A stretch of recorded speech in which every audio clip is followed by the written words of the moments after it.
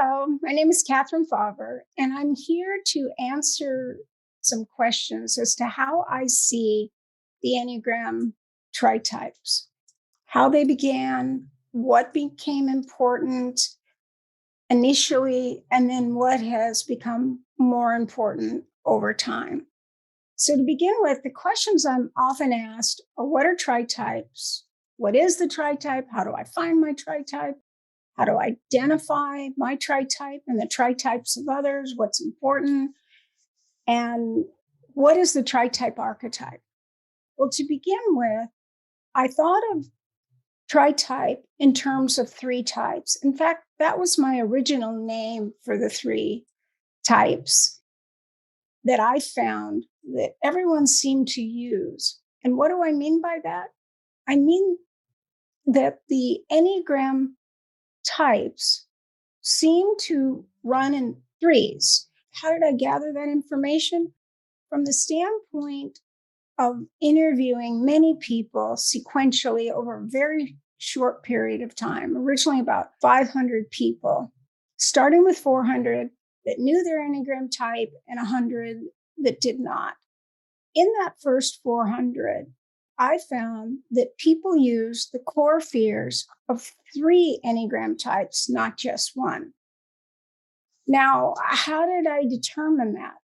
Well, as I was doing these in-depth typing interviews, I discovered that people identified three core fears. Now, I had studied core fears long before I knew the Enneagram, long before I applied those clusters to Enneagram types. I also knew microexpressions. I also knew body language. I knew faciology, Myers-Briggs, and so on. I have always been someone that has studied and tried to fully understand many, many typologies. Now, obviously, over that period of time, I found some typologies more meaningful to me than others. And I really liked all of them. But once I found the Enneagram, I discovered what linked all these other typologies together. And how did that happen? It happened because it named a complete kind of understanding of personality types. Now, all of us kind of know a certain kind of type. Yeah, I know that type of person.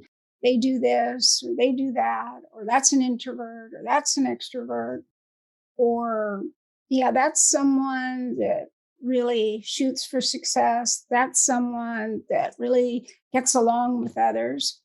So I had about 7 of the Enneagram types. And more importantly, I had the 3 instinctual types. And how did I know that? I knew that because when I worked with people one-on-one and helping them work with their image presentation and style, whether they wanted to have clothing to feel more confident, or whether they had to go to an interview or be questioned on a witness stand, any type of situation you can imagine. I worked with people's inner experience and outward expression, and that included how they saw the world and ways to recognize universal truths that all people identify with, as well as how they could dress in clothing, colors, and styles that were equally empowering. So it isn't just knowing how to speak or how to handle a situation, but it's looking credible. It's looking like yourself, where you match and you seem like someone that would know what you're talking about. Now, understandably, as an 8, I was very focused on personal empowerment in that field. And I happened to fall into it. It wasn't where I intended to be at all. But once I did, I could easily see where I wanted to go with that information. And I wanted to go the way of empowering others.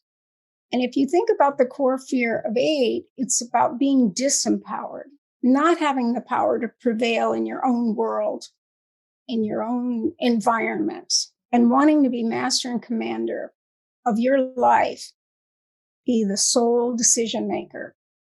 getting all the data, and then making the decision yourself. So in that process, I found the Enneagram. Now, when I was a manager and a regional manager in the cosmetic industry in the early part of my career, I went and attended every course I could find on personality so that I could manage people that seemed so unbelievably different from myself. So the way that people looked at others or what they quarreled about would baffle me because I could understand some quarrels, but in the cosmetic industry, there weren't many eights overall. If you consider all 9 types, it was one of the smallest sectors. And the reason for that is that it's not where the attention of the 8 goes. And those 8s that were in the cosmetic industry that I came into contact with all had 4 in their tritype, and many were sexual. Now, why does that become important? Because we can identify with wanting to be attractive. That's the sexual instinct. So, needless to say, I ended up in the cosmetic industry and was quickly promoted and needed these skills. So, as I found these typologies, they all were helpful. And I had recognized several kind of types of people. But also, when I found the Enneagram, what was so meaningful is that the Enneagram explained these personality styles in a more complete way. So it took a lot of the mystery out of why someone was doing what they were doing, because anyone can have good or bad behavior. And certainly we all know that we're better at sometimes than we are others. But what is the factor that makes the difference? What are we trying to do, know, or understand, or just simply express? And if we have unmet needs, all of us can potentially behave less than ideal. But what I found with the Enneagram is that if I really worked with a lot of people, and I did, and initially I just interviewed people as I needed to. But once I decided I wanted to understand what we needed to know about the types and the internal experience of type, not what an expert says about the types, but what they say about themselves, I rapidly moved through 400 people that knew the Enneagram. When I went to the Stanford conference in 1994, I had the opportunity of meeting a diverse group of people that were all different Enneagram types. And I was able to quickly gather a bigger mailing list and enlist the support of these people in discovering what we needed to know about the types. So I began by sending out a questionnaire that I had used actually when I was trying to hire people. And it was just simply, give me 5 adjectives you would use to describe yourself to a complete stranger. And it was amazing. People couldn't use a thesaurus. They couldn't ask someone. They had to come up with it in the interviewing process. And the same was true with my interviewing them for the Enneagram, because I found that it revealed so much about the person, because it wasn't, are you this or this? It was, who are you? Who do you know yourself to be? And what are these 5 qualities that would say the most about you to a total stranger? And we can't help but reveal at least some aspect of our Enneagram type, our personality style. So it reveals where our attention goes. And in that process of doing all that work with understanding typologies, I came upon a way of understanding the core fears. Now, one of the questions I asked is, what is your greatest strength and why? And what is your greatest weakness and why? And whatever the weakness was, I asked them to explain what they perceived they would be afraid of, the irrational fear. And I developed these clusters of fears that went together. So when I found the Enneagram, it was very easy for me to recognize the fears according to type. And then later, other people with their books came out with core fears or a single fear for each Enneagram type. So that part was easy for me. But then I discovered that if we knew the core fear, then we could more effectively get access to the type. Now, what I learned working with people and interviewing them is that when these core fears arise, it's because we can't allow ourselves to go into it. So our defense strategy will come in and divert us. And I see this as the superego, the primary ego that's kind of in charge of all the mini egos. But where I'm going with this is that many times these three core fears were related to a type and maybe a wing type. So I could say, oh, well, that's because it's a wing type, and I just have to determine which is dominant. But there could be a third one that had no connection to a wing or a line of connection that was totally unrelated to the other two types that I found that were related. And then more and more, I'd find three unrelated types. And I knew it was too consistent to not be meaningful.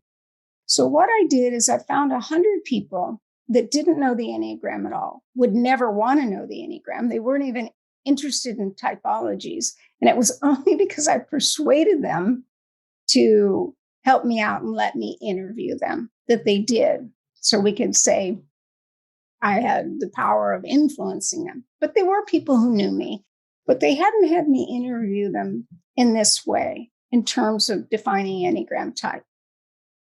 So when I started tracking these patterns, another piece became very clear to me. And that was that the three types that they chose were actually in one per center. So it would be three types, but they would be in different centers. Now, there were some people, especially sixes, that had fears of maybe four types. And then that could be what they identified with. But overall, if I went deeper and used my deep inquiry process, we could get around the superego and find out what all the egos really felt. Now, this was really a breakthrough for me in understanding the types. Yet I didn't know anyone that knew about this. So I just worked with my clients using it. And what do I mean by that? Is that if I worked with clients on a single issue or using a single solution, it could be very helpful. But if I used the three fears and the three idealized images that they had, it was much more effective in problem solving.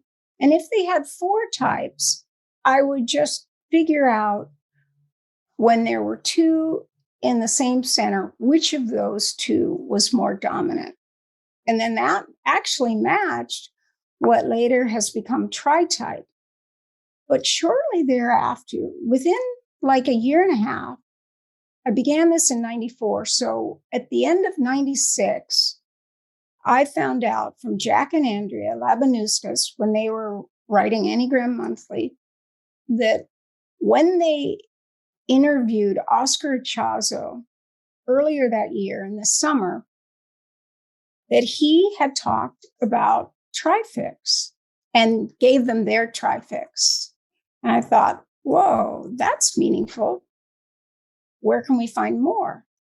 And they didn't know. But at the same time, within, a month's period of time, I went to a special event hosted by the IEA Northern California, where an Enrican, that's someone who's studied under Oscar Ichazo, and the school that was founded in his name was Enneagram Institute.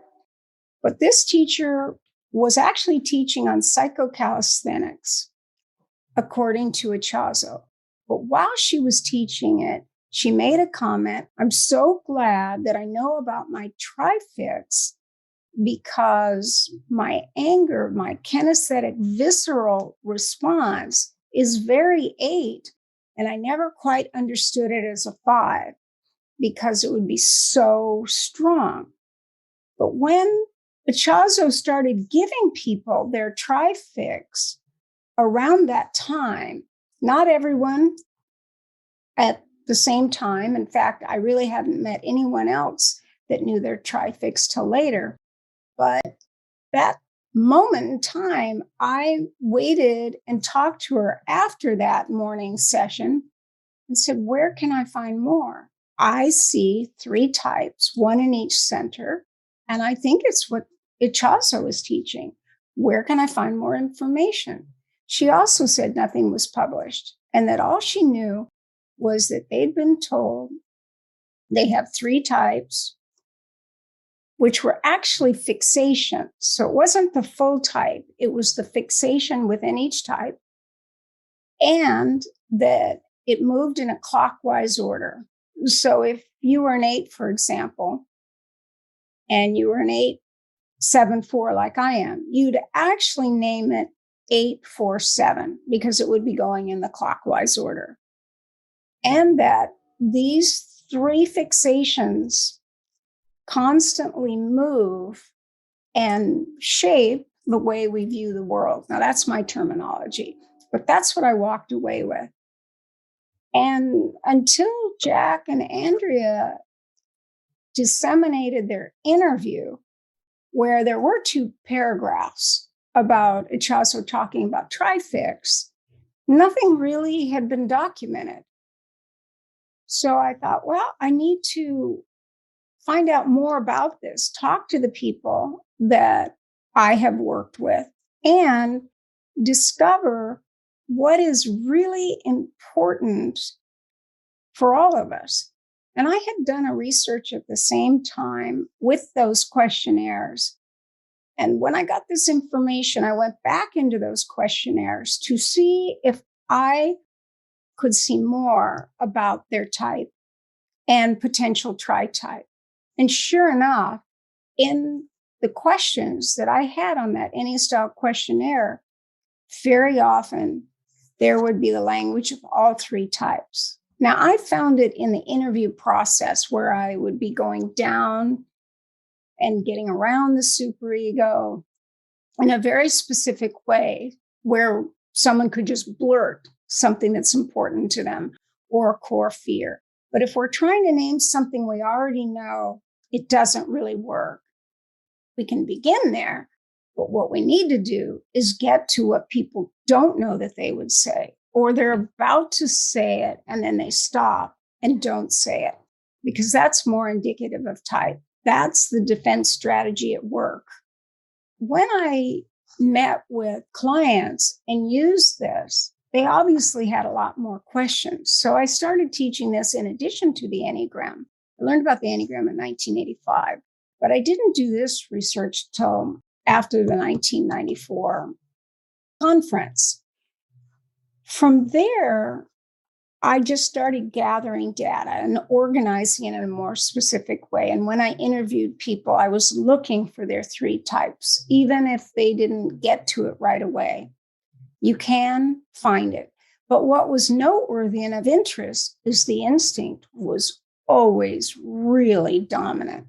And when I followed up with research on the instincts, that proved to be true.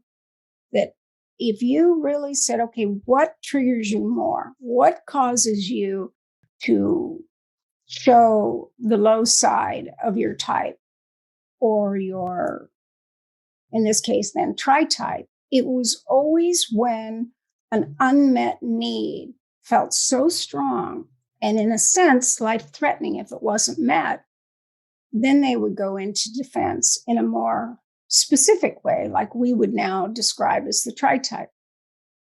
So that's a little background on it. I will be able to weave in more as we go, but I promise to add kind of a little description that I have for those of you who don't know really about tritype, or perhaps you know about the concept, but you haven't learned it from me, or you haven't talked to me in many years and did not know what I've added or what I found is even more important than what I did initially.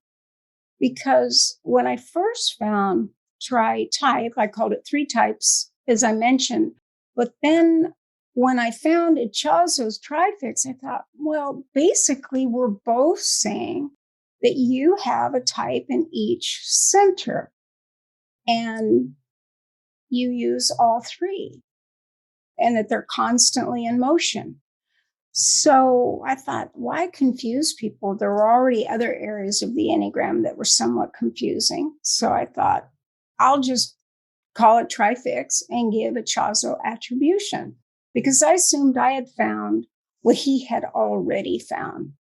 But what I discovered over time and from the Eurekans, the people in his school, is that he really did only use the fixation, that he never taught anybody about using the whole type.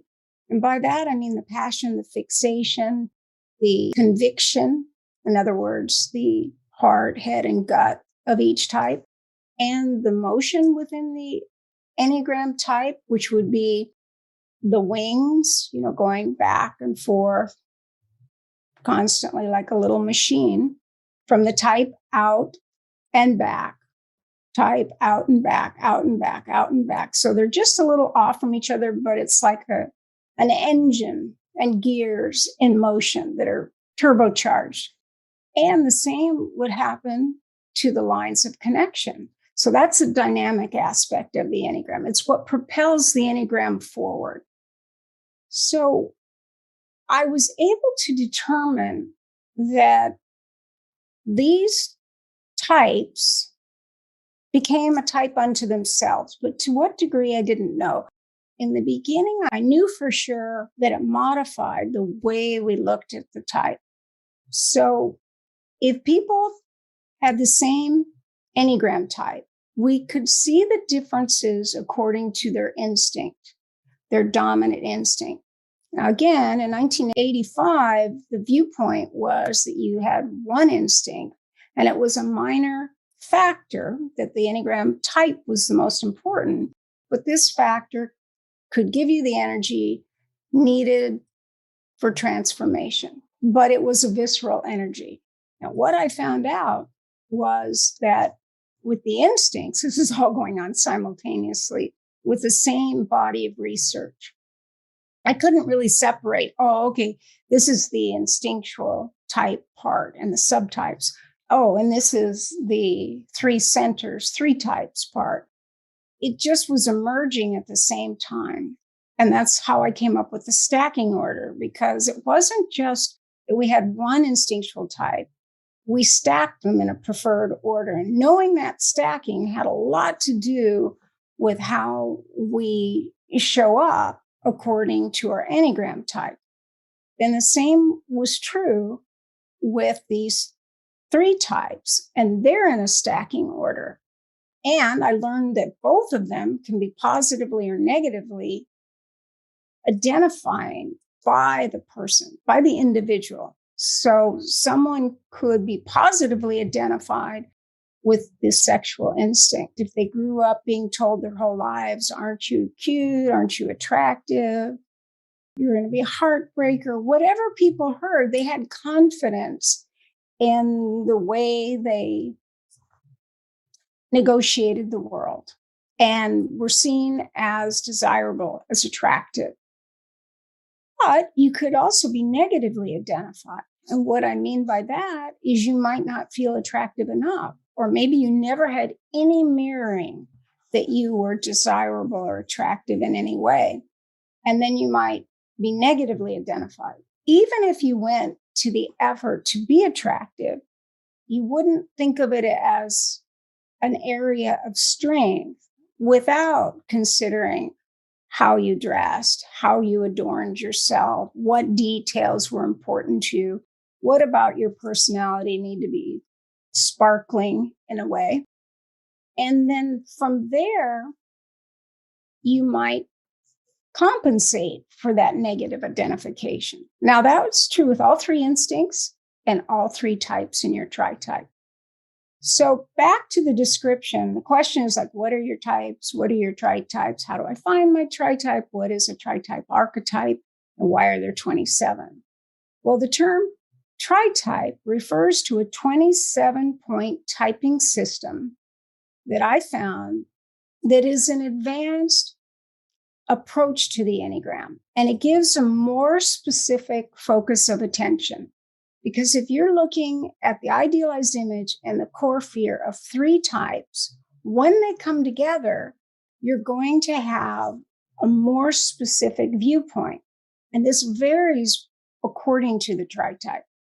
So if you happen to have 1, 3, and 5, for example, you're going to have an idealized image. I'm a good person. I do what's right. I'm responsible. I'm thorough. I'm willing to work hard and do what's called for. That's the idealized image. But if you make a mistake and you're wrong in some way, then the corresponding core fear is I am wrong, bad, evil, corruptible, unethical, and the opposite of those words. So if you had 1 in the tritype, that would be a factor. Then if you had 3, it would be focused on I'm great, I do my best, I'm a winner, I'm a taskmaster, I get things done quickly and efficiently and accomplish a great deal. And underneath that, I'm striving for admiration from others for doing that. And the core fear is that you'll be unadmired, that you will fail, that you won't meet the standards of the number 1 or the top 10%, because that's essential to the 3. In fact, in the interviewing, I said, well, what is failing? And I was astounded that people from different countries, different walks of life, said some version of second best. Whoa, I never had that issue personally. I was glad if I was in that top 10% or doing a good job or a decent job. But I didn't want to work that hard to be number 1. And when I found that people who did were not necessarily really gifted and smart, but they worked really hard, I thought, oh, wow, I just don't want to work that hard. But what I learned is that we will put that energy into something we enjoy, not what we're told to enjoy at a certain time. But those that need that admiration will work hard to get their grades to give them that, or their behavior to give them that by doing something. So all heart types do something to get that good feeling and that admiration from others. They're dependent on others giving it to them. So in the head type, if someone is a 5 in this tritype, then they are going to focus on what information they need to know, what data is meaningful, how much they should collect, and what they should try and understand, and what the concept is and the individual parts and how they interact and go together. And the core idealized image is that they are intelligent and they have that capability. The core fear is that they will be ignorant, that there's something they won't know that they should know, or they don't have enough data, that they would not just make a mistake or be wrong, but that they would be without the skills, knowledge, and information they needed to be self-sufficient. So it wasn't enough to do a good job. In fact, they often did a good job, but what was more important was being self-sufficient, not dependent on anyone. So a major core fear that emerged was a fear of being invaded and needing people to be further out. Now, I could go a lot into all three of those types, but in this case, to say more about tritype, it's like, what happens when they come together? Well, none of them want to be wrong. None of those three types, for three different reasons, want to be wrong or make a mistake. But the gut type, the one is saying, we need to improve, but we have to focus on what we need to do to improve. And we can't be wrong, bad. So how are we going to make sure we're not wrong or bad? Is try and understand exactly what's needed and do our best job, because we should. Whereas the three is saying, I need to do a great job to be the best. Can't make a mistake. Who do you admire that makes a mistake? We're really only as good as our last touchdown, 2 or 3. And they see themselves as their last accomplishment. Now, even though they may have had many accomplishments, the defense strategy starts looking for a new one, a new goal, a new way to get that good feeling and to be admired by others. Okay, so they both need to do a good job. Then the 5 naturally wants to be thorough and do a good job, but it's also based on their interest. They like using their mind as a way to manage their defense strategy. Now, they're unconscious of that, as we all are, of our primary motivators. But in the case of the 5, they're using their ability to conceptualize as a strategy, where the other 2 types aren't. But if they all go together, they all want to do their best, be their best, and know whatever they need to know. And they all work really hard. So if someone has the 3 together, you can guarantee that's what the focus is going to be for the tritype. And it's going to be more specific than the 1, the 3, or the 5 alone. And it's holistic because there's one from each center. So it addresses the head, the heart, and the gut right off the top. So what else can I say about this? We use all 3 centers, but it's important to note that we use them in a specific, very specific, oscillating, repeating, hierarchical order. So it's a descending model that is of 27 variables, because 3 times 9 is 27. Just like with the subtypes, you have 9 types and 3 variables, which is also 27. It's amazing when you put them together, by the way, because you have the core fear of each, and it equals our focus of attention.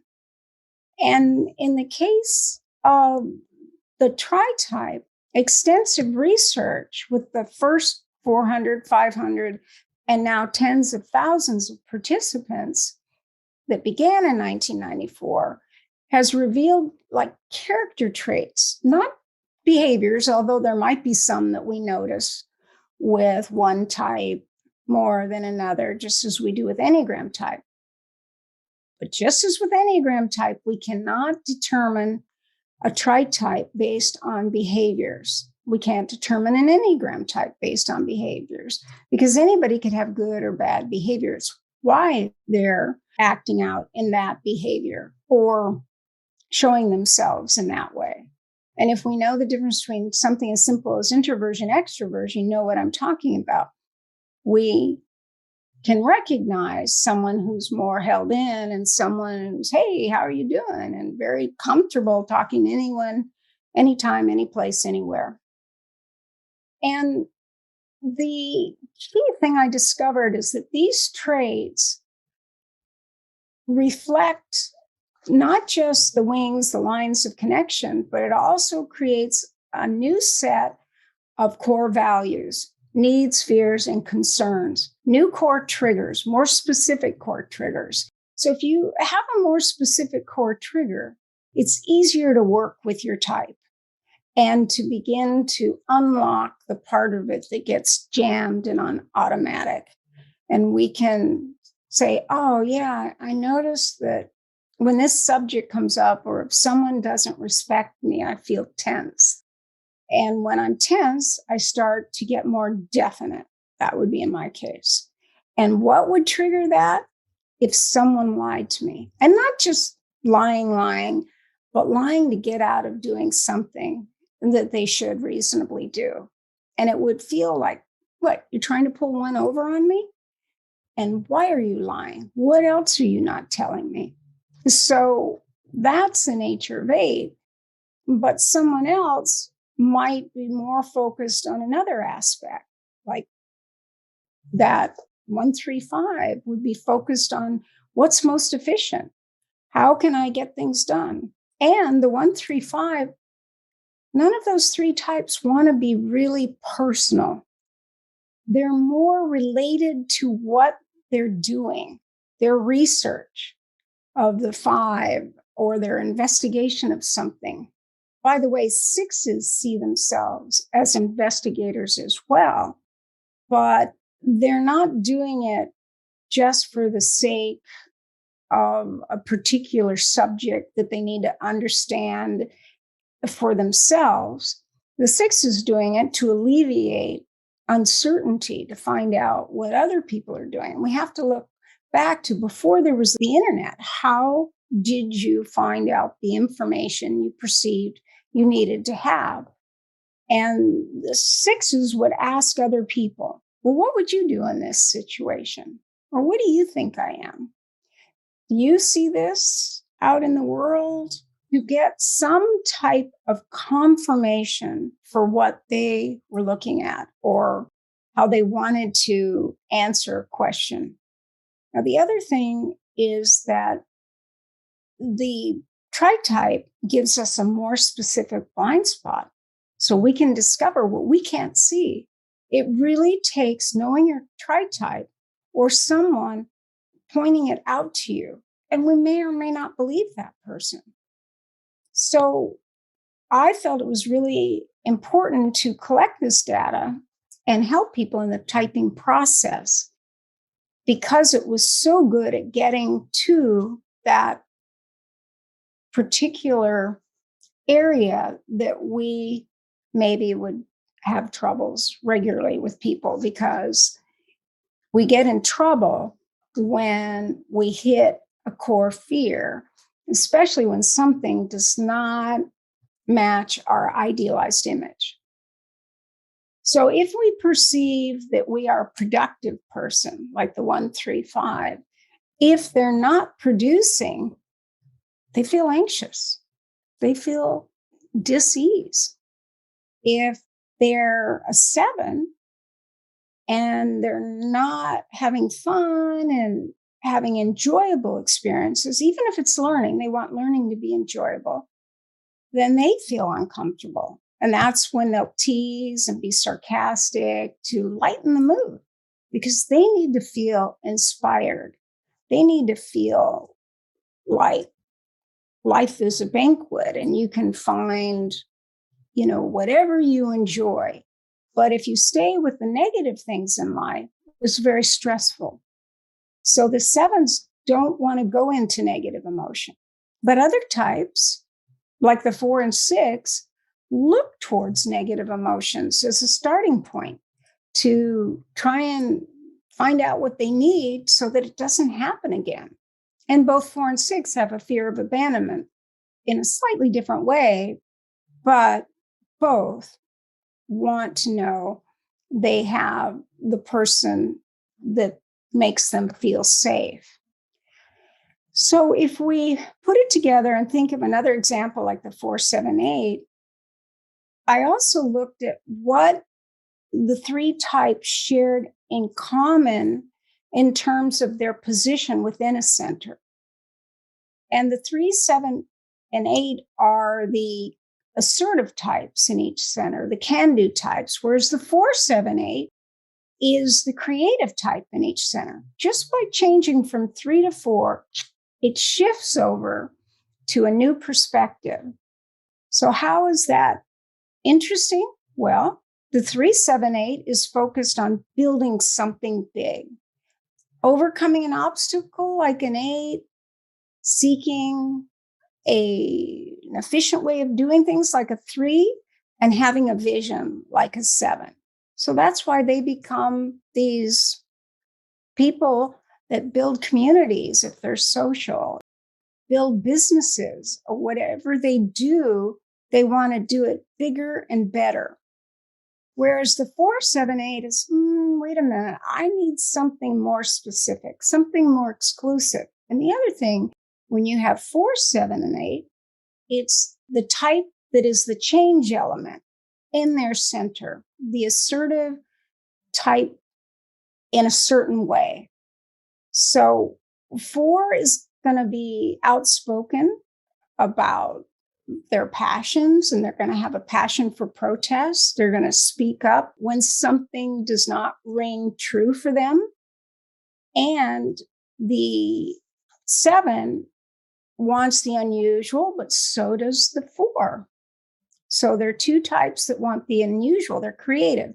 They describe themselves as creative. In fact, the type most inclined to put creative on their questionnaire are those 3 types, but the 7 most of all.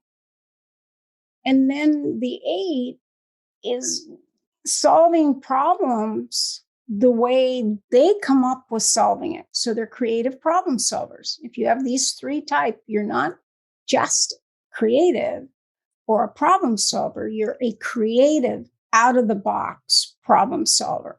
And this is because this tritype is looking for the new, the novel, the different, the way 7 does. But there are 2 other types that are supporting that vision or viewpoint. And there's the can-do quality of 8 and the need for that unusual aspect that 4 and 7 want. And the 8 is the unusual type in their center and really on the Enneagram, because there's a lot of energy with the 8. They can be perceived as very heroic in tough situations, but they can also seem like too much, too loud, too, and not easy to be around when the 8 is in their definite posturing. But that's true of 4. And in a way, that's true of 7. If a 7 feels inferior, they're going to suddenly stop being an egalitarian and take the person or situation that's making them feel inferior in their mind and become superior to that. So they'll put down what does not agree with their view. Who else does this? The 4 in their respective center and the 8 in their respective center. So needless to say, the 4, 7, 8 becomes a nonconformist and a creative, futuristic problem solver, out of the box problem solver, where the 3, 7, 8, it's got the formulas, they're employing them, they're using them according to their type, and the focus is something big, even if they're an introvert. But if they're social, wow, they're going to go big. And there are all kinds of variables I want to share with you, but that'll take me off course. So I discovered that actually looking at the tritype archetype itself was even more important than the way the type was modified by the types it shared. So in the early work, I pointed out how an 8 would be different based on the 9 different ways and combinations the 8 could have, or the 6, or the 3, or the 2, or the 1. So I'd say, okay, if 8 has 4, that's a more emotional 8.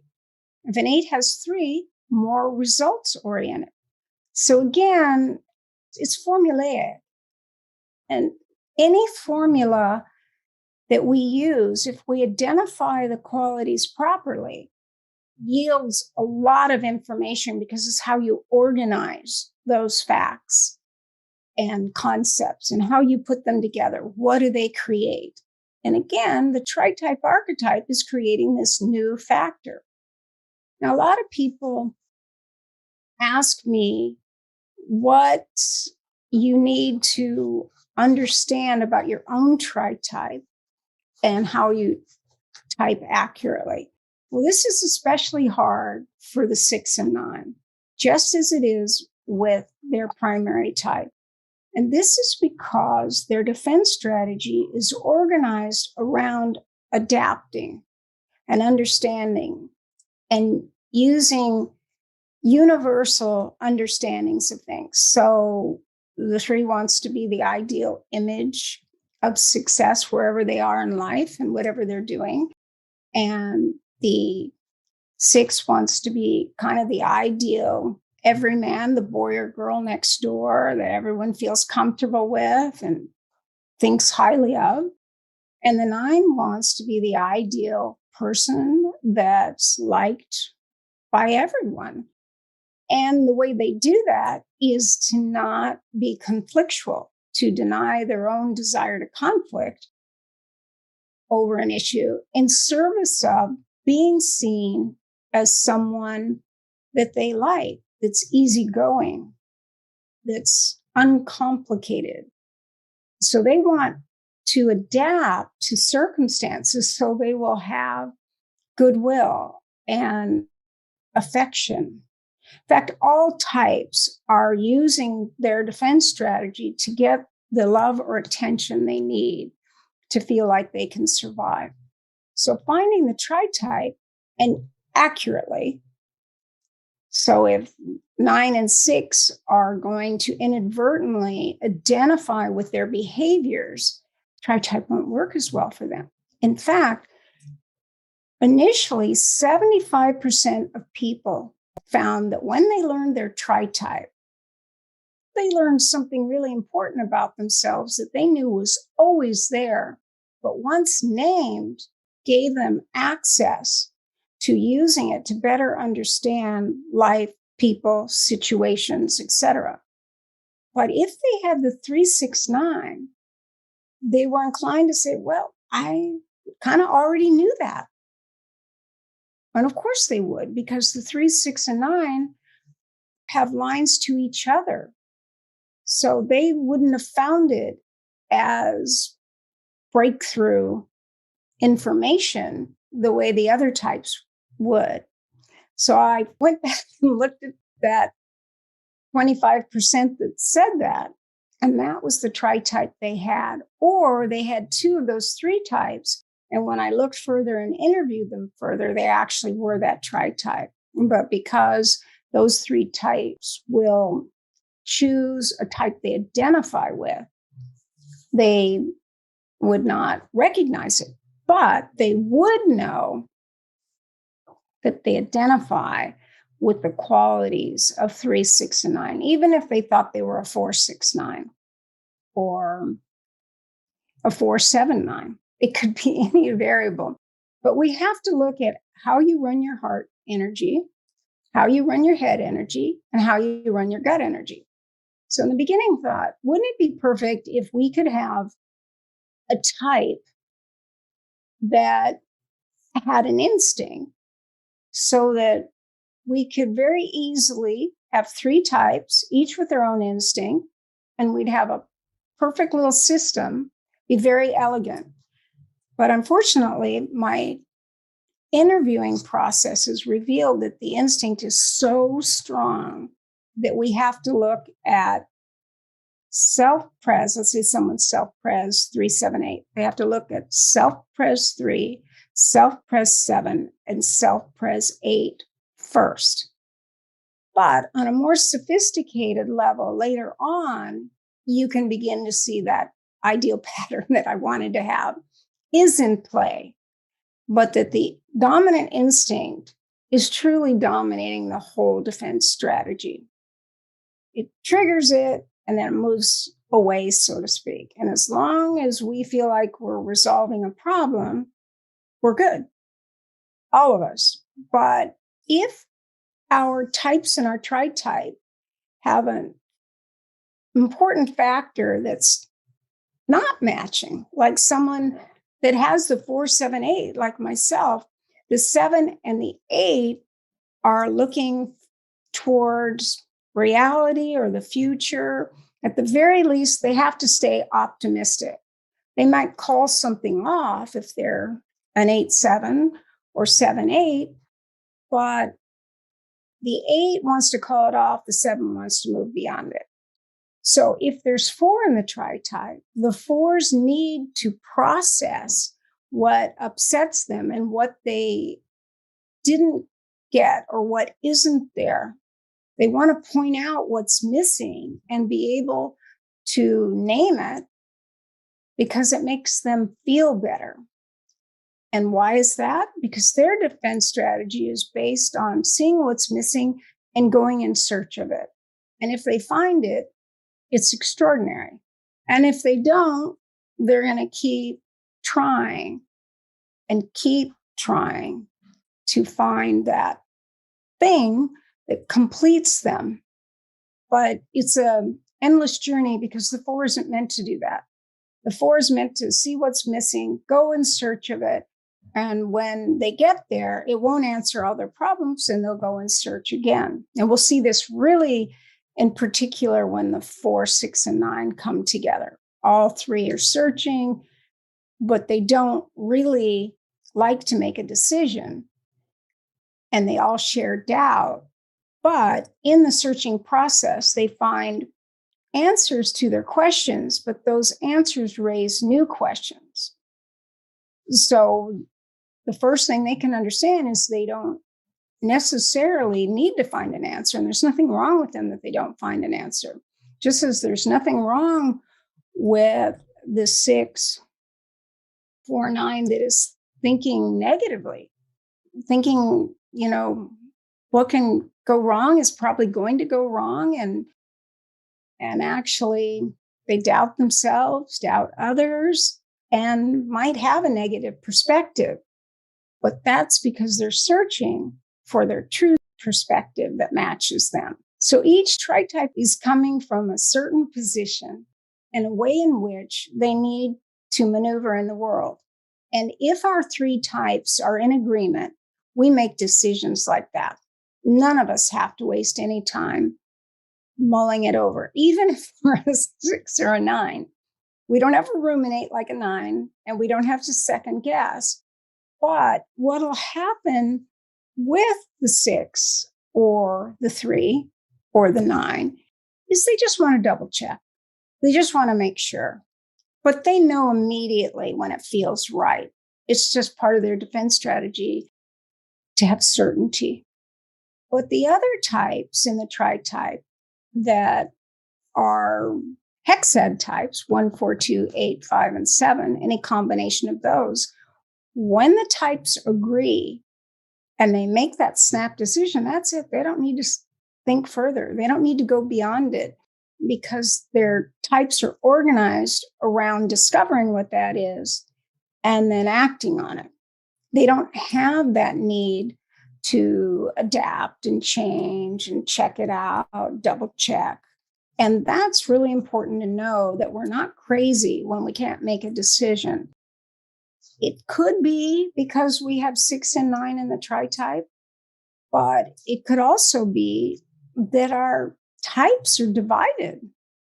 So if my 7 and 8 want to be positive and optimistic, and my 4, which is 3rd for me and very small stacking of it, I'm not going to really be able to listen to the emotional needs because 8 and 7 do not. They do not allow emotions to interfere with their kind of strength and enjoyment in life, their ability to overcome an obstacle and to move forward. Whereas emotions that a 4 might express will hold them back. Some people need to point out the negative to be able to move forward, or several negatives. And that will be difficult for like the 3, 7, 8. It's like, no, you're slowing me down. Emotions are like speed bumps. I need to move forward. Whereas the 4, 6, 9 will be, no, let's backtrack on that. Are we certain? Are we sure that this is the right way to go? I'm doubting it. So at least the 469, even if they struggle with making decisions, it's congruent. There are enough qualities that are the same that makes their process and processes manageable in one way and difficult in another. So we have to look at the splits when there are two in sync and look at that third type in the tritype that has a totally different view. And usually it's third, but not always. So with respect to the tritype, I could go on for a very long time and explain how meaningful it is, and that this tritype archetype is more important than the individual's tritype because it's a whole archetype. It's not just one or two factors. And this is where obviously it's very different from Trifix. So in 2007, when I was speaking to people from Eureka, and I wanted to find a way to separate our work, and they wanted to find a way to trademark Trifix. Now, because I had used it, they couldn't trademark it unless I took my term off and let them have it. Because the way trademark works is who's ever used it the longest and the most has priority. But if it's in the public domain without someone copywriting it, which of course I did originally, they said not only should you copyright it, and of course intellectual property is copywritten, but the internet had not really come into being. Once that happened, people had access everywhere and could just start taking data and using it without naming the source or what have you. Now, I always named Ichazo when I did Trifix. I always gave him attributions. So that helped. And then they were able to go after the trademark. So when we decided, okay, what's the difference? How can we do this to meet my need? Because all the information that I disseminated came from me. None of it came from Ichazo. But people assume because I gave him attribution for the term that everything I wrote was from Ichazo. And then they further disseminated what I wrote without stating that or recognizing that it came from me. And what became problematic is that someone would post what I wrote about a particular type. And then they'd say, well, I'm not tri-type, and I don't feel that way. And they'd repost and then put new sentences in that matched them. Now, what they didn't realize is they weren't that tri-type, and that's why it didn't match them.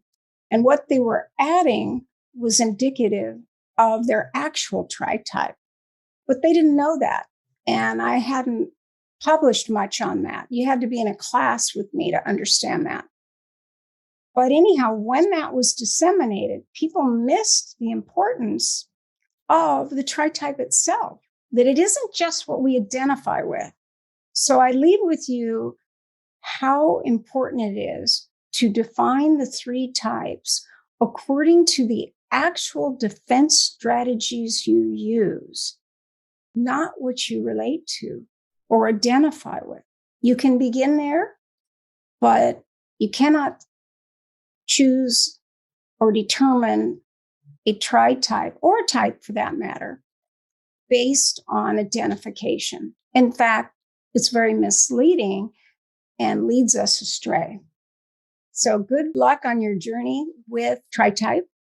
I am posting little mini versions that will be available for you to check out, and you'll be able to see the collages, and they're all on YouTube, on Katherine Fauvre, creator of Tritype, or at katherinefauvre.com. And if you have not taken my test, I have created a test based on the way the tens of thousands of people take tests. And again, 6 and 9 do not do well in testing instruments because they want balance. So if they answered with one answer the first go, or the cards, choose one card. If it comes up again, they may choose the other because the 6 will say, well, I can do that too. Sometimes I do that.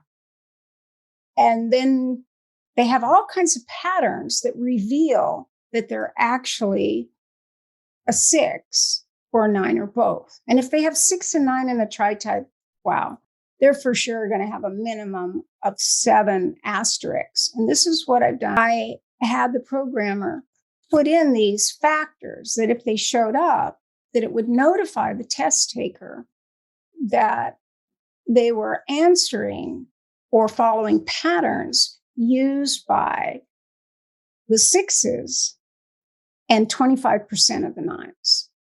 Now, those 9s have 6 in the tritype, which is why it can be confusing. But the 9, instead of saying, well, I'm going to do it different this time, the 9 is saying, oh, I can do this. And, I do that. And I do that. So they're adding, they're identifying with all points of view, all 9 types.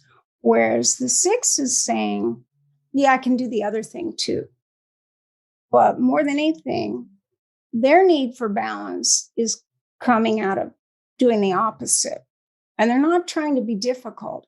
It's part of the defense strategy. Although they will share that they will test the test. They're not sure how the results are going to be used. They'll take a test multiple times. And all these things are perfectly normal. And they're waiting for other people to help them confirm their type. But if you do, then they're going to say, yeah, but I don't do that. And I don't do that. And I don't do that. And that's how you distinguish between 6 and 9. Because 9 say, yeah, I can do that too. Yeah, I do that. But there isn't stress about it. Whereas the 6s will say, well, I don't do that. They're very quick to say what they don't do. So I hope that helps you in your journey. And I look forward to seeing you in the future. For those of you that have not been exposed to tritype with me, I just have to cover some key features. For those of you that have done everything with me, just a reminder. And for some people who've done some things with tritype, but not everything, it's weaving in things that came out in different specialty weeks. So that just the rest of this first week, this overview, is just to prepare for the 27 weeks.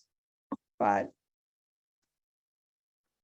for me, it all goes back to what Aristotle taught so many years ago, and that is that true internal harmony could be achieved only when the internal conditions of the psyche are allowed to perform what they were primitively meant to perform.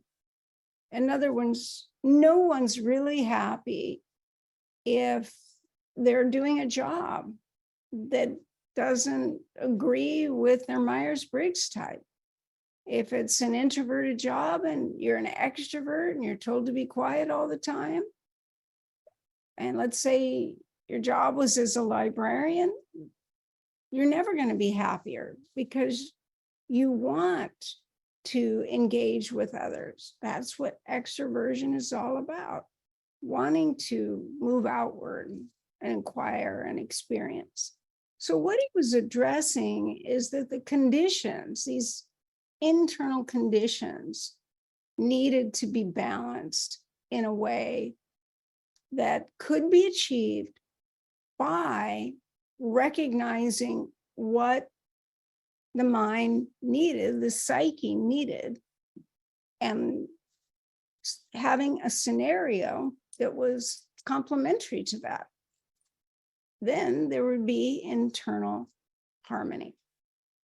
And if we look at what tritype is doing, I believe Enneagram does this as well, but tritype gives us more facets, more aspects three main aspects that we get with Enneagram type from the standpoint of three centers, and then Naranjo added the three subtypes off of each type, which were just the Naranjo's took Ichazo's three centers and put them as a consideration under each Enneagram type, which is why he called them subtypes. They weren't totally made up fresh. He took the more ego level of the centers, which is what Ichazo introduced, and paid attention to this more primitive expression. And that's how he came up with the instinctual subtypes. But most people, even to this day, do not realize that Ichazo called the centers the instinctual triads. Thus, that is why Naranjo called his subdivisions the instinctual subtypes. Now, if you read or hear somewhere that people say that it is or isn't a subtype, it's simply they just don't know it was technically a subtype. If you didn't study with Ichazo, you wouldn't have learned that. And even if you studied with Naranjo, if you didn't ask him the question, you wouldn't have learned that. But I'm of the mind where I want to understand why things are the way they are, why they changed, or what made things come into being in a particular way. So I pursued all those questions. And it was especially meaningful because Naranjo spent 5 months with Ichazo in the 10-month training. Everyone else was there for 10 months, but he was there for 5.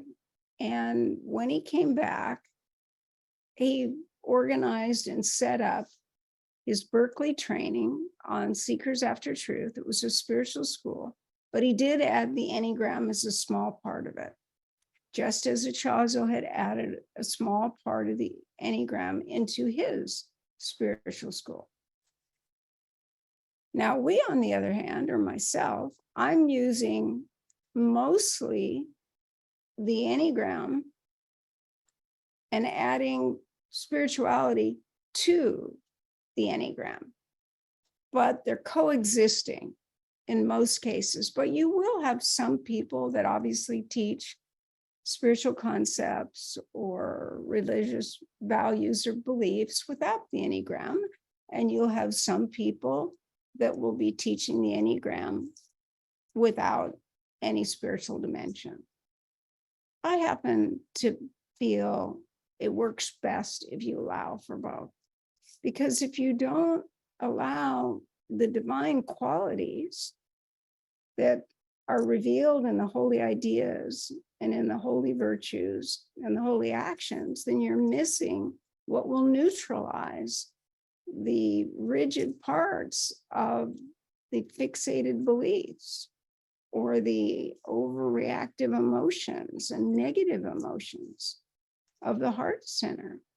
And you'll also miss the understanding and neutralizing of the behaviors that are repetitive and cause suffering. So if you don't factor that in, you're not going to trust that it's just something that exists and it's beyond just everyday conceptual thinking. So a few points on what the Enneagram is. What is this system? And why did it come into being? Well, the Enneagram theory suggests that we have a single core Enneagram type, while Tritype suggests a personality system that has 3 types. And why is this important? Because there was a very important distinction in the symbol that we actually use. If you look in the lower right corner, there are purple lines that divide the three centers. The 8, 9, and 1 are at the top, the 2, 3, and 4 are on the right, and then the 5, 6, and 7 are on the left. So the confusion was that Gurdjieff, when teaching on this same symbol, talked about man having 3 stories, and he was referencing the head, heart, and gut. So when people looked at this, they just assumed everybody had a head type, a heart type, and a gut type, but they didn't. I mean, you don't see a line from 2 to 7, 5, or 6 at all. And you don't see a 7 connecting to 2, 3, or 4. So tritype was very viable to me from the very beginning, because 4 out of the 9 types did not have a legitimate access to all 3 centers. But the way I pursued it was when I conducted my qualitative research. I did quantitative as well, but in just smaller sections, because I wasn't trying to prove or disprove anything. I was trying to discover what wasn't known. And to do a quantitative research, you have to want to prove or disprove something. Since I already knew the Enneagram existed, and I already knew that people use these centers in different ways, my goal was just to see if my theories would reveal more aspects to the theory, to answer more questions. So it's very open-ended, and qualitative is much, much better approach in research if you're trying to discover personality things or psychological perspectives. And the quantitative is much better if it can be easily addressed with numbers, more of one thing, less of another, quantities.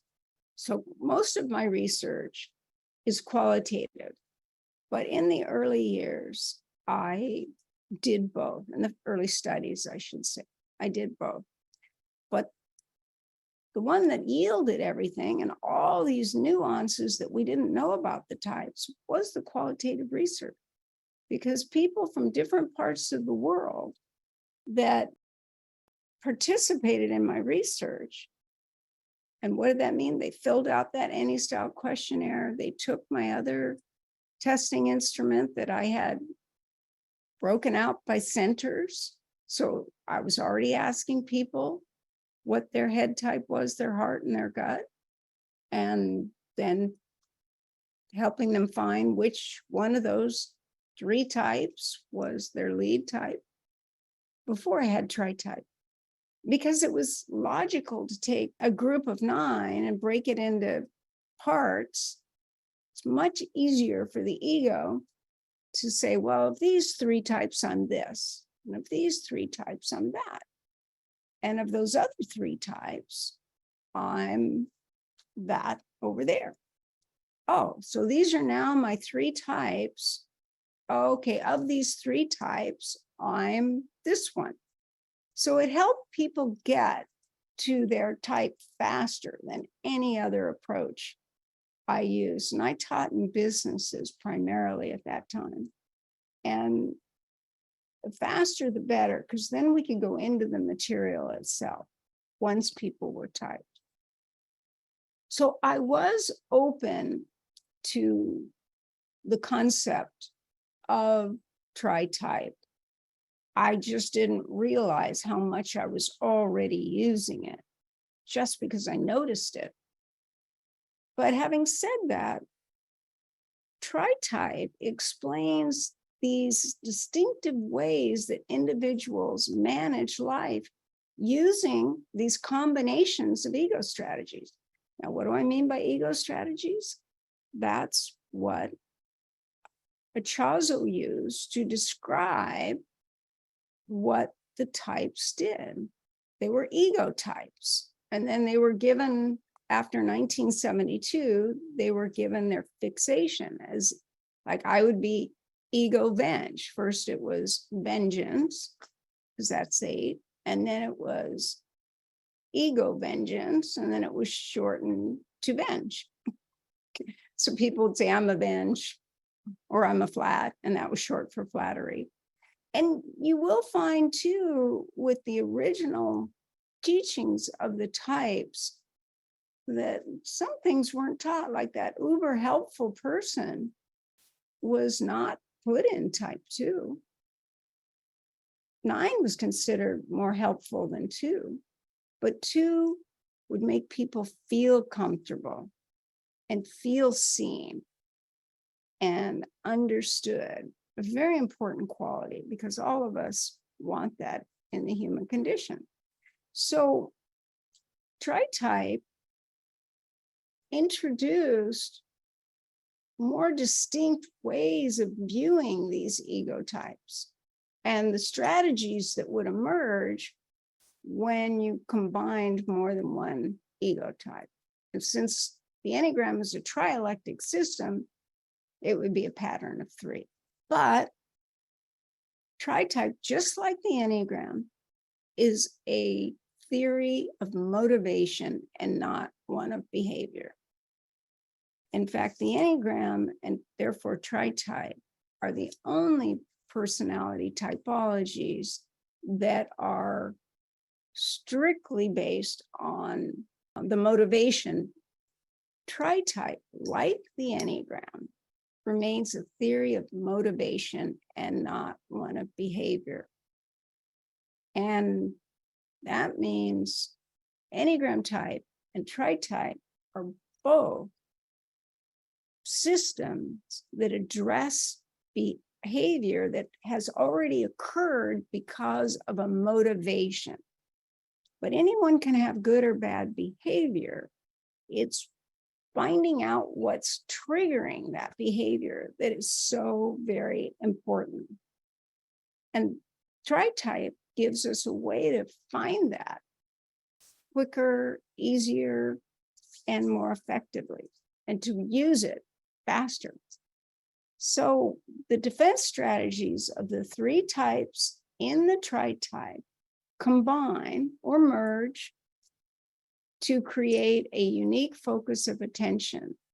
And then these 3 types in the Tritype create a shared view or worldview or viewpoint, because they merge, and whatever they share in common becomes the primary focus of the Tritype, which is why they actually are unique. Maybe we've overused the word unique in the last 40 years because it was assigned to type 4, but it's actually a great word. There is no other word as effective as unique in describing things. Now, rare, you can say something is rare, but it's like unique covers rare and also a bit of mystery about it. And I guess we could say that about rare because there would be fewer of them. So what's key here is that research also suggests that the common theme that's created with this merge produces a sense of ideas and values that Tritype wants to experience, that Tritype will find fulfilling. So a sense of purpose emerges very quickly. That's why if we're in the wrong job, it's because it's not fulfilling our sense of purpose. And it's not setting up a situation where we're not going to have to pretend to be an introvert when we're an extrovert, and vice versa. If you have to be like a TJ sort of person in your job, and you're an FP, you're never going to be happy in a TJ job, ever. And then the same thing happens with this merge, not just the sense of purpose, which when we provide that sense of purpose, we are happy people. We also, though, can identify something we normally can't see. And that is critical blind spot to self-awareness. So I have found Tritype to be more influential than any other typology in revealing where we get stuck on a spiritual level, where we are kind of misleading ourselves. And this really changed my worldview when I started doing more of the in-depth inquiry process, not just the original 3-hour typing session, but beginning to compare people of the same tritype. 2 different cultures, maybe different countries, maybe different philosophies, as many variables as I could get. And then I interviewed them to discover what it meant to have the same tritype, but lead with a different type. And it was in some ways expected by me, but very shocking to other people. And that is, we have more in common with someone that shares the same tritype than we do with someone that shares the same Enneagram type with a different tritype. That's how important tritype is. It defines the way you're going to use and express your heart. It defines the way you're going to assess and calculate and manage problems. And it defines the way you're going to act or not act, as the case may need. So it really gives a very detailed map. But anyhow, going back to what's important about tritype is that it's a trialectic system. And it was really Oscar Ichazo that promoted this concept of trialectics and using it with integral philosophy and the dynamic aspects. And I'm pretty sure that's why he used this particular Enneagram symbol and not another, because it's open at the bottom and it shows movement, the movement of the circle, the 1, and then the triangle, the law of 3, and the hexad, 1, 4, 2, 8, 5, 7. And when you put them together, it is believed that it defines movement in the universe, and also divine creation is a part of that structure. So it's a part of sacred geometry.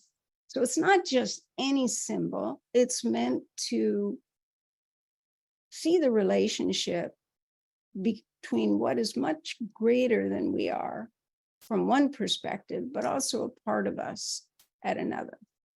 So if we look at tritype, it's also a pattern of 3, but it's a 27-point system simply because there are 9 sets of 3, just like subtypes or 27-point system, because you have 9 types and 3 variations. And we could say the same of tritype, that there are 9 types with 3 variations. And that would be true. But what I found instead is that tritype is even stronger than Enneagram type, because it goes to the deal, it organizes the details in a very complete way from the very beginning. Now, did I start out teaching that way? No, I started out teaching that with tritype, you have 3 types, not just one, and you have one from each center of intelligence, and that this helps to inform you as to what's important and how you're going to use these other 2 centers and how they'll play out in your life, and then therefore how you can understand other people. That was a very quick round 1, but I still had all the research and I was carrying on. I very quickly, within 6 months, realized, wait a minute, this is the heart type, the head type, and the gut type of a person. Why would it have to be based on this Enneagram symbol in the lower right? Because everyone would have all 3 centers. Everybody has a mind, everybody has a heart and a belly. They know that there are 3 types of intelligence within the body, within the brain, and with these major organs. So that opened up a whole lot, because when the Enneagram came into being, it was the 60s, moving from a more rigid world of everything's nature, you don't stand a chance, you were born with this, to wait, it's nurture. Everything is a result of what you experience in your family of origin, and that shaped who you are. Well, I always knew it was both, because I had been studying people long before the Enneagram. But brain science really helped clarify that there is still nature in everything pertaining to personality. Now, our identification, our maturity, our woundedness, were we accepted for our Enneagram type or the way our type acted out? If we were accepted, we're resilient. If we weren't accepted, there'll be areas where it just takes us more to get back on track and be in sync in our own life. So I found that it became significant when I had people that attended this 1994, this first conference on the Enneagram before the IEA. And I felt, wow, now I've got over 1,000 people, not just the people I know, but people who've been studying the Enneagram for a long time. Some know subtypes, some don't. Some know about the centers, others don't. Some believe you have wings, others don't. And it was right there. The first grouping of teachers showed very different definitions and explanations of the same system. So 2 things happened. One is I was including them in all my research, because it was a wonderful baseline to see how people who did not have the subtypes would answer that questionnaire. Did it change? Did it vary? Guess what?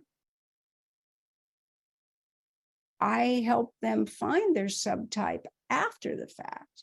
But what they answered in the questionnaire that you've all answered was the same. So even if they didn't know about subtype, it was there. It was observable.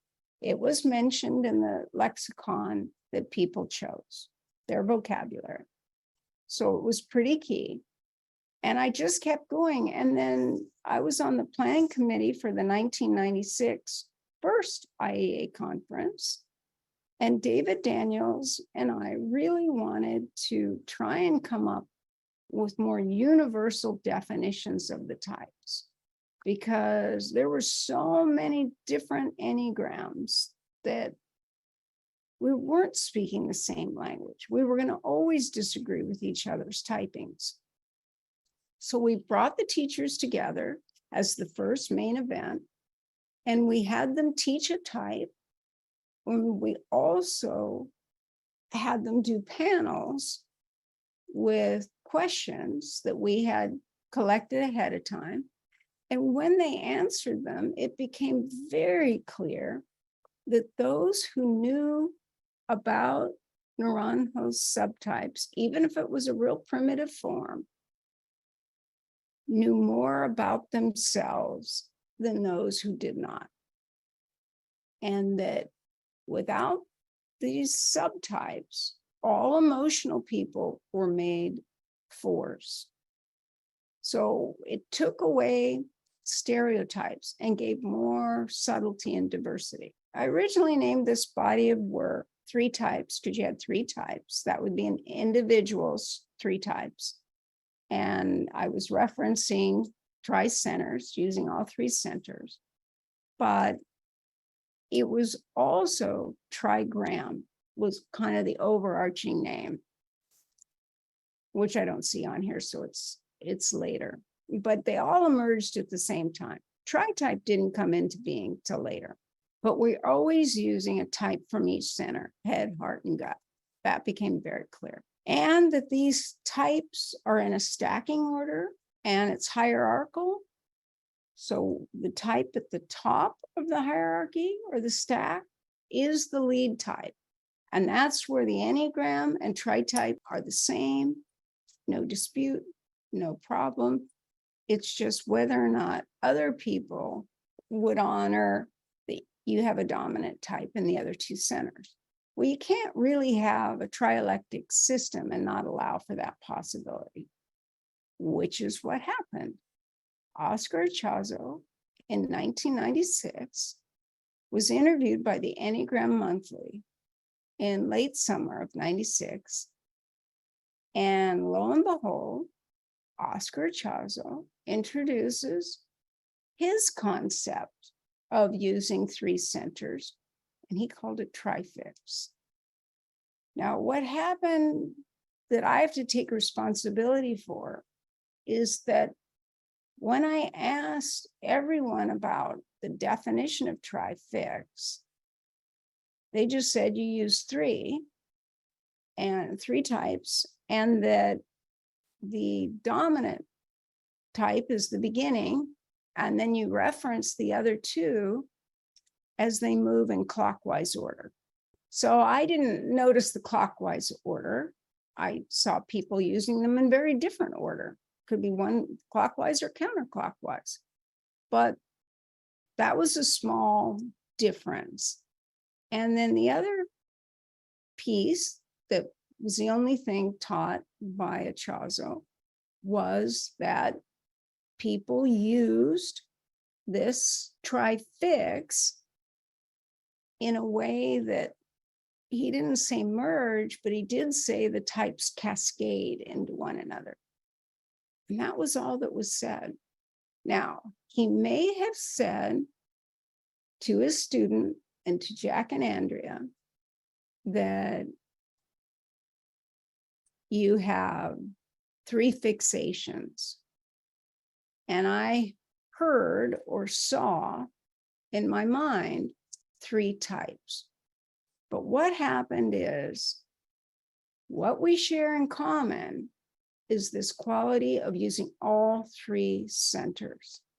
This principle that we have a type in each center is the same with my work and Ichazo's work. Where we're different is that how that emerges and is used thereafter is very different. So for example, with my research, it emerged that people were using three whole types, not parts of a type, a whole type.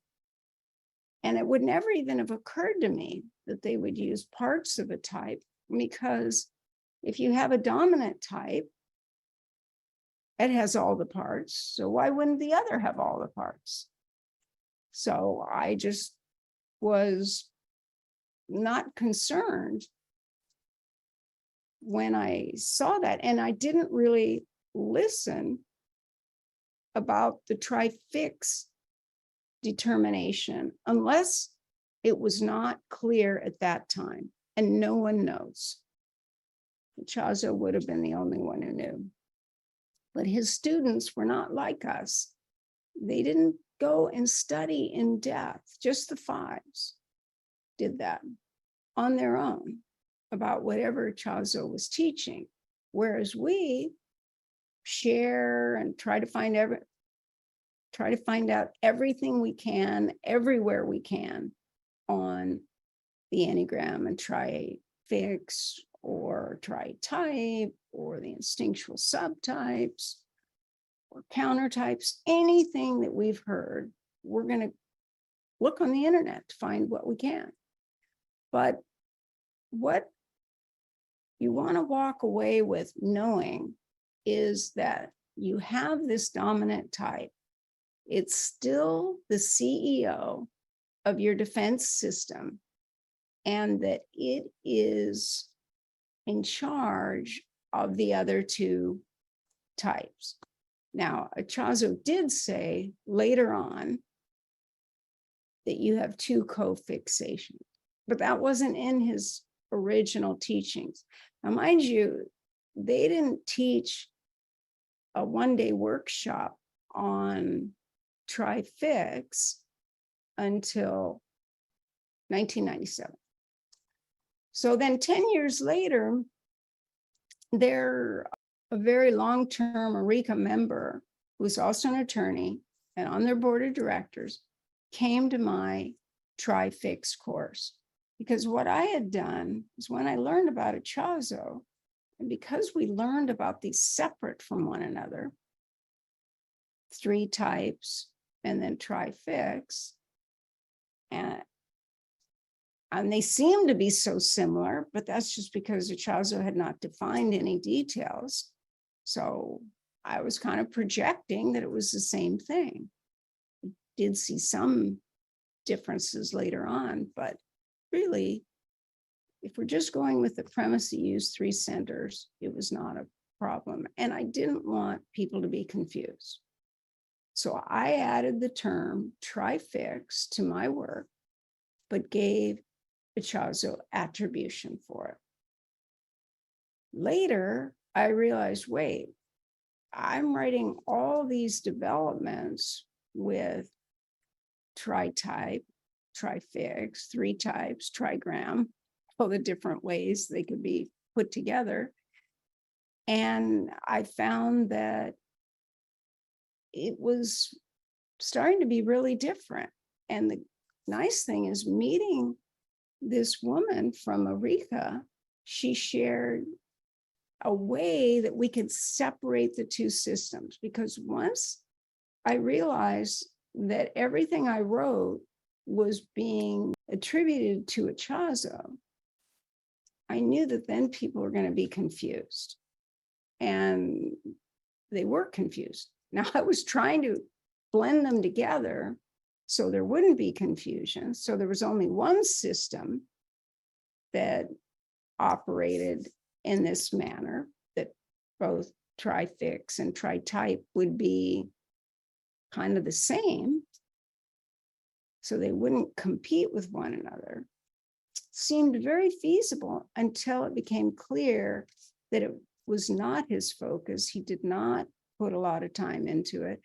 And even, I think he had 3 paragraphs in that Enneagram Monthly article, maybe 5, but I'm pretty sure it was only 3. And then nothing came out from him until right before his death. And then it was 5 general paragraphs on Tri-Fix, nothing about the merging of the 3, what happens, does anything become more dominant or minimized, etc. None of that. So it was really wise to choose to separate it in 2007, which I did. And that's when it formally became Tritype. And that was based on the discussion with this lovely person from Eureka who said, what if you are Tritype? Because you and Ichazo both found, yours through research, his through his guidance, that people use all 3 centers. And that's a meaningful thing. It wasn't being taught. in 1994, 95, 96, or in 97 either. And you're working with the whole type, Katherine, and he was working with the 3 fixations only. So once we discovered through our discussion that Ichazo was talking about the fixated beliefs of the 3 types, which would correlate to the head center. But it's really the fixations, what he was looking at. Whereas my clients and study participants were naming the full qualities, the passions, the fixations, and the convictions of the types. So the whole type. That's why it stood out for me so much. So that's critical that you understand that. Point 2, the reason we get along so well and have this affinity with people who have the same types, even if they're in a different order, is that we're using the same mental perspective, the same emotional focus, and visceral sensing. We're just going to have maybe the same lens, but the lead lens is different. So the final decision maker is still the type at the top of the stacking order, but we'll understand each other naturally. So if I'm talking to someone that's a gut type, I'll get gut to gut perspective. If I'm talking to someone that's a sexual subtype, I'll get sexual subtype to sexual subtype. We don't have to be the same type or tritype. It's just, okay, this really explains something important. But then if it happens to be someone that has the same type, tritype, instinctual stacking, and stacking order, and MBTI, it's phenomenal how similarly we would be able to understand one another, because we would be so similar. So better said, that if we have the same type, tritype, instinct, and subtype, and Myers-Briggs as another person, but theirs could be in any order of the type and the instincts, it's still going to be easier to understand the person, because you won't need to translate where you're coming from, because we all project on our own thinking process, our own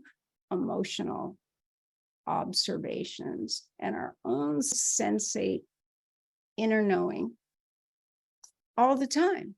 So if you're talking to someone that's working from the same type in that domain, if it's an affair of the heart, something that's tender and emotional to us, then we talk to someone who has the same heart type. It's easier. We just get it with each other. And if we're talking to someone that uses the same head type that we do, it's easier. We understand their perspective, they understand ours. And that is why if people have one type in common, there's easier communication. If they have 2 types in common, it's even easier. If they have 3 types in common, it's much easier. But I have to add in that you can be positively or negatively identified with these types and your instinctual stacking. And that is the nurture component. So even though the system is not built on nurture, we are impacted by our environment. And even though we might be speaking the same language, it will be very, very different if we are considering how we're going to go about handling a problem. And we're all 3 different. Our types in the tritype are all different. Sometimes we just have to trust the expertise of the person we're working with, or the partner that we're discussing this with, or the group that we're communicating this to, by kind of going universal. Or if it's just one other person, by knowing enough about their combination to make sure you use the language of their type as well. And that's what Enne style, the 9 languages of type, was all about. That if I translated into the language that the person used themselves, then they understood me better. And they could then follow whatever policies, procedures, approach that I wanted them to use. And as a manager, I could teach them, were they a think, feel, act, think, feel? There's so many of these systems that overlap. And once they knew that, they could then compare themselves against their department manager or their coworkers or their family members or strangers on the street.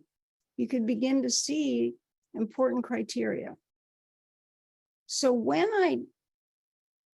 I never really finished those first studies because they're ongoing, but I did kind of collect the data and formally disseminate it in 1995. And then I just then I just kept adding information thereafter, and still do to this day. I still find patterns or patterns within patterns that are very meaningful. Maybe I'm comparing Myers-Briggs types with the Enneagram, and I'll notice something in particular that happens. And then over time, if there are more than 10 people doing that same thing, it's a pattern. And I want to know more about that pattern. So then I interview people with that pattern. But when I did the secondary research studies, I always asked if they related to this tritype concept. Did it improve their ability to accurately self-assess? And 25% of the participants said, no, it didn't really change things one way or another.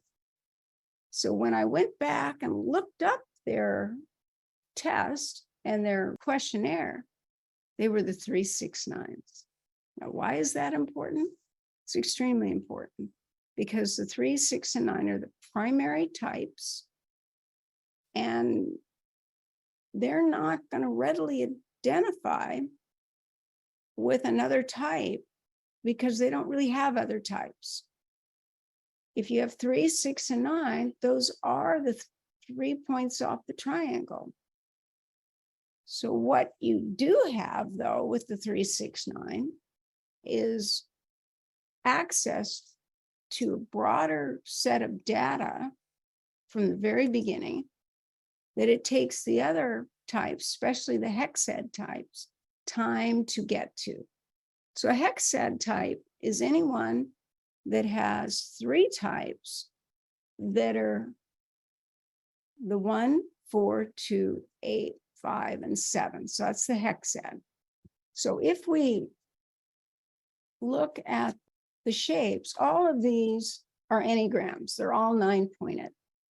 Some of you may know about Ramon Lolle's work, masterful. You can see that he had an enneagram symbol and he had divine qualities assigned to the types.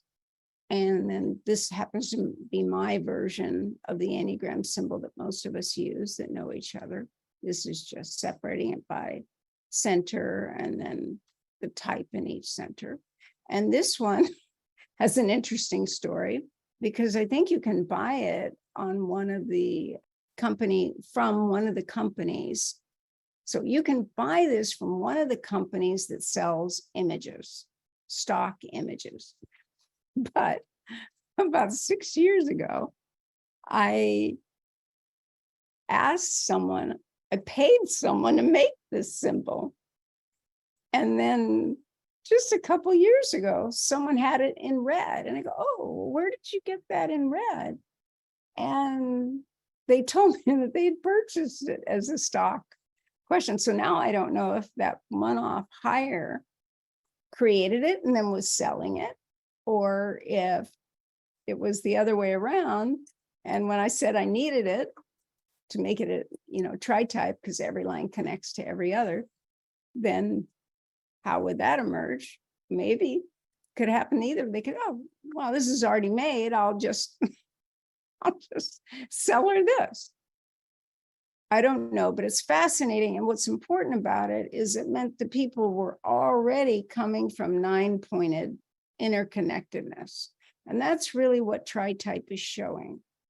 And what we are going to work with ultimately is this symbol right here. And for those of you who don't know, the circle is unity, the triangle is the law of three, and the hexad is the 1, 4, 2, 8, 5, 7. And when you put them together, you have the Enneagram of movement. And that's what this particular Enneagram symbol is thought to be. So what it's really considering is that there are different triangles, and all these shapes together creates multiple triangles. And that's how we get these different combinations. Now, these are all 9-pointed Enneagrams. But if you look at them individually, there are triangles throughout. No matter which approach you use, you will see triangles. So here you have 3 obvious triangles, but you also have additional shapes, and like smaller triangles, 3 smaller ones. But if we just count the outside points from the top, 1, 2, 3, 4, 5, 6, 7, 8, finishing 9. So they were already in existence. So what I'm saying is, why did Ichazo use this Enneagram symbol, like Gurdjieff? And why did Hurley use this symbol? And why did I feel that we needed both? Well, if we look at these different triangles, they're teaching us a lot.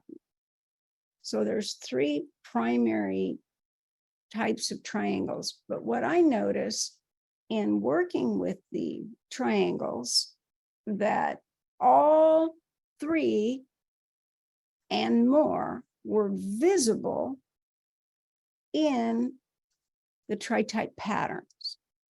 So to make it easier, actually, these are all the patterns in the Enneagram. So they're really the tritype Enneagram, I should say. They're really 6 patterns, not just 3, because of the angle. Is it a right angle? Is it equilateral, like the 147, 258, and 369 are all equilateral? So I knew there had to be significance to the shape. And just in terms of the very beginning, I wanted to know why the Hornavians and harmonics and the primary triads, the 369, the 147, and the 258, they were a part of the math right up front. So they were kind of known by some teachers, but not all. Most teachers did not teach the math at all. And then the Hornavians came into play. Now, Naranjo worked with those in terms of how he disseminated the buckets of what qualities went into what type.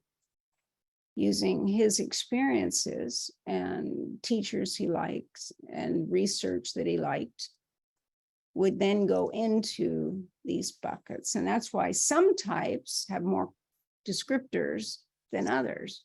And it's simply that he found what was already out in the world as research and then used that. Now, Ichazo did that for a short time, but he took it back out because he wanted the system to be more purely spiritual, and Naranjo wanted to include the psychological transformation as well. So not just the spiritual, but the transformation that can come from just understanding your Enneagram type or just understanding where your triggers are. And so he felt that was important. And then we ended up with 2 different Enneagrams at that point. But the symbol itself and what was intended was shared and is shared to this day. So when we look at the core triangle, the 369 is at the top, the 147 is to the right, and the 258 is to the left. And it's kind of, if you're looking at it 3D, you could then see how these circles move outward. And what happens is the Hornavians and harmonics come right off of these lines. And there's a lot more to that. And I will probably do a workshop just on what I'm learning on this symbol more and more and more.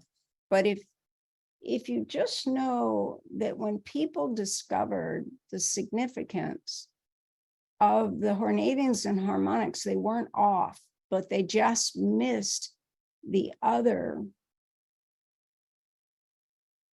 tritypes, the other archetypes.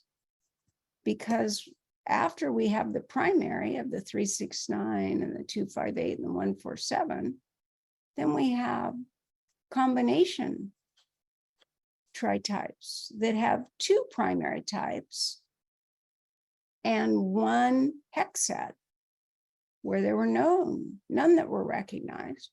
And then the next movement out, then we had just the opposite. We had the beginning of 2 hex set types with 1 primary, and then the very outer edge is all hexad, and it produces a very different focus of attention. So anyone that has 3, 6, or 9 in their tritype have more of a universal understanding, at least in the one that is the 3, 6, or 9, more inclined to adapt. And when we get to 3, 6, 9, we'll go into this because it's important that they're kind of the everyman and every woman, and they see things in terms of everyone, not in a more specific way. Whereas the hexad types, these types on the outer edge, are specialists. And really, for a community to be balanced and thrive, you need all of it. You need people that are going to go along to get along, like a 9.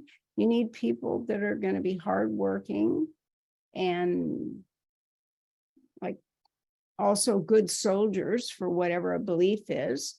And that's type 6. And the duty, very dutiful. And then you're going to need people that are going to want to initiate things, get them going, and want to spearhead it and lead it. And that's how we get the 3. So if you put 3, 6, and 9 together, you have someone that's naturally initiating to achieve something and seeing the other perspective, the move to 6, seeing the opposite perspective. And then the move to 9 is integration, where you're seeing all points of view. And then the decision-making process is very universal, much more universal than what a hexad type would create. Now, until people knew whether they were partially hexad or full hexad or partially primary or full primary, they were just doing this. It already existed. I just happened to see the patterns. And what it meant was that people are going to want to be more specialized and do more specialized things if they're a hexad type. And if they're a primary type or closer in to this center with more primary types, with 3 or 2 primary types, then it's going to be natural that you're going to want to have some diversification, but not as much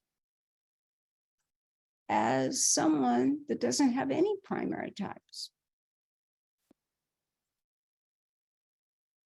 So this was the first shape that we came up with off of the Enneagram symbol. And I was looking at it just in terms to show you the centers. So all these types up here are coming off the type 9. And all these types are coming off the type 3. And all these types on the left are coming off type 6. Now, why is that important? Well, once we put the tritypes in,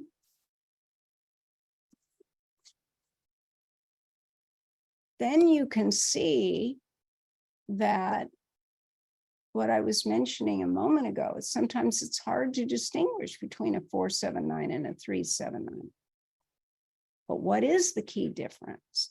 Key difference is 3-7-9 has 2 primary types, type 3 and type 9, where 4-7-9 only has 1 primary type, and that's type 9.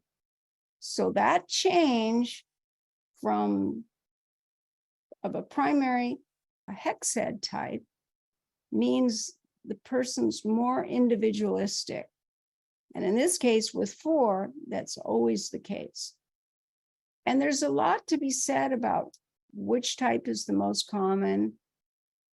It's Naranjo taught that it was type 9, and then 6 would be the second most common type, and then 3 would be the third most common type, and that it would just keep rotating down.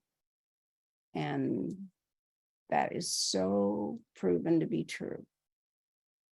But you have to look all over the planet. You can't go into the personality sector and expect to see every MBTI type and every Enneagram type, because only certain types like typologies and are curious about that or themselves or who they are and what does it mean. But the types that are interested in that gravitate towards all typologies. And then the people that were never going to gravitate towards typologies or the research I was doing, I had to go get them and say, yep, would you ever do a typology test or want to know your personality style? No, not really. And so I found initially with my first group, 100 people that were the opposite of those that would be interested in typologies. And I just began with the questionnaire and the tests and then typed them. So I did it exactly the other way. And then after a year of them experimenting with being their type and meeting on few occasions, I think like 4 times, like every 3 months, to confirm that they were in fact whatever type I thought they were, and therefore the tritype that I thought they were, and the subtype that I thought they had. And Val made this one for me. I could then determine if the information I was getting from participants was well-rounded enough. Now, I already intuitively knew it wasn't well-rounded enough because you need all types to understand the meaning of any system. And it filled out the system in a way, because the questions that these people would ask are different than people that just love typologies their whole life, because they've been getting information on typologies since the first day they began. In my case, I was 7 years old. Someone else, it could be a different age. But the point is, if you're naturally going to pursue that type of data, you're going to be gathering a lot of information on it for a long period of time. He put in the centers line so you can see it more readily. And he also put in the numerology that the numbers add up to, which is very much a part of the early Enneagram. It just was not disseminated.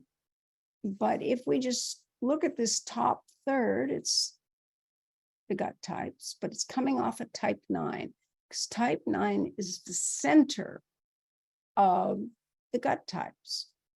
And then here, coming off of the 3, based on 3 being the center of the heart types. And then this sector over here on the left is the 6, so the types coming off of the 6. Now, it's in a clockwise order, so looking at it clockwise. So the first move out of 9, and using the smallest number, it's 1, 4, 5. Why is that? Because the 1 is the first number out of 9. Let's do 1, 2, 5. And that's Jonathan. But the 1, 2, 5 is interesting because the first move out from 9 is 1. The first type in the heart center is 2.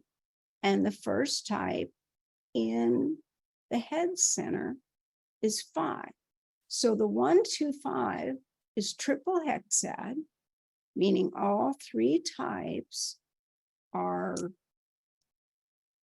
without a primary, operating alone. Now, here's the interesting thing. He leads with type 1, but his whole tritype is coming off of type 6. Now, what is the significance of this? Well, I've discovered that we can look like another type to people if we happen to be a hexad type that's coming off the line that is 9, 3, or 6, but in a way that we might be displaying behaviors that look like a type. But remember, behaviors don't give us the type, but people are going to do that, is what I'm saying. But with this 1, 2, 5, he's going to seem 6-ish, because 1, 2, 5 falls. If you do the mathematical progression outward, the 1, 2, 5 sits right here. But all these triangles on the outside are the narrowest triangle you can have and the most specialized kind of thought processes. Now, his are 1, 2, 5. I'm the 4, 7, 8. Actually, the 4, 7, 8 is even more rare than the 1, 2, 5, simply because it's at the end. So if 1, 2, 5 is the beginning of this outer circle, because they all have 1 in them, and we think, wait a minute, shouldn't 1 be the more common? No, it's the 2, 5, 8, because it starts with 3, 6, 9, and it's working downwards. And what is helpful is to go back to this one and look at what they add up to. So the 1, 2, 5 is 5 and 2 is 7 and 1 is 8. So another interesting aspect of the 1, 2, 5 is it's an 8-ish type of person.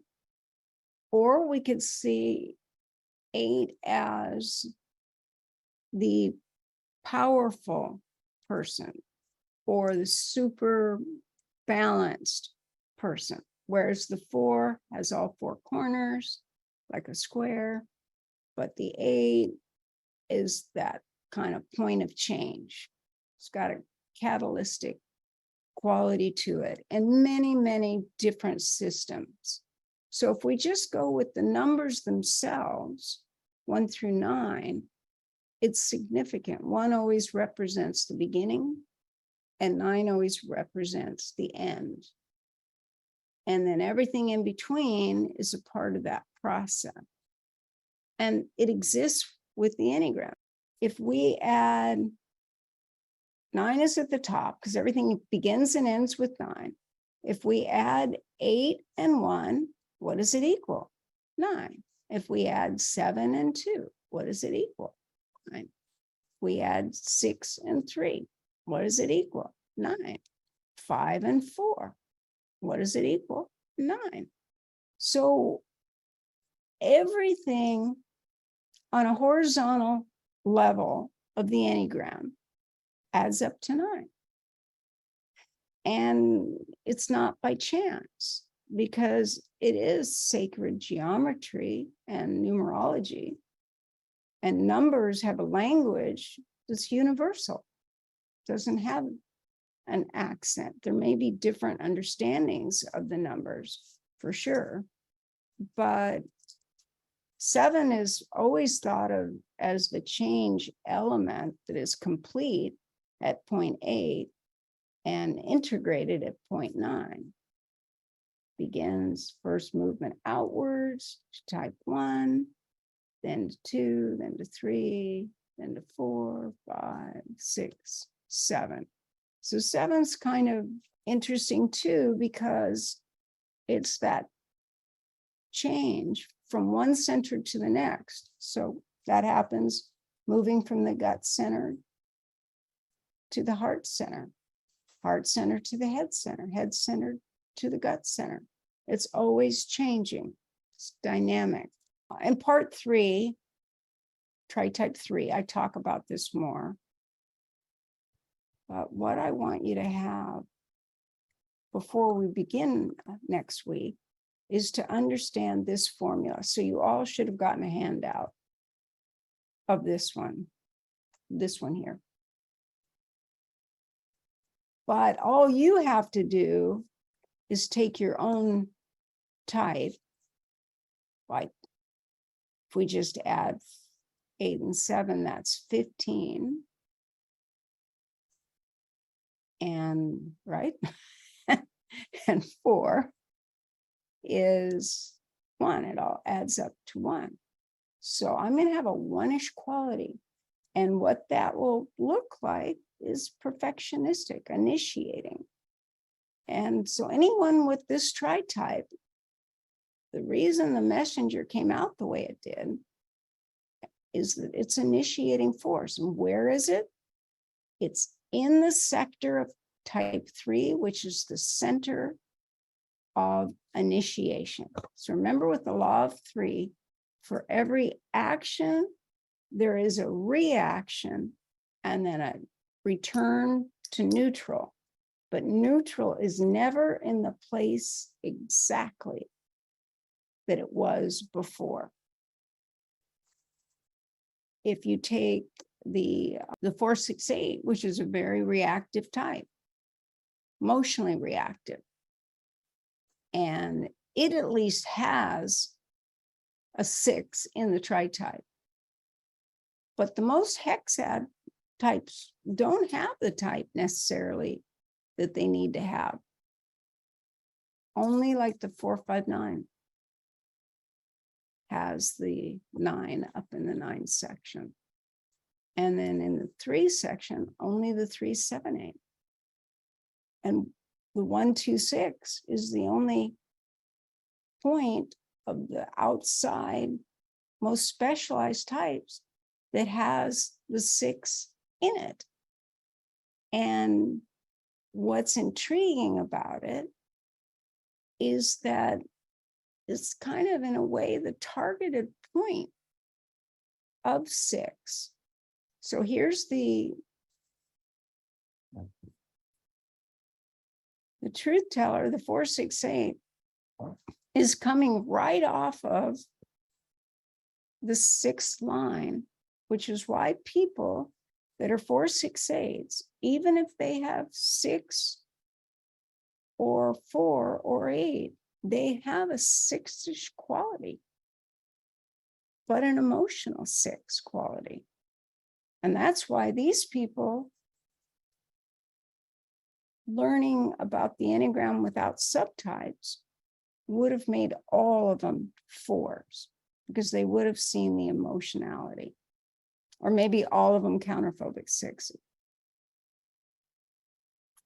So this is going to become more apparent as we go through the types.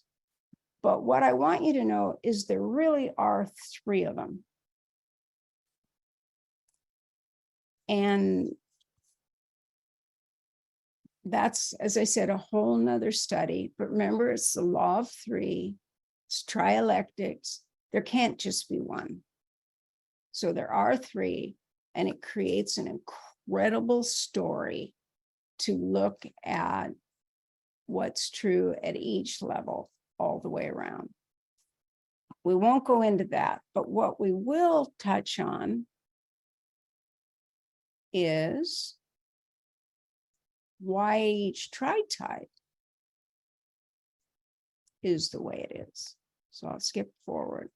So here we are with the fundamental Katherine's version of everything connected to everything else.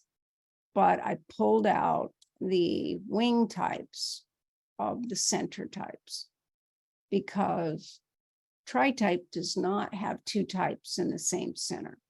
So I pulled those out. They're still related, because 8 is still a wing of 9 and 1 is still a wing of 9. But to make it easier for people to see tritype, then I removed it. And then if we imagine the 3, 6, 9, it's really balanced and in the center. And then it's going to now start the move. And I'm doing this from the lowest number to the highest combination. So the lowest is the 1, 2, 5. The highest is the 4, 7, 8. And people say, well, wait a minute. 8 isn't the highest gut type number. Yes, it is. Why? Because 9 is just a holding space for 8 and 1. So everything begins out of type 9 and begins the process of movement and ends up from 8 to 9, like in Ichazo's version of the Enneagram of process. The 8 is the adult. It's also in what I found, but I described it as fully individuated. And that's why 8s don't need to be what other people need them to be to feel safe, because their type in and of itself is autonomous. So that's a whole nother story, which you may want to know later.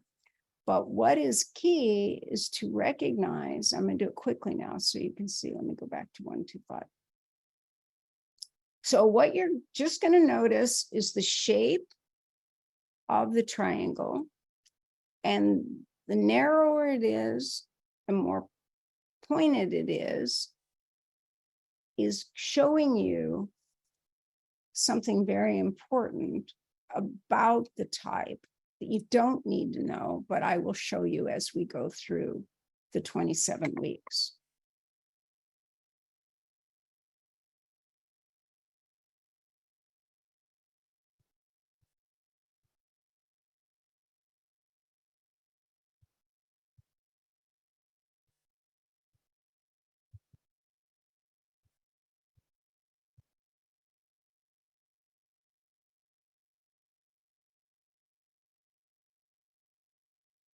I could organize these other ways, and I have done that as well.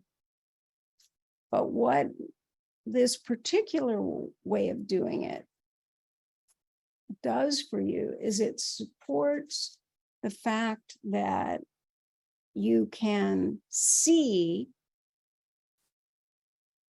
the progression and remember the smallest number. Oh, 1, 2, 5, that's the smallest number. And it's easier to remember all 27 of them if you do it that way. However, if we're looking at these types from their actual shape, these shapes here become very important as to how common they are. And the smaller and elongated, the less common. The more balanced, equilateral, the most common. It's not by chance. Be sure, if you haven't taken the other courses with me, make sure that you watch my video on Tritype. It's on YouTube. You don't have to see the individual videos, but the one where I'm just talking about more about Tritype and how it evolved. The names for the Tritypes emerged as a result of the participants. So let's say I had all the 4, 7, 8s together. I liked catalyst because I think we're all a catalyst for change because we're seeing something in the future. And if someone is a 7 with my Tritype, they're very future oriented, the most of any combination. And we're then on to something new. Like a lot of times people don't know I did all the research on the subtypes. And most of what people are learning about the subtypes came from me from many years ago. But that's because I was doing micro expressions. I was doing Tritype. I was trying to get people interested in Tritype. And I was doing the lexicon and many other things. And that's very common for this Tritype. If you have 4, 7, and 8, it's triple creative. You're going to be seeing things that are new and changing, and you're going to like that. However, getting all 3 types to agree on a name was the most difficult part of this. And actually the 4s like the word catalyst too, but the 7s wanted Mercury. So then it kind of just, okay, what was the universal thing that this Tritype does? And what we all could agree on is that we love to learn and learn new things, that we're constantly learning. And whatever we learn, we want to share it with others. We don't just learn it and keep it to ourselves. So that became important. So these names, people say, well, why didn't you choose better names? Hey, they weren't my names. I had to go with what they agreed on because everything I've learned over the years that's meaningful is if it comes from the types. Like if you get people who don't know each other saying the same exact thing, that's meaningful to me. I'm not going to argue with the success of what people say about their internal experience. And then there are 5 other people in different parts of the world that describe the same internal experience, and these people don't know each other. That's significant. And that's how I became hooked in the first place in all of this. I don't need to be researching. I enjoy it. I don't like the calculating, but I enjoy the discovery and understanding why people do what they do. And it leads us right to the emotional content of the person's makeup and their style and what they need to feel happy and fulfilled. And once we know that, we'll know what they're like on the high side. So if we look at the sense of purpose and the blind spot, boy, just learning that is huge. But then with this intersection, there becomes, a high side, which is it gives our life purpose. And if we're coming from that, as I said earlier, we are happy. And then the low side is that we have an innate blind spot where we can't understand why others might find us difficult, something that we're doing difficult, or it's not easy. And that's because the low side of the intersection of the tritype is what creates the blind spot. And it narrows our ability to accurately self-assess. So that's why when people are currently saying, oh, no, tradition is people have to type themselves. And I have to say, no, that wasn't the tradition. Gurdjieff typed people with what he worked with.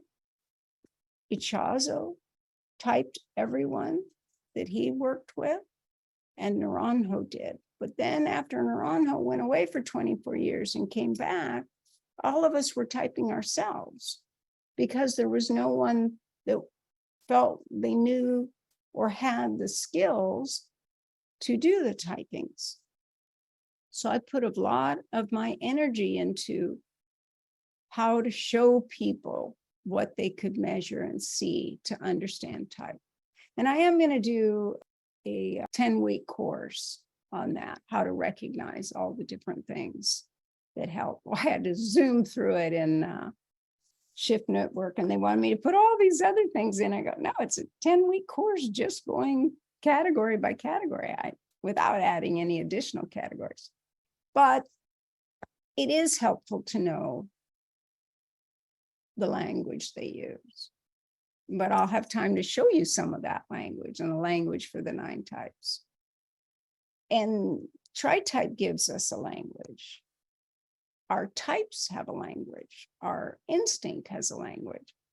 So once we understand that and we realize that we can't totally self-identify everything we need to know, because our types in our tritype keep us unaware of aspects of our defense strategy. And some people, like the 6 and 9, have a defense strategy that doesn't want them to know anything that will cause them to be separate from others or in trouble with others, but one way or another be off from others. And that's 3, 6, and 9. And when we are in this low side, we lack the ability to accurately self-assess. But even when we're in this high side, we need someone giving us feedback, someone who knows the system fully, to give us feedback on what we're displaying so we land on the right type. As many of you shared, you could put many years into the wrong type, and it's still good because you're doing personal work. But when you have your true type, everything correct, you can do it so much faster. So again, if we remember that our tritype and our instinctual stacking are defense strategies that are creating the demands that feel like they must be met. And even if we know it's ridiculous to be upset about not having water at my fingertips, it leads to, in the brain, if there truly wasn't water available, then I could die of thirst. But actually, I do have water at my fingertips, but I don't like it when I don't. And when we're mature, we just say, oh, I should have had water close by so I could just reach it without getting up. But if I was really in a situation without water, it'd be life or death. But some people, if they've had trauma, might interpret not having their stuff really close by as traumatic on a subconscious level, maybe consciously too. Maybe it starts subconsciously and they don't realize it because they were deprived of water when they were thirsty, and at a key time they had to wait at a vacation park, where they have all the rides like a Disneyland or Six Flags, and they just wanted water, and the parents didn't know how to find drinking fountain. That was a hard one. Yeah. So, but if you're a little child and your parents don't seem to know where the drinking fountain is, and there are no drinks, and I'm not quite sure why their parents didn't just buy a drink or ask for water for their child, and the child doesn't remember, who's now an adult. But the point was that really happened to a little boy who's now a grown man. So he never wants to be without water, because as a little boy, he didn't think he was ever going to get water and didn't feel like his parents knew how to get water. So it was a scary feeling for the little boy. So the adult man just makes sure he always has water everywhere he goes. Now, is he also self-pres? Yes. But did he have an experience to amplify that and justify his concerns? Yes, he did.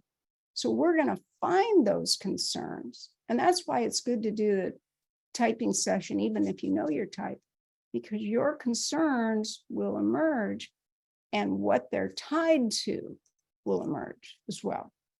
And it makes it much easier to say, oh, there's my fear of not having water when I want it. I had a similar scenario at the beach. You had to walk over hot sand to get where the drinking fountain was. It's a private beach, but hey, summer sand can be pretty darn hot. And with little girl feet, I didn't want to be on the hot sand because my skin was very thin. So I'd have to talk one of the teenage boys to carry me over to get the water and go back. So I can say, yeah, I don't like being without water too. Why didn't we just have a thermos of water? Oh, right. My mom didn't want to carry it down the stairs, and there were 4 kids. She would be carrying a lot of stuff for 4 kids. But I also have in my mind that there were teenagers when I was 3, 4, and 5 that were family friends that I could talk into carrying me over the hot sand. So both are within my life experience. Don't want to be without water, true, but I had a resource for getting that water without having hot little feet. It felt like they're burning, literally.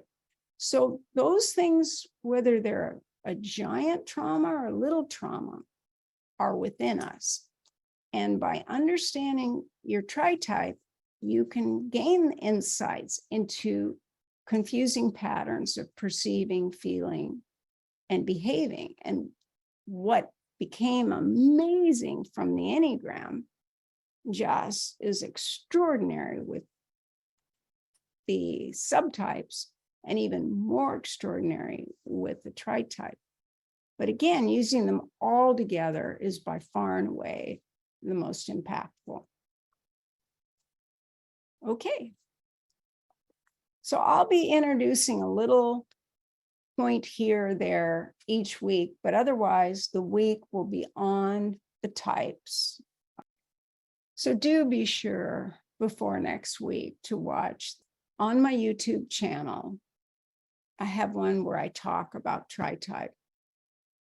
And if you just watch that one, I talk about the history more and the how and the why and what came into being. If you want, you can watch the little mini videos, but we're actually going to be doing that and more, so you don't have to. But any of the ones I do with Spencer, the first part, we're doing the Q&A, we're answering questions. That is quite helpful. And if I think of something else, Marlene will send it out to you before next week. But otherwise, the more you know about my view of Tritype, and I have quite a lot written on Tritype on the Enneagram Tritype test.com, where the test is. I've written a lot on Tritype, and on KatherineFauvre.com, under the section of Tritype, I have a lot of examples. And last but not least, on the home page, I have a section for blogs, and Marlene regularly posts blogs. People ask me questions, I answer the question, and then I give it to Marlene, and then it goes up as a blog. And so she's put up a lot recently too. I think almost every question is about Tritype lately. Occasionally it'll be about two types in the same center or what have you. But with the way the blog is set up now, is all you have to do is say 468 Tritype. And if there is something written on it, you don't have to go through page looking for it. It'll pop up unless I have so much. I guess I should look at that myself because I haven't done it in a while. But it used to be you had to go page to find things. And read a few of those, because once you understand the full Tritype better, it'll just be easier for you.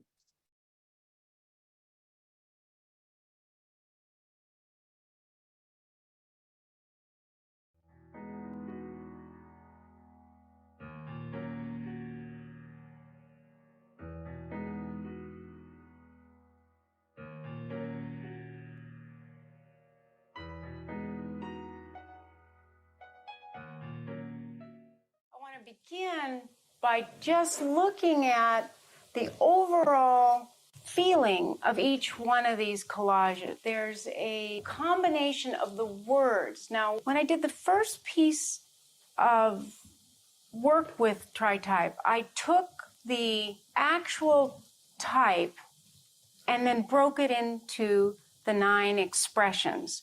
And then what would happen is that certain Tritype combinations would enhance aspects of an Enneagram type or make them very different. Now we're looking at it as an overall archetype when the words all come together. So we can see that there are words like precise and discerning eye, justice image, the word just, law. Now, we know we're in the domain of 1 immediately. Now, the words that were actually chosen became important too, because in certain combinations, some words were more important than others. The research, the knowledge, the solitary, the informed, and the thinker, that's the 5. And then the fairy godmother and helpfulness and the princess and the caring is 2. Now, anyone that has this combination will at times be all 3 of these. Now, with Tritype, you want to think in terms of the 1-2-5, 5-2-1, 2-1-5 as the same. Now, obviously, once you confirm the dominant type, you will lead with that. But what it means is that your dominant type is the decision maker. But the ideas and the perspectives will always be all 3 types in your Tritype. There's a probability that you use these in a specific order. I have looked at different things. I've looked at whether or not, if it's an emotional decision, we use our heart center. If it's an intellectual decision, we use our head center. And if it's kind of instinctual, we use our gut center.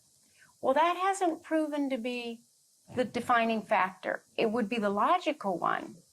But for each one of us, we think, feel, or act in different orders. So when someone is this Tritype, which images are dominant will vary based on the dominant type that you possess. The 2s are going to identify with more of the 2 images as the leading images that should be bigger. But I have found that we seem to use our Enneagram types in a consistent order throughout the day. So just as we use our 3 instincts all day long, every day, we will tend to get tripped up or overuse our dominant instincts. We all use our head, heart, and gut. So in the case of the 1, 2, 5, and I begin with this lowest number when I'm talking about tritype, you personally will decide the order in which you use it. This creates a very diligent, caring, and knowledgeable person. So the diligence of 1, the caring of 2, and the desire for knowledge of 5. But you want to be ethical, helpful, and wise. You're very idealistic and see what needs to be done and the simple and effective ways to do it. So when you put those 3 types together, there's a real focus on getting the information and delivering it. Now, the people part of this tritype will use 2 as the delivery. This is the caring part. In fact, the person who created these boards is this tritype. And there's a kind of an introverted quality to this particular tritype. The 1 because they hesitate, the 2 because they are people-focused, but the 1 and 5 make them a little more uncertain. Now, when you have 3 assertive types, it's going to be different. We have 2 compliant types and a withdrawn type.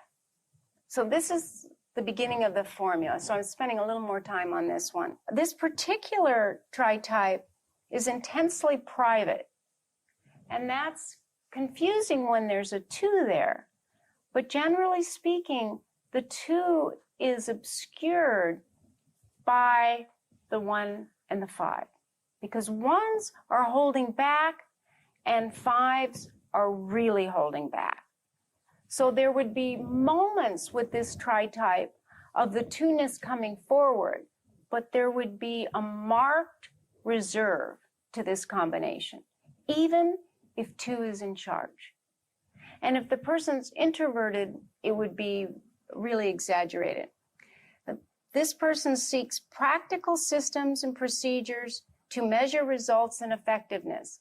So you can see how the 1 wants to get it right and the 2 wants to create relationship and the 5 wants to understand.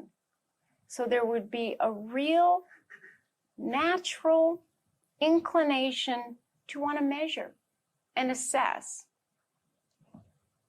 from all points of view, from the emotional, the 2, reading the people, and from the head, from the 5, and the 1, the gut of, what is right or wrong.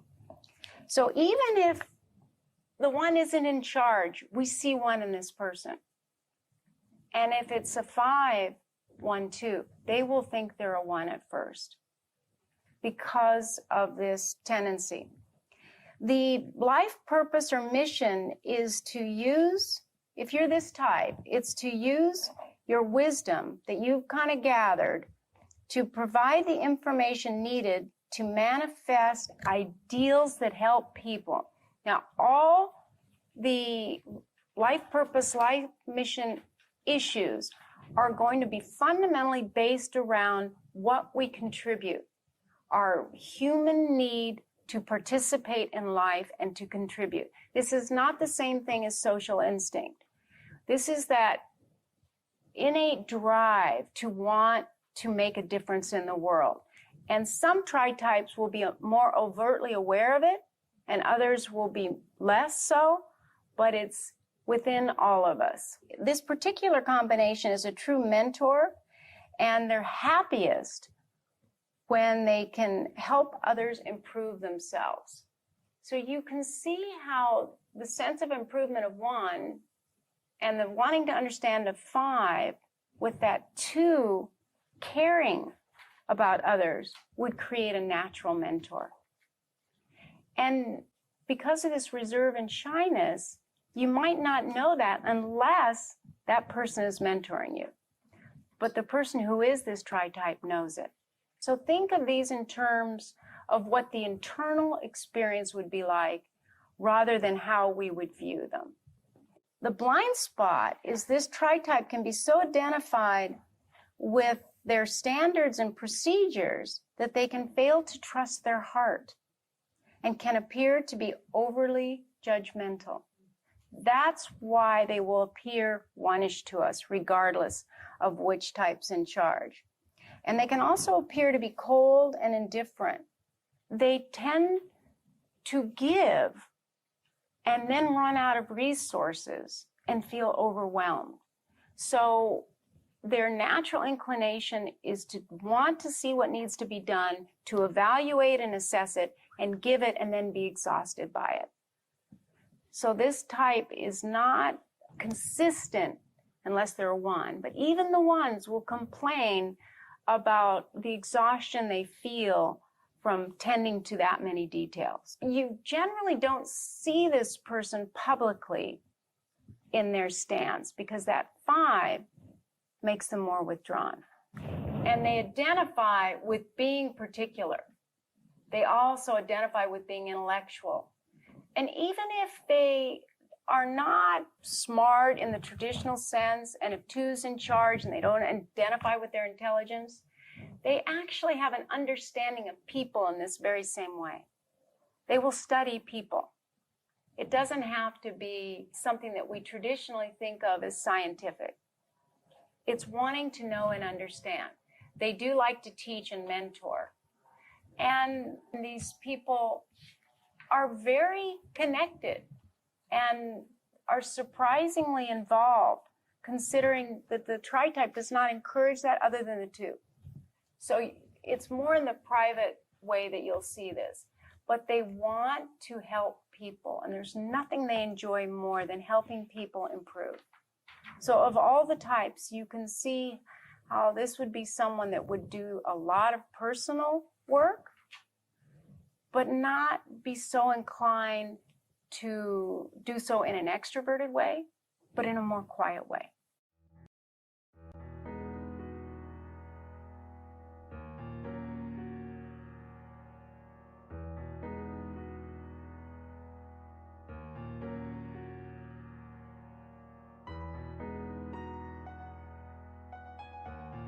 The 1-2-6 we've learned about in terms of being a compliant type, for those of you that know the different Hornevian triads. This is a type that is really focused on the relationship, the friendship, what one should do, what the truth is, being organized, and there's this militant quality that can get things done.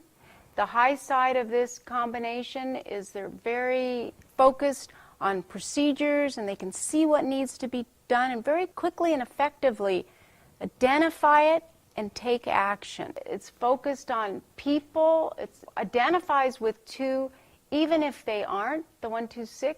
They want the rules and they want to understand it to feel safe to break them, but they don't want to take action unless they know the rules first. So that hesitating is there.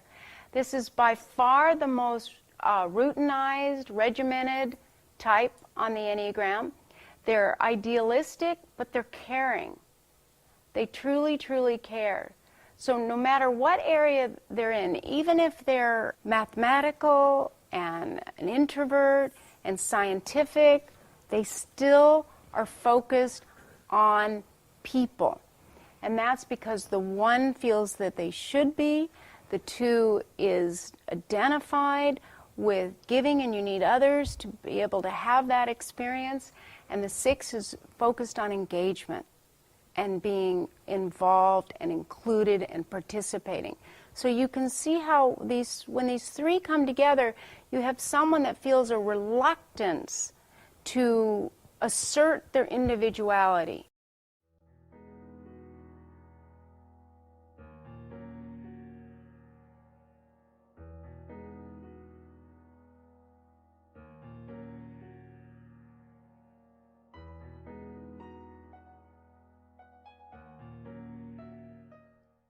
Okay, let's look at 1-2-7, the teacher.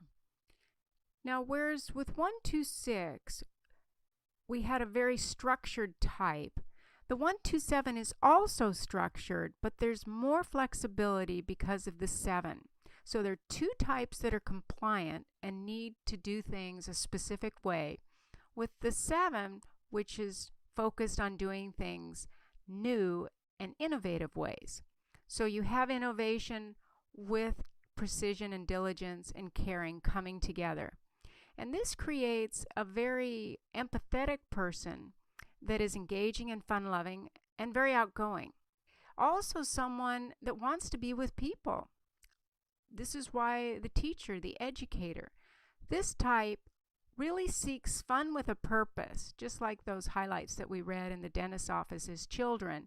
This particular tritype creates a combination that focuses on goals and spending time in a way that you can also achieve and accomplish and get things done, but most of all, to celebrate along with that. In fact, this is the type that really squeezes the boredom out of things that you must do and really develops ways to have fun doing those things. This tritype also loves the new and the novel and sharing this with others. If you notice on the collage, there are lots of celebration. There are the balloons, there are the bright colors, there are all kinds of people and energy in terms of movement on this collage, activities, because this type really needs to be on the go and doing things and helping others because they should, as in 1, because they're helpful, as in 2, and because they like activities, as in 7. The life purpose of this tritype is to help those in need of guidance and to help them have hope and inspiration. So that's why we look at this type as the true teacher, because they're happiest when they can use their teaching skills to make learning a creative and enjoyable experience. The other thing you might want to notice is that there's a happy use of color. And that's especially true because of the 2 and the 7. And it's about talking. It's about educating. This could just as easily be considered the educator. But there's always going to be something unusual or novel or interesting with the happy colors. But this is why it's the most common type for teachers. The blind spot is that this tritype can be so focused on what is appropriate and pleasing others that they stop listening to their feelings and rigidly maintain unrealistic ideals. And by that I mean that the focus of attention is to keep things upbeat and positive. And this becomes a hyper-focus, and they really overdo it. And in that time, they miss out on the emotional truths, which they naturally are good at. This type generally is very aware of emotional intelligence, but the very nature of their tritype is such that they stop listening to the truth of their feelings. So if you're doing what you should do and what you need to do, and you must be changing and moving, then you're not really listening to the truth of your heart. And that's a really important step for this tritype. And to recognize that when they're in the falsely positive place, that they're not truly happy and things aren't going along as nicely as they want, that in fact they may have some hurt feelings or issues that they need to tend to.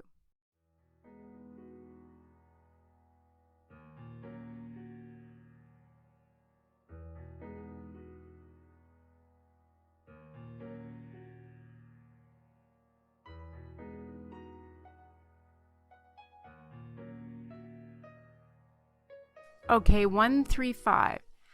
Now with the 5, with the 1 and the 3, we get someone that's very diligent and focused and knowledgeable. And this is someone that wants to be ethical, very efficient, and wise, must know. This is really one of the most rational types on the Enneagram. It's the technical expert. And this person seeks systems and procedures, and they make great surgeons. You can see how they could do anything with precision and focus and be able to do it well, because these are the 3 types on the Enneagram that are focused on competency and detail in a way that is without emotion. Now, in a way, this combination likes mathematical concepts and finding ways to break down and understand complex material, but they also like actually doing things. So they could be anything from an engineer to a surgeon. It's someone that in particular is not going to be emotional and emoting in ways that most of us might. But it doesn't mean that they don't have feelings or care about people, or that they're not friendly. Their friendliness comes from wanting to engage in a way that is creating achievement, because we still have 3 here. So this person is very achievement oriented. The 1 because they should do their best, the 3 because they want to be the best, and the 5 because they want to fully understand something. The life mission is to use these powers of observation to achieve goals. Now, less focused on the people part of it. However, they're true technical experts and feel happiest when they can use their knowledge and precision skills to create, achieve, and teach. Or to do, as I mentioned with the surgeon. This is someone you want as your surgeon. They are often very skilled with their hands and able to use small motor skills better than most. When you're not detracted by your emotions, then you can really do more precision-like things. Decision making for this tritype is easy because they're thorough, but where they struggle with is obviously their feelings. And the blind spot is you can be so focused on what you perceive as accurate, effective, and logical that you can appear to be cold and distant. In fact, this type can, especially if they have a Myers-Briggs type that is also a thinking type, they can seem like they don't care, which is not true. They're just measuring life differently and using reason and logic from their perspective to understand emotions. But they have strong emotions. In fact, when emotions come up for this type, as with the 7, the 127, it can be difficult managing those emotions because you can't logically explain everything that happens. And emotions arise whether we want them to or not. So this type of individual is really good at being an investigator or using that precision and rational analysis, and really needs to develop their understanding of their feelings, because when they appear cold and distant, their attention to detail is so critical in their life that the key is to recognize that it governs everything that they do, and that those emotions are there, but they're just clamped down. And they can really liberate the rigidity that they experience in their lives if they start weaving in little bits of their feelings. Now, when I work with this tritype combination, the hardest thing is for them to go from their intellect down to the feelings. They identify with what they do like a 3, but not what they feel. And trusting what they feel is their growing edge. You'll see with some types that that'll be a consistent theme, but this one would be by far the most laser focused of the types on the Enneagram.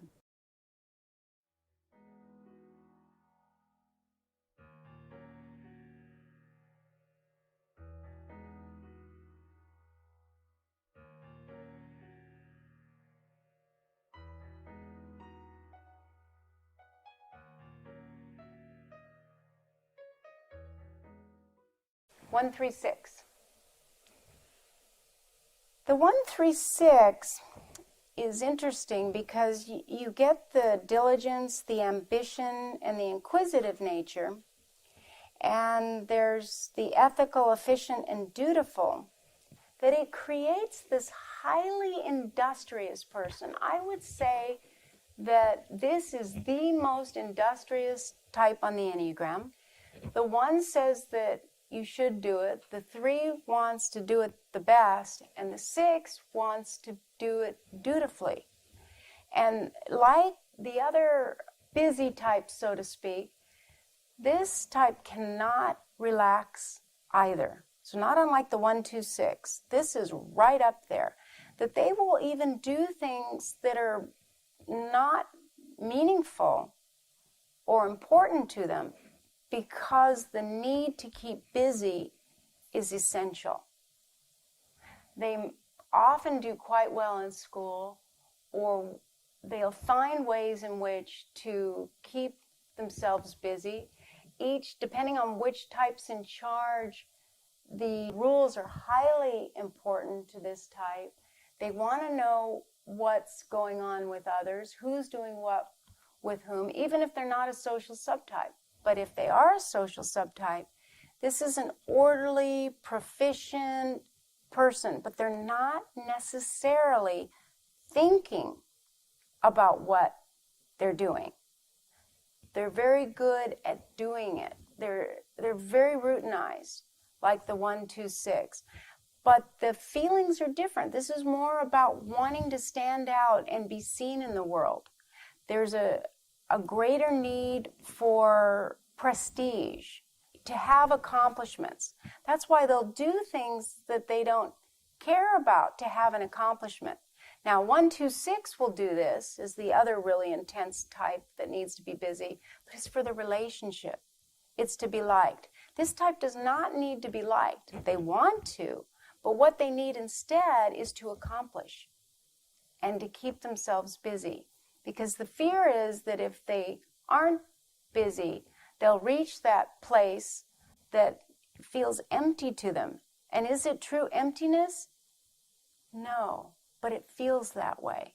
If they hang in there with those feelings, they will get to something real.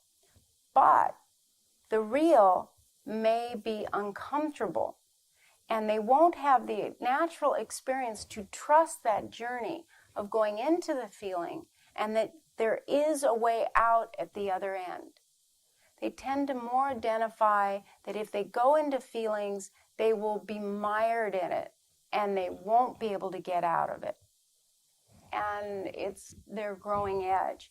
So the life purpose of this tritype is to focus on details, which they do quite well, identify what needs to be done, and accomplish what's asked of them.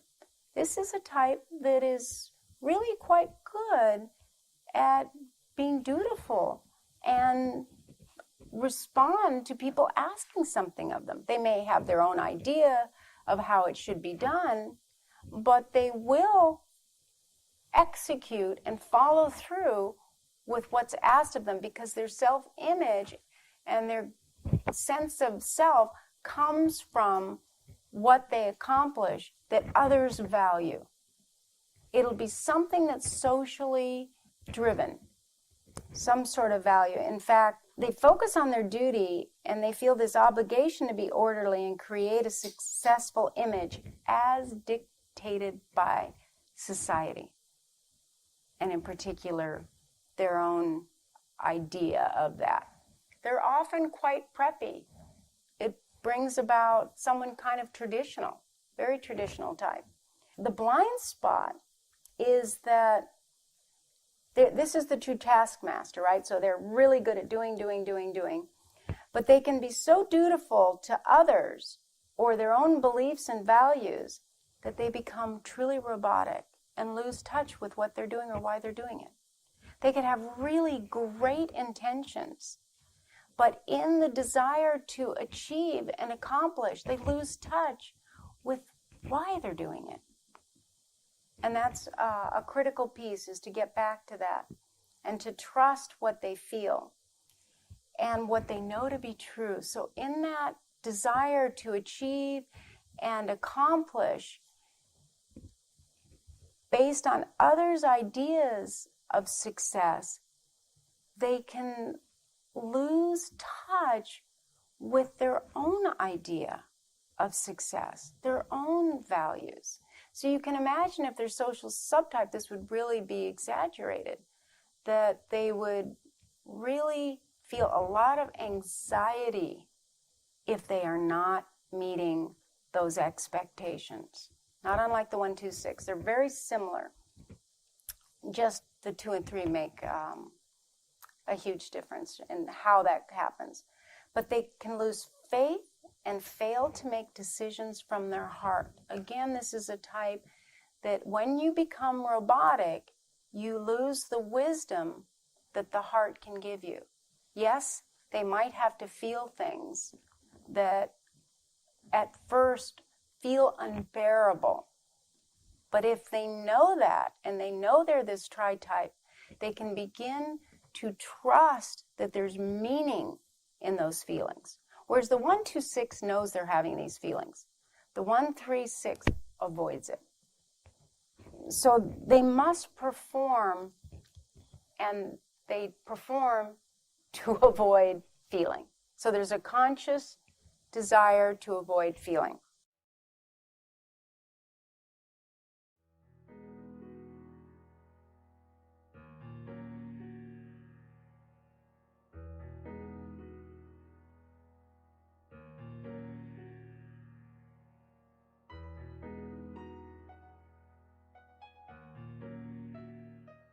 The 1, 3, 7 is we've now moved to the upbeat 7 energy. We have the 3 and 7, so we have 2 assertive types now, combined with the type that wants to get it right, especially if this is a 7. This is the perfectionistic 7. There's the diligence, the ambition, and the innovative nature, and of course the desire to be ethical, efficient, and upbeat. This is one of the most self-motivated types, and they want to achieve their goals in a positive and effective way. If it's not fun, they don't want to do it. Just like the 1, 2, 7, they're going to find a way to enjoy it. They want to do their best, and they want to look good doing it. Really focus on success and measuring it. This type with 7 in charge will think they're a 3 at first. It will take them a while to see that it's 7. And even the 1 in this tritype will think they're a 3 at first. And that's a rare one, because usually it's the 3s that think they're a 1. And that's what will happen with this tritype, is the 3 will think they're a 1, and there are some 1s that will actually think they're a 3 because of this combination. When they recognize that they have this combination of assertiveness with diligence, a lot happens. I think a lot of producers and those that are orchestrating big events and manifesting details from a creative mind is often this tritype. I think many Hollywood producers would be this combination, because it's the magical, the efficient, and the diligence all coming together. The life mission is to figure out what needs to be done and find a pleasant way of doing it. You can see how that would really help in creative terms. And they're true system builders. And if you think about any production, there's a lot of detail that goes into making something that we end up enjoying on this end happen. They're really good at any kind of work that requires inspiration and details. It's an unusual combination. It's quite effective, actually. They want to execute and succeed and have these future plans, but they want to enjoy life doing it. So they're not going to be as hard on themselves. They might be harder on you, but they're not going to beat themselves up as much as when 6 is there. They will tend to move forward and towards something, whereas the 1, 2, 6 is going to hold back and hesitate more. There isn't the same degree of hesitation, only coming from the one side. Now, the blind spot, of course, is that they can be so focused on what others view as appropriate and positive and successful that they miss seeing what is necessary.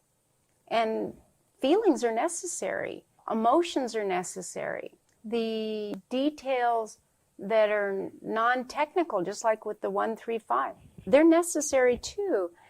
And they most significantly miss what's important to them. That drive to achieve and for success and to perform and to create can make it so that they forget what they want.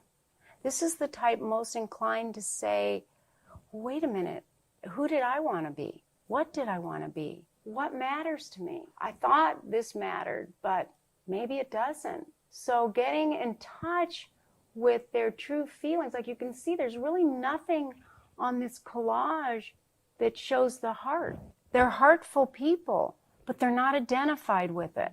It's more in the vision and the idea of the heart than actually sharing it and feeling it.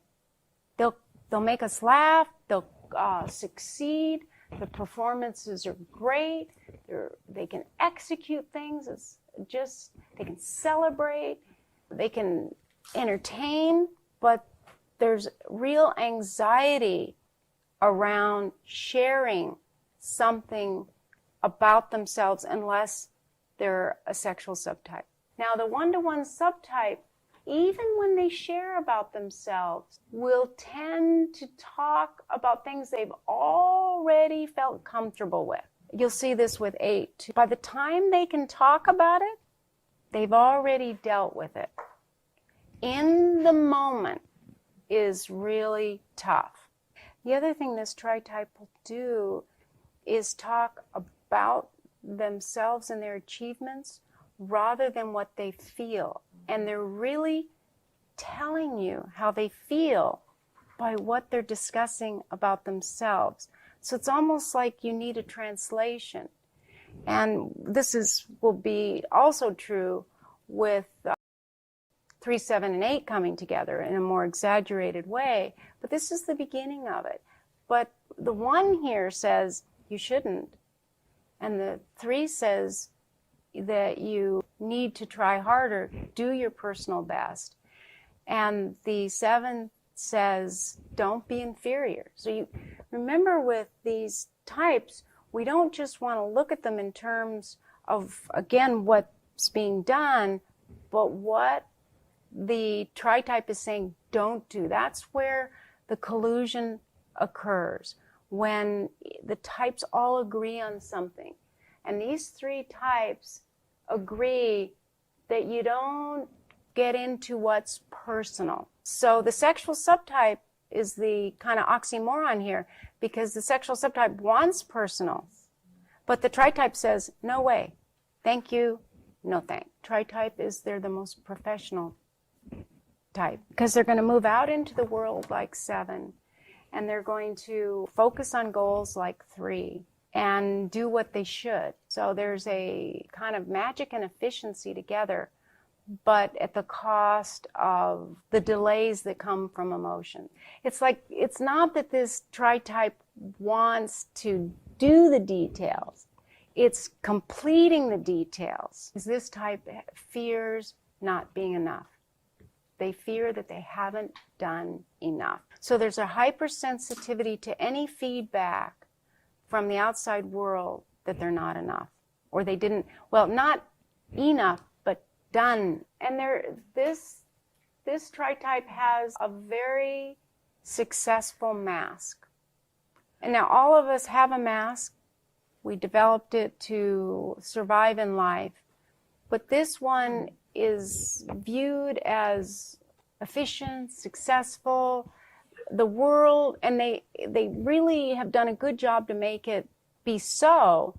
But what's underneath that, which we'll also find with a couple other types, is a real incongruence, because underneath it, of course, they feel strong emotions. They just don't feel that they will survive if they share them and they're used against them. They can't hold the ideal if they show what bothers them. And we'll see this with variations on 3, 7, and 8. Whereas other types feel it's normal and human to have problems. You almost feel as if you really won't survive because, Oh, yeah. I mean, there's almost a sixth sense when I'm not feeling good physically, when I really share those deeper vulnerabilities. It's like, it just feels so awful to me. Yeah, in fact, I've found with this tritype that they do want to take it back. Because even if they do the work and they share something about themselves before they've come to terms with it, it feels so uncomfortable after the fact that they really wish they hadn't, even when they're doing work, even when they're in spiritual practice. It is so uncomfortable. And I guess that would be the most important thing to understand about them. That's when I beat myself up. Normally I don't. Yeah.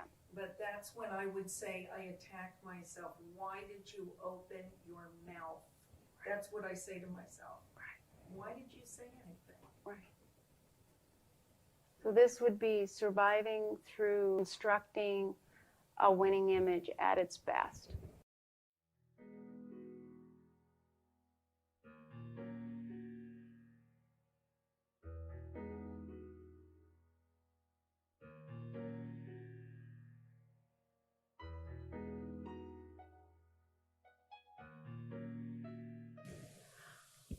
One, 4, 5. Now you can see how some of these tritypes we've kind of understood for a while in terms of the antipodes and the Hornevian triads and the harmonics. But these other tritypes are just as powerful. We just didn't really understand them. And one that's pretty misunderstood is this 1, 4, 5. But after we describe it more, you'll recognize it. But it's a very opinionated type. You have the 1 that's focused on the shoulds, the 4 that's focused on their perception of things, especially the emotional truth involved, and the 5 that's gathering the facts and data from an intellectual kind of knowledge-based perspective. And the 4 is doing that from emotions as well as trying to find out what's correct so they can be in the know. So this particular tritype is very fearful of not knowing what they should know to keep themselves safe. So what you see is kind of a fussy particular person.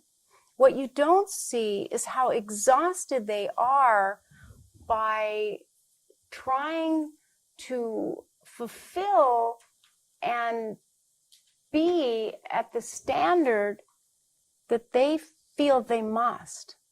So remember, anytime there's 1 in there, there are a lot of shoulds and musts. But 4s have their version of that too. Every 4 that I meet at one point or another questions whether they might be a 1, because 4s have this line and this idealistic nature. There's also hesitation with 2 withdrawn types. So there's compliance that we get from the 1 of how they should or shouldn't be. But then you have 4 and 5 that are fundamentally, chronically sensitive to their environment and their feelings and what's going on in their world. So it brings out a diligent, intuitive, and knowledgeable person that, of course, wants to be ethical, original, and wise. And it's one of the most intellectual types on the Enneagram. They really study things. They're focused on what they perceive as correct, and most importantly, above reproach. They want to get it right so that they can't be criticized because they're so sensitive to criticism and rejection. And it's not the rejection that we saw earlier, the way the 7s feel reject. This is that the expectations are so high. And that this is the type in each center that is studying the details in a very specific way. So this is highly detail oriented. So what comes of that is someone that feels stress and pressure together. And the search is for truth. They want to know the rules. It makes a great investigator, again, like some of the other types. But the 4s come into the picture. There is emotion. Do you love something or hate it? And there's ambivalence. There's a real ambivalence to this tritype. They want to use their intuition and their intellect to make decisions, but the 1 says, no, no, no, no, no, you must do it the right way. So that forces this particular individual to gather, try to understand. And what they lose is their spontaneity, because they're overly focused on the information and the way they should be. They're research oriented, and I don't mean necessarily a scientist, but they'll go and try and find the information so they can come across as knowledgeable. What is really upsetting to them is if they're caught off guard and there's a discussion and they don't have an understanding of the material. So think of the pressure they would put on themselves. They would have to know from their own experience, they would have to study many different approaches to any given subject. And how can you know that much about anything and everything? Maybe 1 or 2 subjects, but in any conversation, then it becomes really tough. In particular, the self-pres will be really withdrawn because of this combination with self-pres, especially if they're introverted, and go into their head and think things through and try to feel their thoughts and think about their feelings and figure out what they should or shouldn't do to be correct.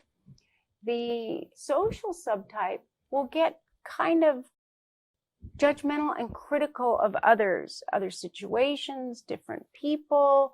They don't mean harm by it, but they can be kind of snarky. But they're voicing their distress or their opinions because those opinions are going around and around and around in their head. This is not unlike the 1-2-6, where it feels so overwhelming that it's just voicing it is liberating. Now, what happens when they voice it? They get into trouble. And the 1 in their tritype then scolds them. So they can be scolding of themselves and others. Their life mission is to study and learn as much as they can and teach whatever they've learned to others. And it's the kind of teaching where they take all the disparate information that they've found and make it more concise.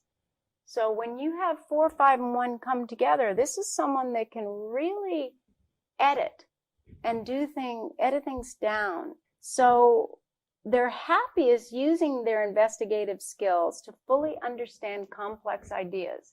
In fact, even the most unaware 1-4-5 is focused on complexity. And this would be the epitome of the complex person, regardless of who's in charge. There's depth and there's very fixed ideas with kind of radical intuition. It's an unusual combination in that way. They can be so identified with the information that they've gathered and the correct way of doing things. And I want to distinguish right way of doing things and correct way. The right way is what you should do. The correct way is the most accurate. You know because you've done the research. It's not like right as in the way the 1, it's like this is the right way. It's more correct way. So there's a little kind of persnickety, kind of snobby quality. And if they're unaware, they can kind of become a know-it-all. But what is happening is they have really tried to study it. And when you lose spontaneity, then it can come across as information without emotional connection.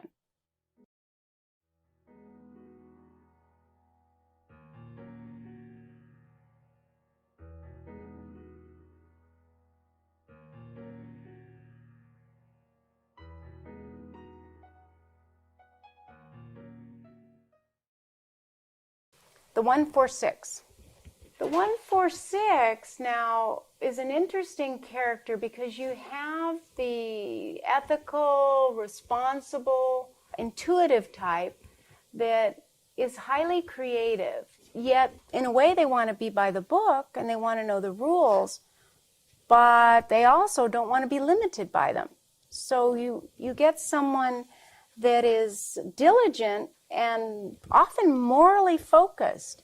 So even if they're not a social subtype, there's kind of a real ethical quality to this type. They're skeptical. They can be cynical, except the 4 comes in and says, no, we must find meaning. So the 1 says they should do what's right, and the 4 says, what's the meaning of this? What's the purpose? And 6 says, I need to know what to do. So we have 2 compliant types with the 1 and 6, with the 4 that's withdrawn but deeply feeling. So depending on the instinct, this is someone that's kind of orderly and thorough, but they want to be special, and they're kind of a teaching personality again. This makes a great teacher.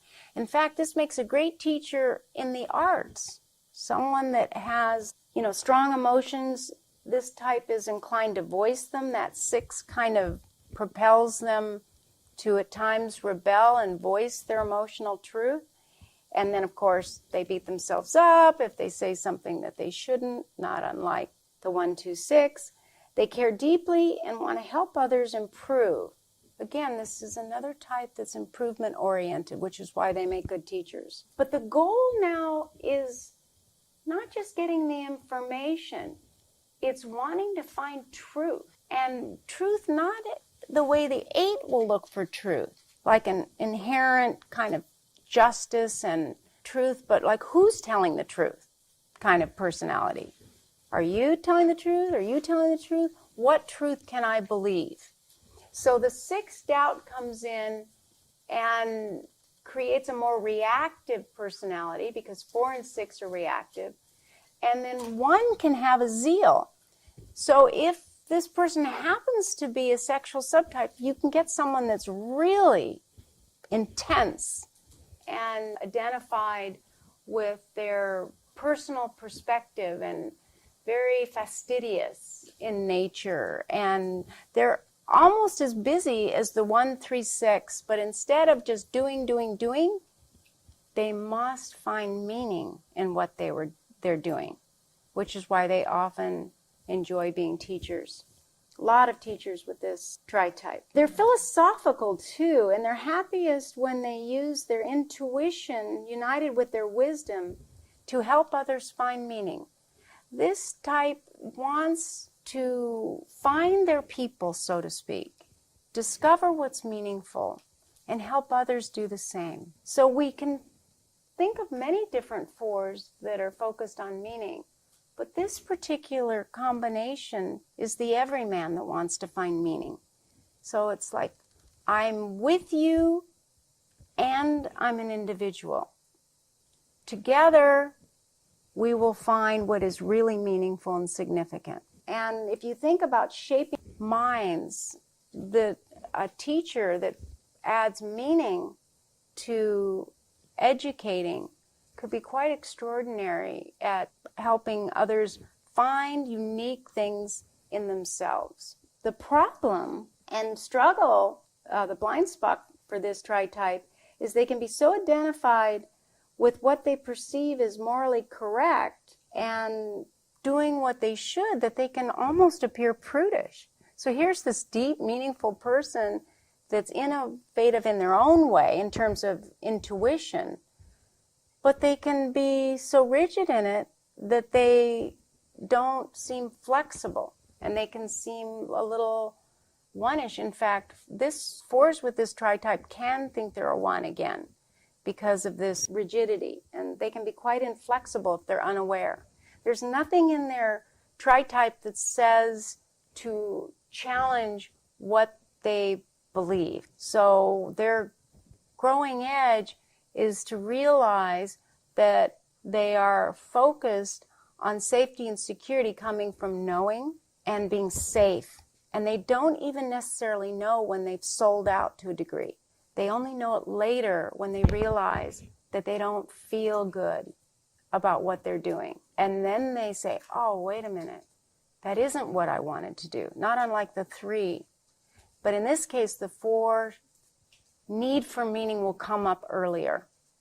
And the role that they will fill is more if they're a social subtype. They're highly responsible. And when they feel insecure, they can be overly critical of themselves, not unlike the 1-2-6. So you can see these variations that 1-4-6 and 1-2-6 share a lot in common. The difference is that the 4 must find meaning and the 2 must give.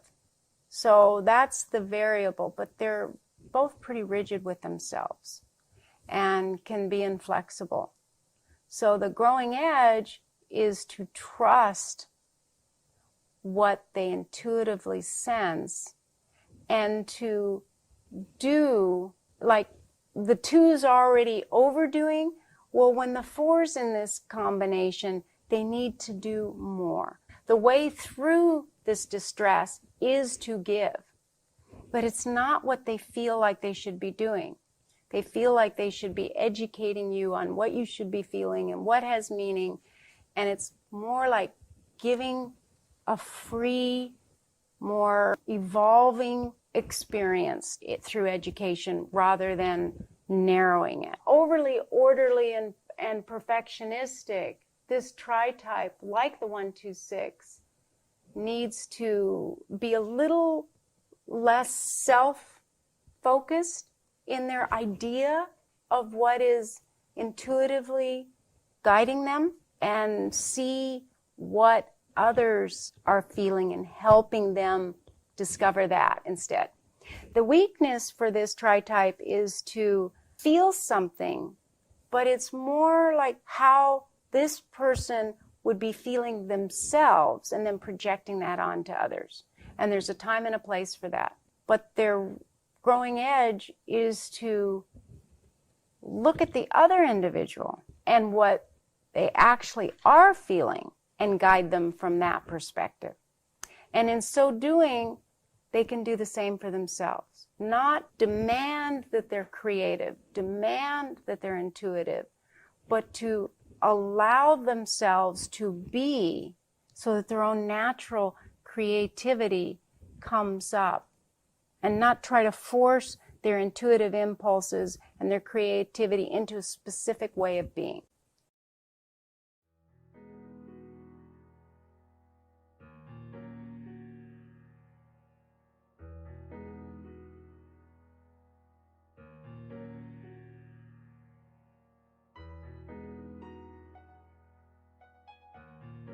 This is the 1-4-7.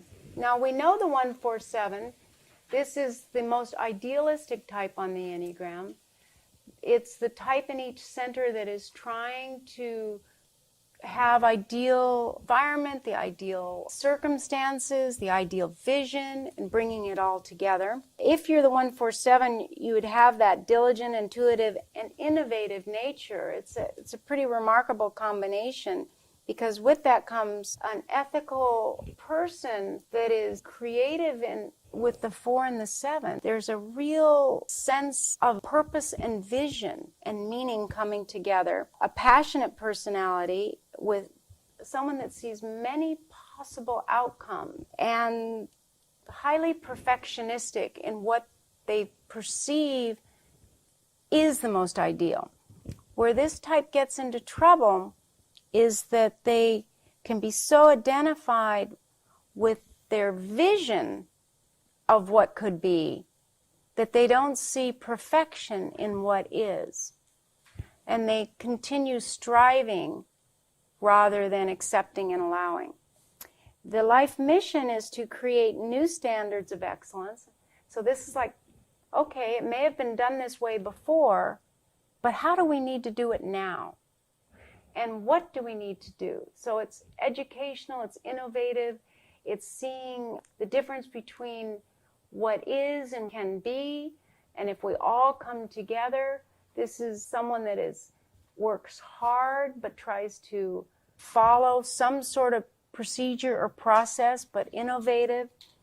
the standards of excellence are really great from an idealistic perspective, but they're really kind of hard to maintain. And no one can truly do that long term, but this tri-type will try to do that. And in so doing, become irritable and sensitive and critical of others that are not doing the same. Because they are focused on the new and the novel and these standards of excellence, they find innovative ways to implement long-lasting change. They're real visionaries. They're happiest when they can create change and manifest dreams.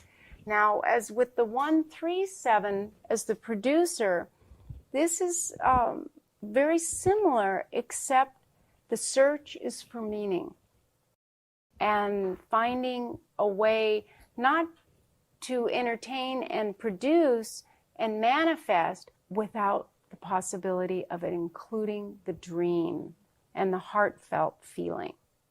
So this person feels their heart. They just tend to oscillate between these three centers with extreme intensity. You add sexual subtype to this and you get someone that's really intense. You add social subtype and you get someone that becomes kind of adamant that the rules be followed.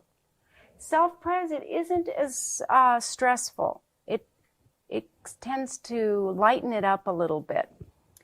The blind spot is that this tri-type can be so identified with this idealistic zeal for utopia. This is the person that wants utopia, that they may appear to be rigid in manner and inflexible in standards. So you think, wait a minute, this is unrealistic. They can be so idealistic that they come across as unrealistic, or they can become really dispirited if they can't manifest, or there are obstacles or impediments to achieving these idealistic perspectives. This type, as I mentioned, can be very critical, and it's the three types that are focused on being better than. So they're really hard on themselves and anything that they perceive as substandard. Yet they're quite altruistic. So we think of the twos as altruistic, and they are, all twos are, but this is a type that does not have two in the tri-type that is very altruistic.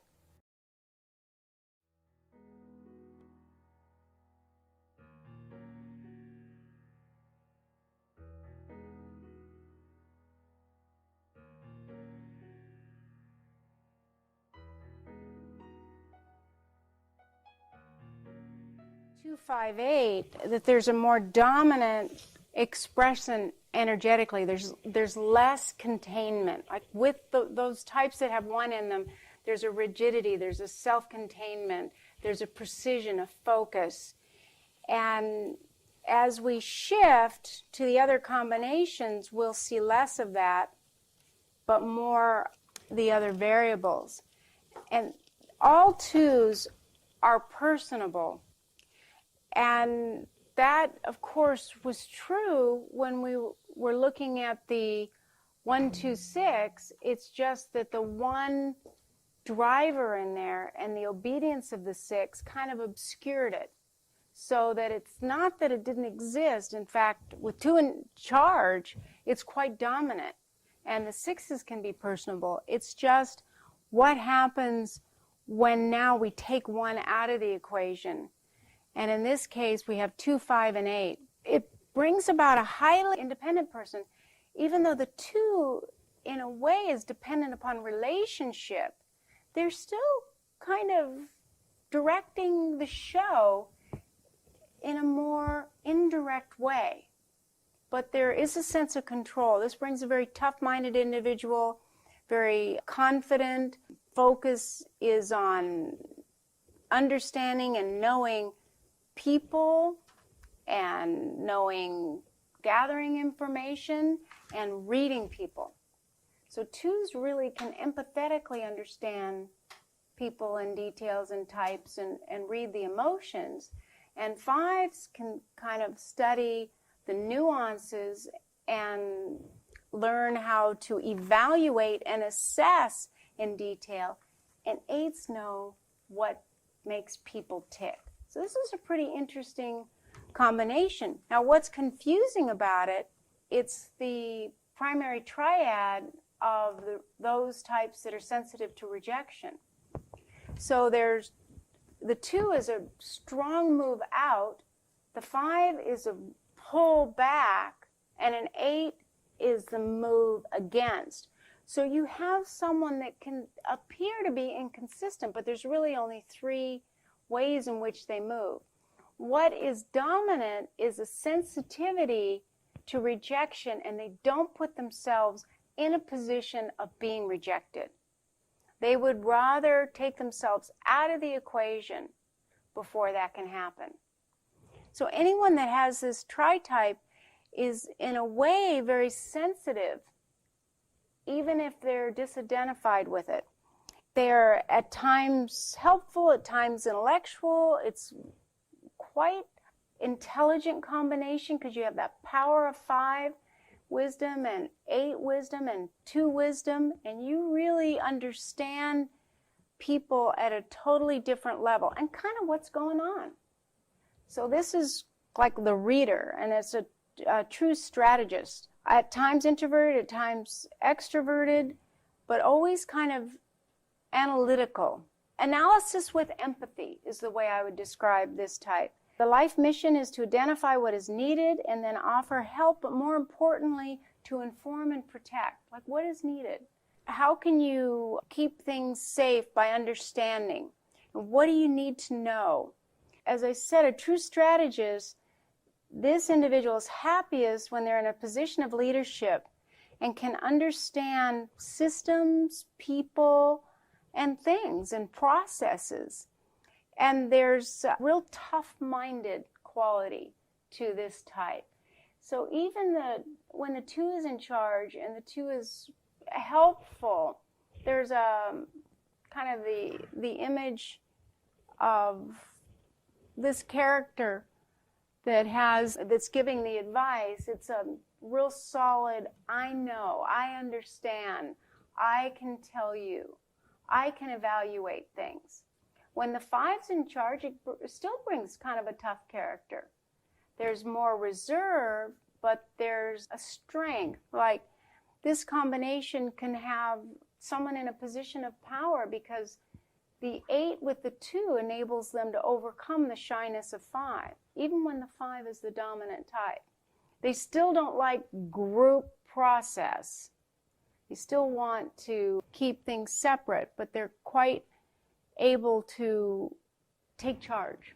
This type can be so identified with their opinions that they can appear to be distant or difficult or hard-headed or resistant. And of course, at times they can, but they're much more receptive than they appear. Often, especially to 6s, this type can be very confusing and appear to be inconsistent until the 6 gets the pattern of what causes the person to retreat or withdraw, move forward, and move against. But these are such distinct differences that the only common denominator is protecting themselves against rejection or feelings of being rejected.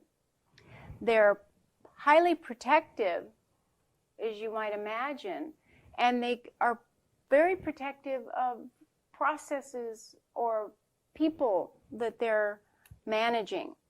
They just are quiet about how they do it. Now, if they happen to be self-pres, this is amplified. There's a strong stance of not wanting to be controlled by others. Now, no one wants it, but this type is hypersensitive to being manipulated, even though they have 2 in this tritype.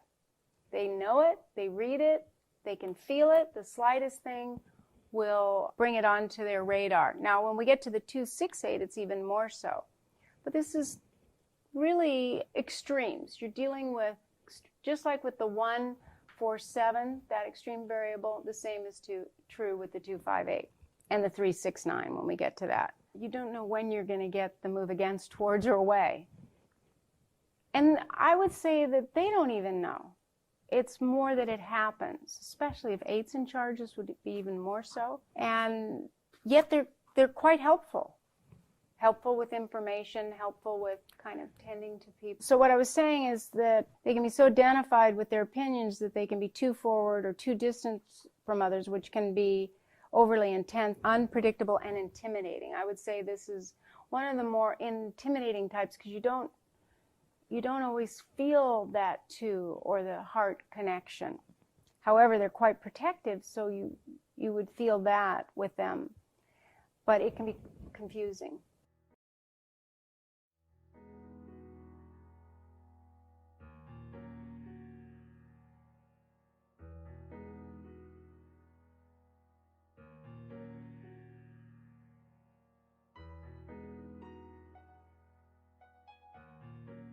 Whereas the 2-5-9, we're moving into more neutrality.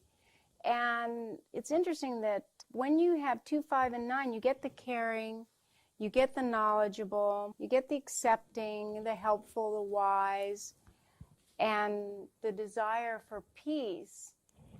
But it's more, in a way, evasive. Even with that 2, like the 2 and the 9, want things comfortable and easy and placating, and you add 5 to that, who's going to be more inclined to stand back and observe, and you're not going to feel the initiating energy. It's going to be there. It'll move towards, but it'll be a more gentle moving towards. It will be more soft and less extreme. There's a shy, gentle nature that seeks harmony and peaceful relating, but actually wants people. And the way this type deals with feelings of loneliness, because this type reports loneliness, and you think, well, wait, there's 2 there.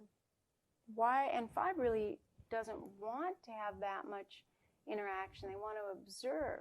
There's something in this combination that creates someone that protects themselves against feelings of loneliness by really focusing on the needs and concerns of others. It doesn't mean they take an active stance. They're just aware of it. Their tendency is to kind of move to a default position instead of overtly taking action. There's a driven, they can feel that despair, like the 1-2-6, but it's more around the 2 having to run the show in this case, where 5 and 9 are more withdrawn. And the 2 says, wait a minute, I don't want to be lonely. I need people to like me. But the other 2 aspects of their personality are not helping make that happen.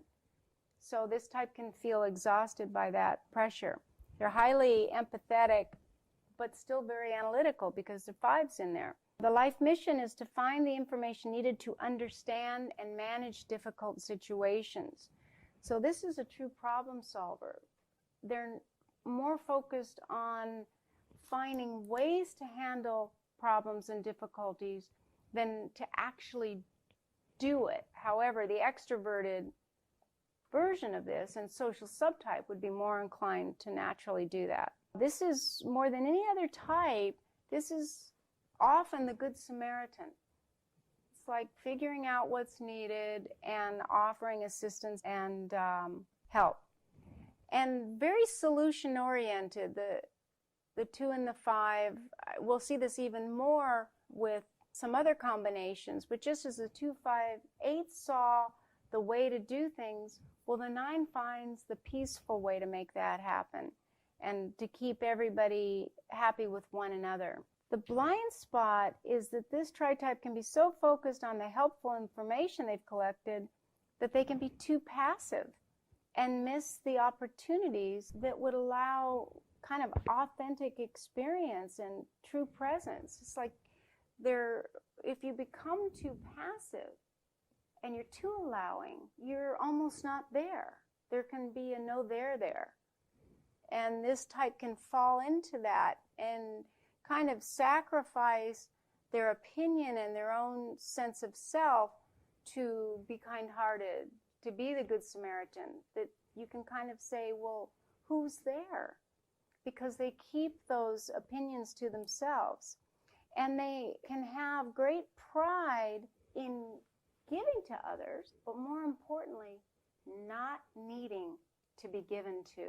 And we feel that. This type is allowing and accepting and gives us what we need, and it's natural for us to want to do for them back. They don't need it. They're simple. They see themselves as the one that is accepting you, but they don't have a problem.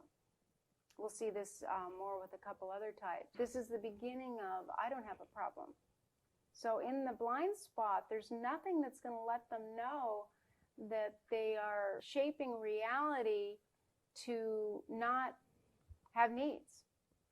And yet we know for a fact in human condition that everyone has needs. But the identification is around being the person that doesn't need anything from anyone.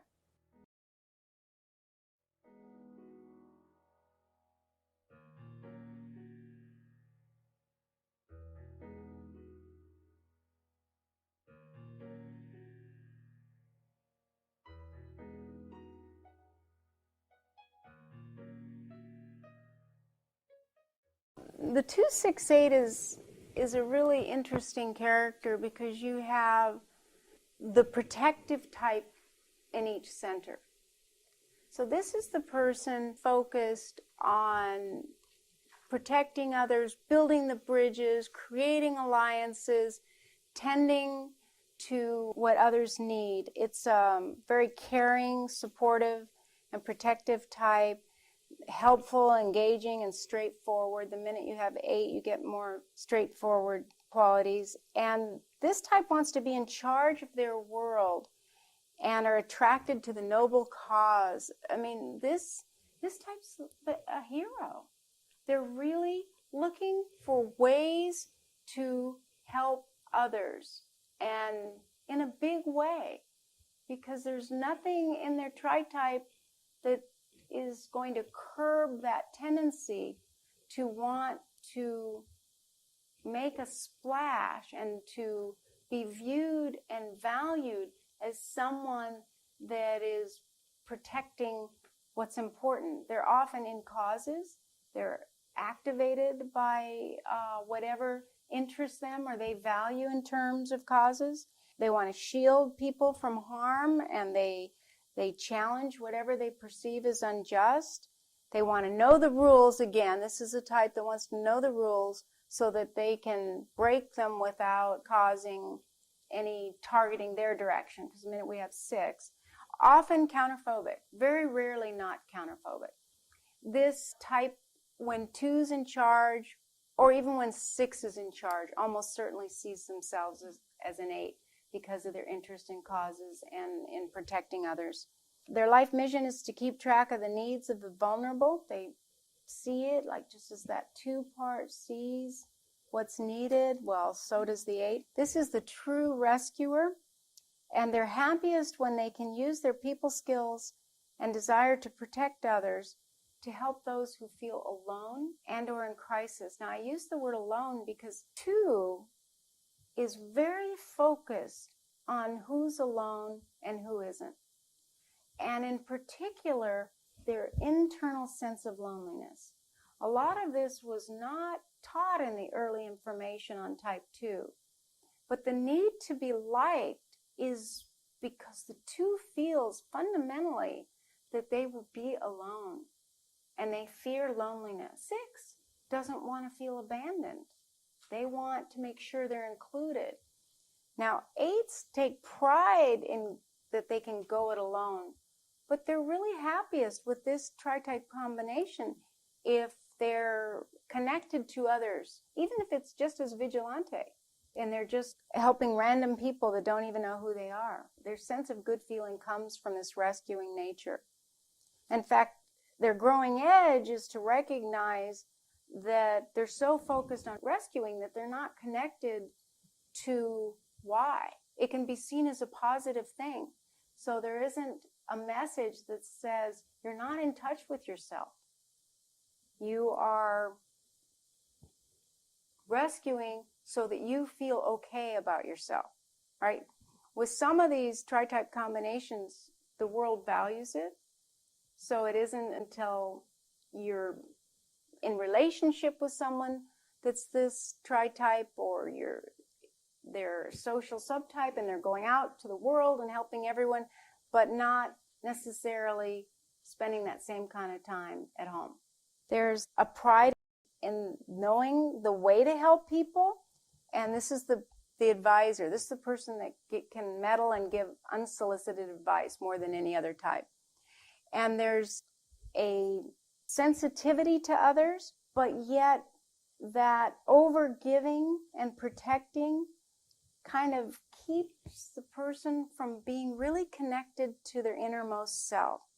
So just like the 259, there's an underdeveloped relationship with themselves.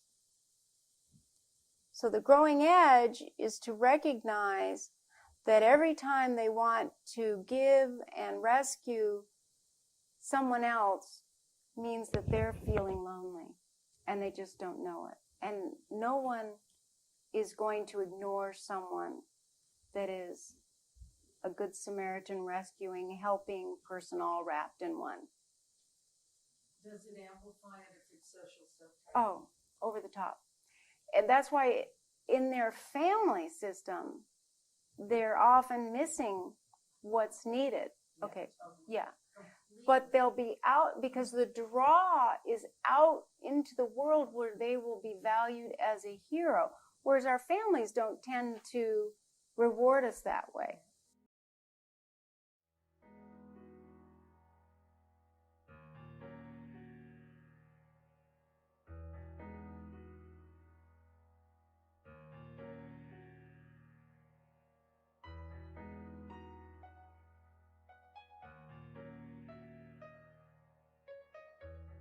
(269).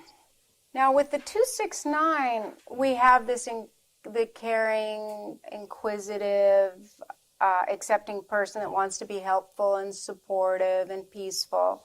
This individual likes people. The 2 likes people, the 6 wants to engage with people, and the 9 wants the comfort of people being around. So you have all 3 types that are trying to be relational. This tri-type really tries to find ways to engage with others and takes great pride in their ability to get along with others. What is hidden and less easy to see is how doubting they are of themselves and of others and who to trust, so they just try to get along. They're easygoing outwardly, and they have a smile, but they don't necessarily feel that smile all the way to their eyes, because so much of this is the way they need to be, as opposed to what they really feel. They see themselves as positive and happy people that are easygoing, but they can just as often be negative and critical, but not identify with it.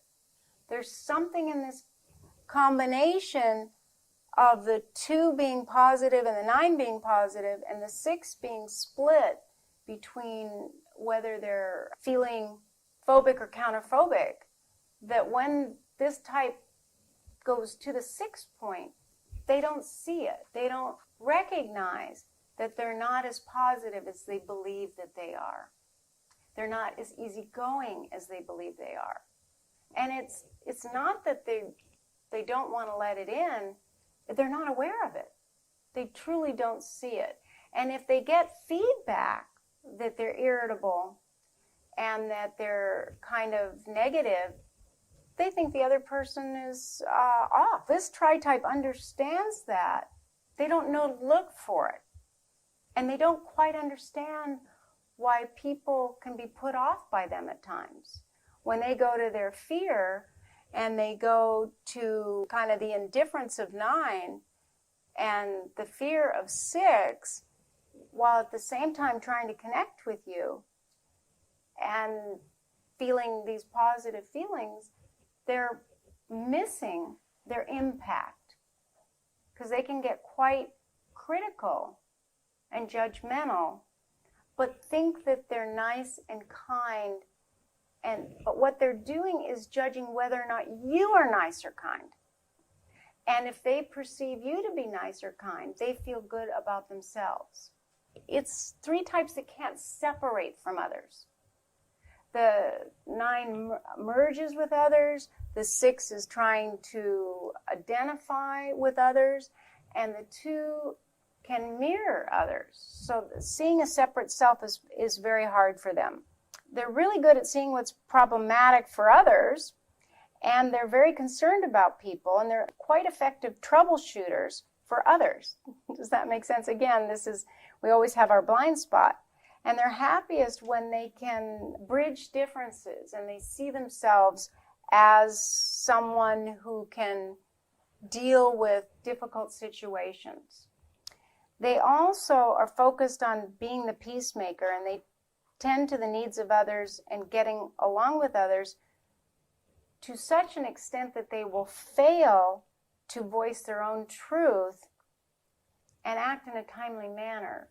Because, again, they're focused on what is harmonious and how everyone's getting along, that they're not in touch with their feelings. Now, especially if 9 is in charge, they're doubting, but again, they don't recognize that it's coming across as critical. They feel like they're just raising important issues.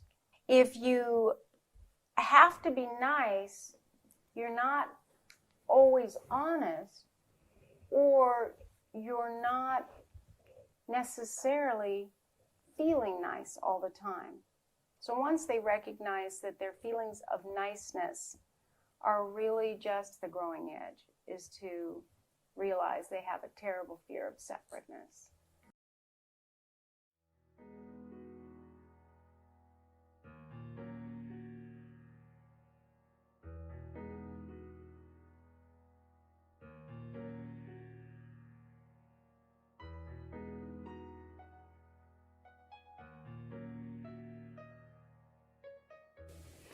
The 2, 7, 8, now we've moved into adding 7 and 8 and 2 together, and you get a very direct person, you get a helpful person that has strong opinions. So it's a kind of the gentle leader, but there's an assertiveness with vision, but there's a desire to have a strong presence, to be in charge, to be dynamic. We'll see this more with this 3, 7, 8, but it's already a commanding quality. And remember that so much of 2 that was written about in the beginning left out this militant dynamic part.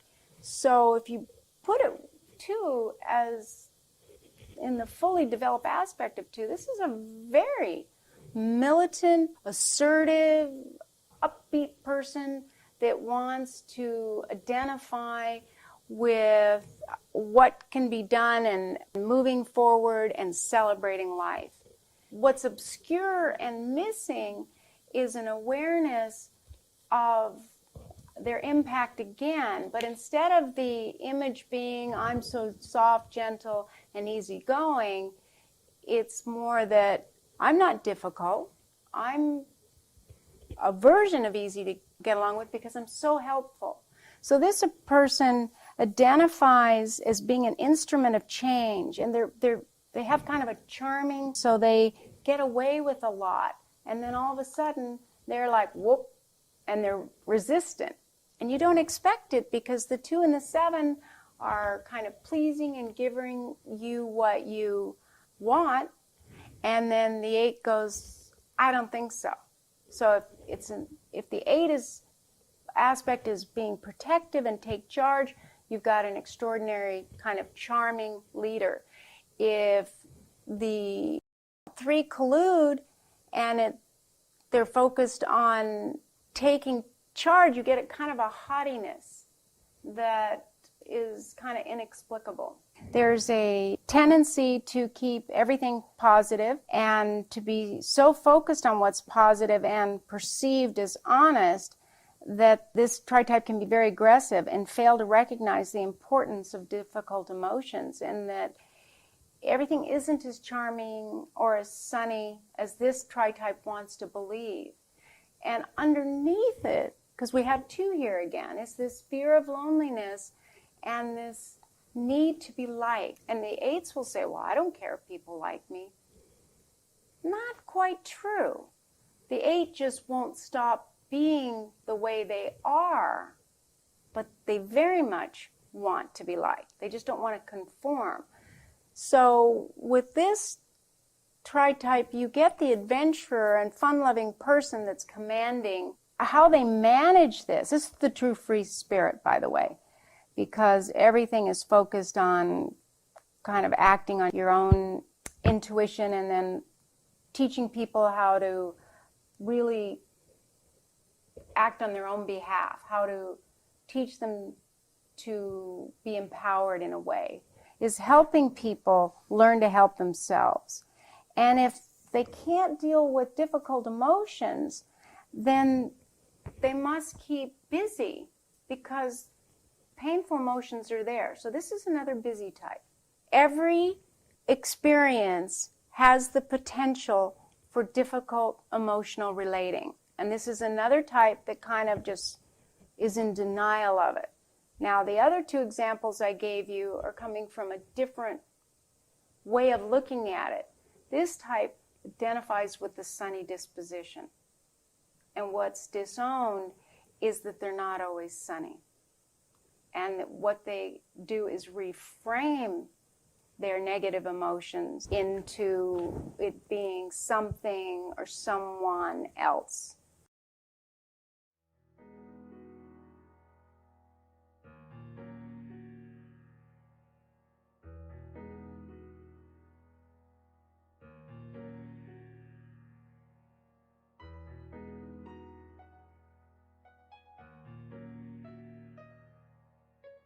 Two, 7, 9. This tritype, of course, is that they're caring, innovative, and accepting and want to be helpful, upbeat, and peaceful. They have to be. So like the earlier example of the 2, 6, 9, the 2, 7, 9 has to be on the go as well. And they feel like they must be happy. It's not like they are happy. It's they must be. And if circumstances are not, they totally reframe them into being happy. And again, there's not a lot of bandwidth here on handling discomfort. So the high side is this optimistic, positive person that hates conflict and strife with a great sense of humor to kind of smooth out difficulties. That's what we love about this tritype. What is difficult about this tritype is even if things are not going well, they might not be able to let that in, and will convince you it's your attitude rather than reality. And it's because they can't. It's the whole defense strategy is identified with this positive focus on life. These are peacemakers. These are the extreme in the peacemaker. They don't just want to make peace, they see it as an obligation. And the irony is they're not really handling conflict. They're just avoiding it and seeing themselves as peaceful when they're unaware. The high side is they can create ease and comfortable relating easier than any other tritype combination. They feel smooth, they feel easy, and when they're accepting and supportive of you, it feels great. They're happiest when they can ease tension And what they have difficulty in is managing the anxiety when there is tension. It's almost like they're inexperienced in managing difficult emotions. And they can be so identified with keeping life free of negativity that they turn a blind eye to conflicts that need to be tended to. Overly focus on keeping the peace at all costs and really miss the opportunities to create change. It's like if all the energy is going to, it's peaceful, it's okay, there's not a problem, let's keep it easy, let's not have problems, let's be happy, that when they're hearing that someone isn't happy, they just can't hear it. And I know that clients will say that if they are this type, they are uncomfortable with it. They feel young. They feel like they will die from the painful, disappointing feeling of someone being unhappy with them. They don't want to disappoint others, and they don't want to be disappointed. So the energy goes to kind of a false positive, false happiness. And yet, they truly can create it, but who can hold that all the time? This is kind of the happy-faced person that's really quite tense and doesn't know it. Adults that have parents that were this tritype will report they perhaps were sick or there was a problem, but the family had a plan to go on vacation or Disneyland or someplace, so they were told they weren't sick. You'll be okay, because the fear of disappointing others or being disappointed was so great that basically the children, with the unaware expression of this in their parents, felt like they couldn't trust themselves. So then their journey became learning to trust what was true rather than this idealized sense of what was. Self-presentness was it somewhat like? Comfort. Everything's comfort. Everything has to be physically and emotionally comfortable. So would they come first? In a way, but yes, and we all want to come first. What it is with this is the perception is they're just allowing and they're making it easy for everyone. But the truth of the matter is they're trying to make it easy for themselves because they can't cope with distress. They don't know how to manage grief. Yeah, I know someone like this then. Coping is an issue, and yet, He's a war vet too. well, that would compound it. How do these people deal with force? They basically can be, oh, it doesn't matter. So on one level, fours like this and are attracted to this tritype because it's a counterbalance to the distress. On another level, they don't really connect to the four's deeper feelings because they go, oh, it's okay, it's not a problem. Don't worry about it. Just smooth it out. And that's not what the four wants to hear. The four would feel like it would feel unreal. There would be no validation for your individuality or your difficult emotions because this type can't manage. So their growing edge is to start learning what their preferences are and make a practice of experiencing those difficulties in little micro ways. And it's really hard for them to do. It's just as hard as it is for a four to not kind of check in with their feelings about everything.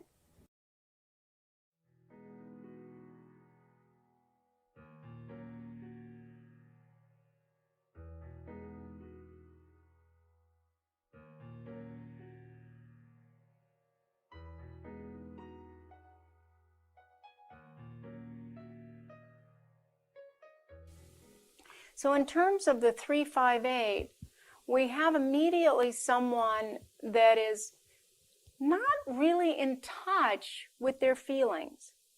The 3 is focused on creating a winning image. The 8 is focused on winning.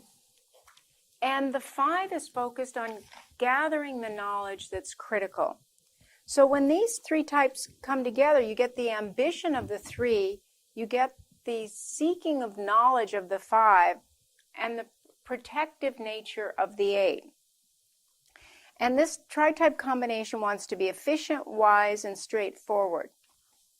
Really tough-minded.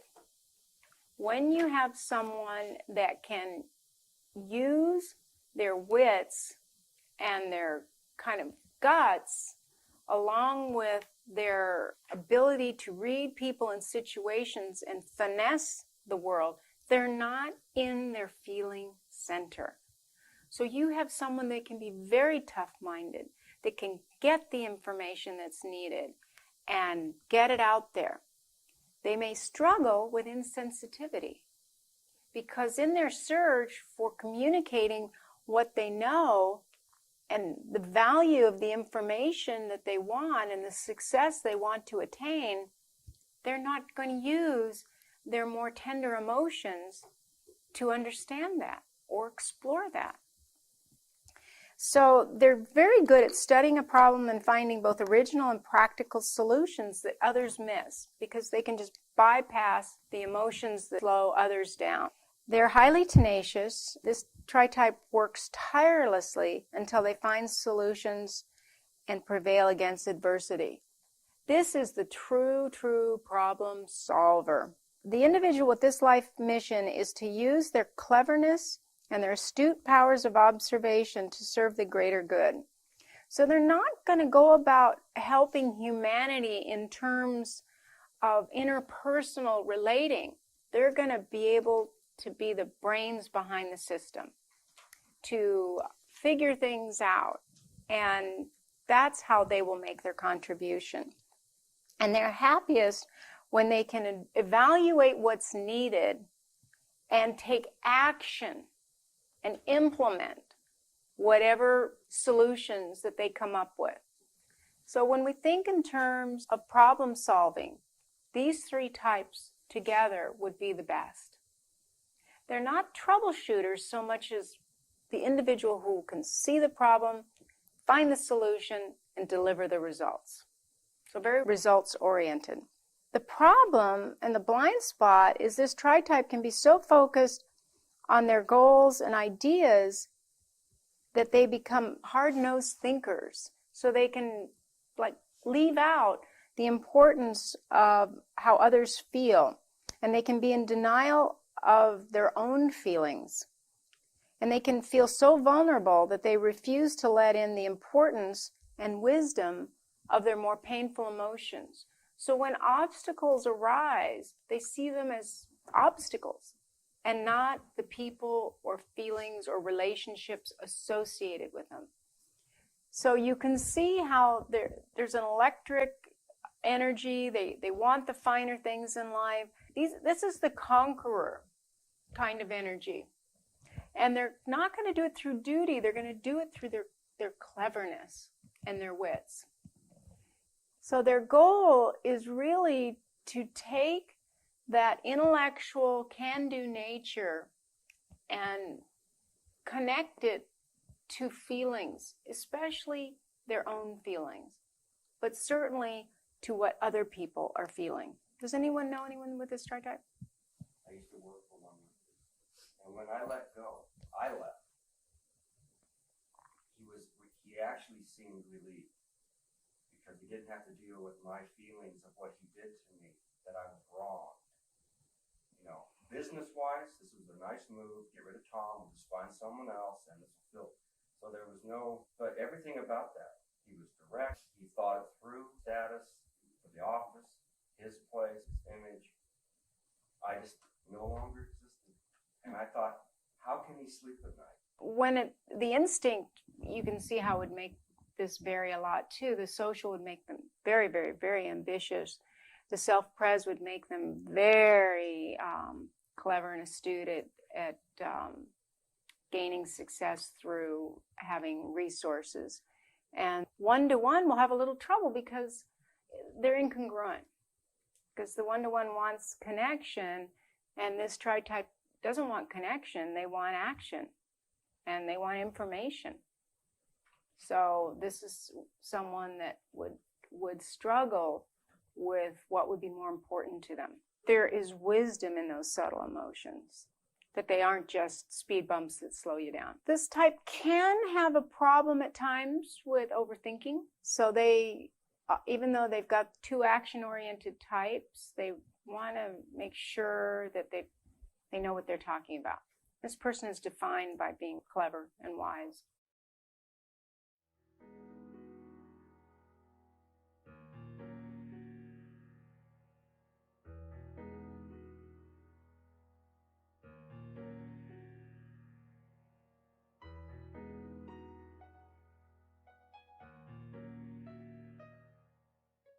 The 359, on the other hand, has the ambition and they seek knowledge, but they want the acceptance. They want to be comfortable.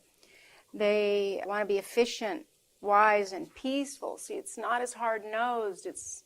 They're directed and they're intellectual and clever. They're very, very clever. But they want to find amenable and pleasant ways to manage difficult situations. So they can seem indifferent at times, but it's more that they find a way to obscure difficult situations so that they can be a little more invisible. They like some invisibility. They want to direct their own course without being in conflict with you, and are very slow to fully trust others. So you'll see their ambition, you'll see their mental faculties, and then they'll have this peacefulness, especially if 9's in charge. You aren't really sure who you're seeing.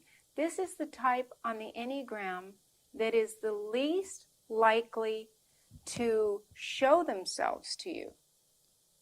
They're really hidden in many ways. They're slow to trust.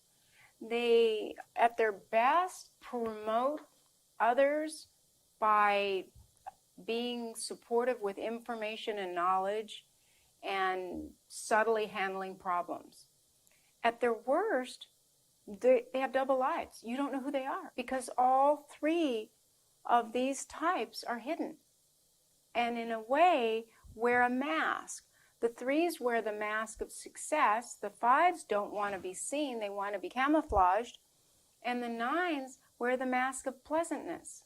So they don't feel safe revealing themselves.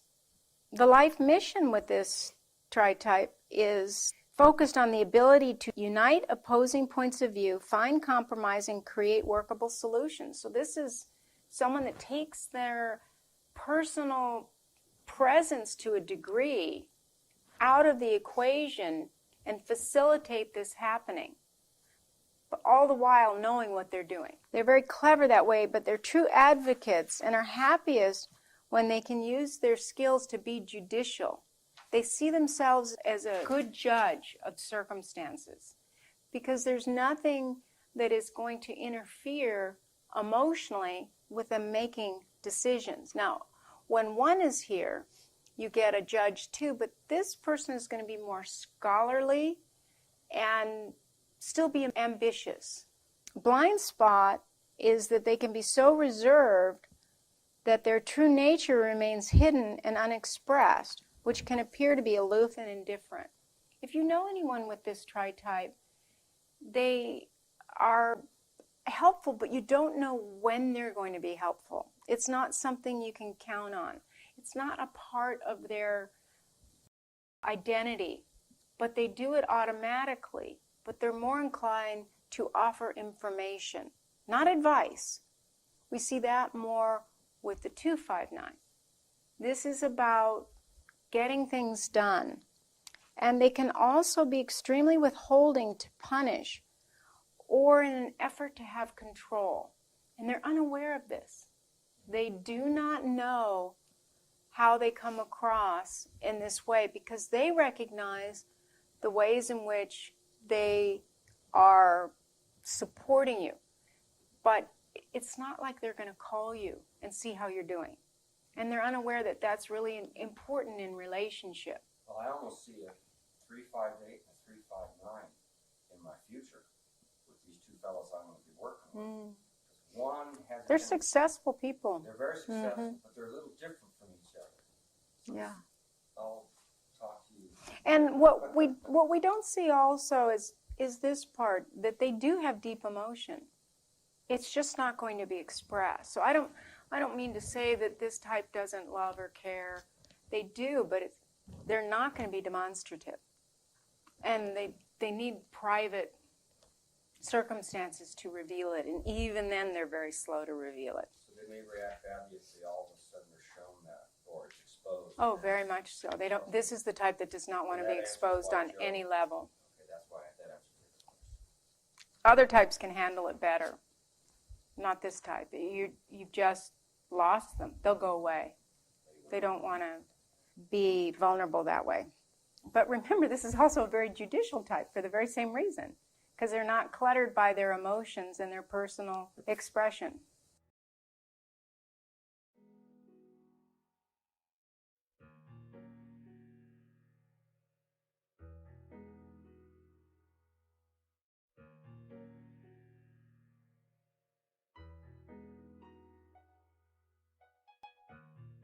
Three, 6, 8.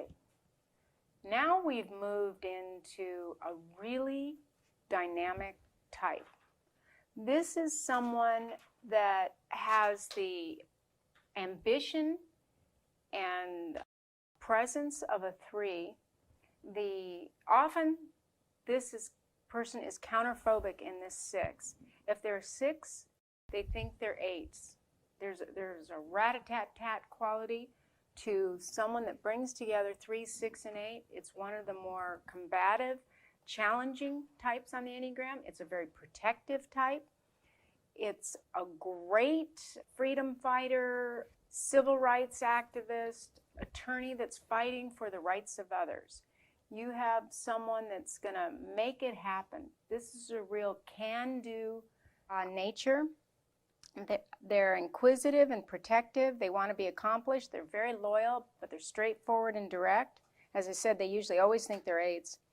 They're verbally adept and a good reader of people and situations, and have the ability to identify unjust authority, rebel against any kind of a tyranny, and verbally spar against it. They have incredible verbal skills.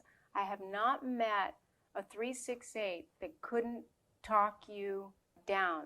They're debaters. This is the person that can speak quickly and assertively and effectively. Now they can develop it, but they're that way naturally. They can broker a deal. And if they're a social subtype, they're almost always having something in terms of fighting for the rights of the underprivileged, the disadvantaged, the oppressed. Can you give us an example from the media or something? Well, actually, I do have an archetype of this person, and this would be Bobby Kennedy. And he went up against the mafia. You'd have to have 8 in your tritype to be willing to take that fight on. And he was like, now he happened to be the 6th version of it, but highly ambitious, but will fight for what they believe in. They're very loyal. The 6 comes in and you get someone very loyal to whatever they believe in. Remember, it's all subjective. But this is an intense personality. You don't forget them easily. They impact you. And if they're on your side, you feel extraordinarily protected. You can also feel very challenged by them. The blind spot is that this type can be so identified with challenging whatever they perceive as unfair that they become overbearing, confrontational, and anti-authoritarian, and indifferent to the wisdom of emotional intelligence. They almost can't see when something just needs to be dealt with in a more subtle way because they're so direct. This is a very direct individual. And so tender emotions are not really factored in. It may be someone that's been mistreated, so the tender emotion comes up around the mistreatment, and then that's it. All the energy goes to fighting. So if you think about civil rights and countries that go through upheaval, it's usually this tritype that is in there fighting for that change and will hang in there. We need this person to challenge tyranny more than any other type.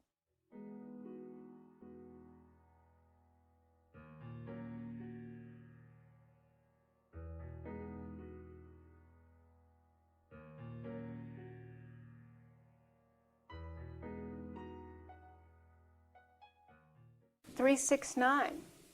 Now we have the same energy, but it's softened by this need for peace, for acceptance, for harmony. But you have this dynamic, ambitious person that's inquisitive and loyal, wants success, wants to be engaged with others. But it's like now we have someone that's going to put their head in the sand sometimes. They're going to do what's called for. This is the primary types, 369, 963. And when we study 3, 6, and 9, we know how they have this affinity for one another more than their wings. And the reason for this is that it's different faces of the same issue. It's initiation, opposition, and reconciliation coming together. So what this individual will seek is balance and harmony more than any other. Now, when they learn about the Enneagram, they get that there are 3, 6, or 9, but they can struggle with which type is in charge because they relate to all three. They want to know what is expected of them. That's the key factor that you'll notice with this tritype. And they adjust accordingly. The 3 adjusts, the 6 adjusts, and the 9 wants things smooth and non-conflictual. One way or another, these 3 types want to avoid conflict, but still focus on success and ambition. So they'll have aspects of their personality that will be ambitious, aspects that will be avoidant and confused and reactive, and aspects that will be passive. And you don't quite know what you're going to get, and neither do they. But overall, they want to feel connected to themselves and others and feel a little separate from others. They can be positively identified with relationships in their mind that may not really exist. They will remember the good old days, but maybe they weren't so good. There's a need to be connected to their relationships, even if they were negative connections. Now, sometimes when the 6 is in charge, they will have some idea of relationships that weren't so great or complaints, because 6s complain. But overall, it's the 6s in the other tritypes that voice those complaints, especially 6 with 4 in the tritype. This combination tries to meet the expectations and be viewed in a positive light. And it isn't that they must be positive, it's that they want others to be neutral or positive with them so that they're not uncomfortable or targeted. Does that make sense? Whereas the 2, 7, 9, everyone has to be up and positive. This tritype does not need that. They just need to be safe. Their life mission is to see what's needed and to adapt to their circumstances and achieve their goals accordingly. They're good at goals. They want to know what's expected. And they will privately hold back, but they will publicly try to meet the expectations of others. This is the true mediator. They are happiest when they have clear guidelines and know how to help others, and they want to be successful and admired. Often this tritype will think they're a 3, especially the 6. They'll be torn between whether they're a 9 or a 3. And the 9 in this tritype will think that they're a 3 at first, until they understand that they don't really have that driving ambition.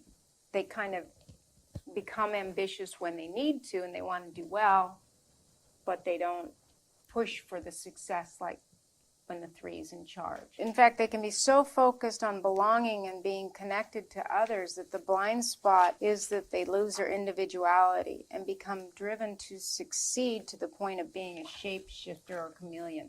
They really, all 3 types lose their true self when they sacrifice to this group. The head in the sand you'll experience with this type, and it's when they have to assert in a way that put them in a position of danger as they see. So if it's the 9, it would be standing out too much. If it's the 6, it's like being a target. And if it's the 3, if they're not going to have the winning image. So in a way, they're innovative like we'd see with 7, but it's more that they're finessing the situation. They're motivated, but they'll hide. And that's your clue. They're in denial in plain sight. They're hiding. And you see it. We see that they're not holding a true position or sense of self, that they're shape-shifting and they're being a chameleon and they're adapting to the point where you don't quite know who you've got. But they don't. They truly feel like they're visible. And that's their growing edge, is to recognize and begin to develop their individuality and honor it and risk being who they are when circumstances call for a different persona.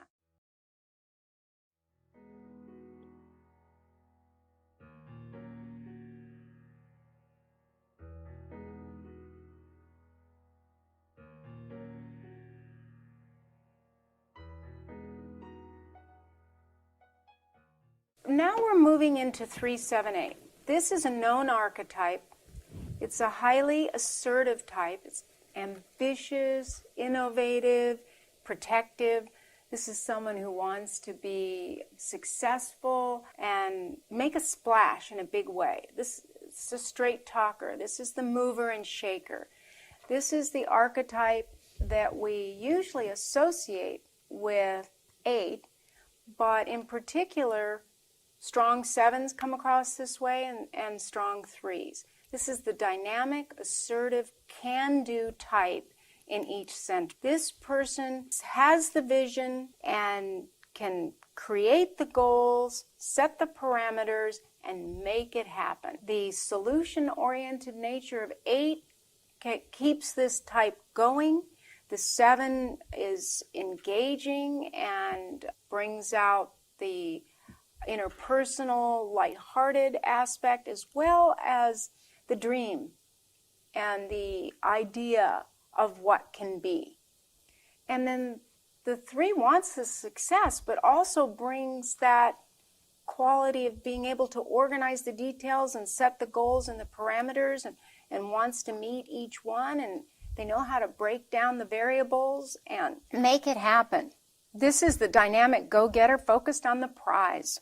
A highly expansive, this is a real powerhouse individual that sees the big picture and a positive future and the will to make it happen. There's no other combination that has almost the Teflon quality of being able to keep going when others maybe see problems or difficulties.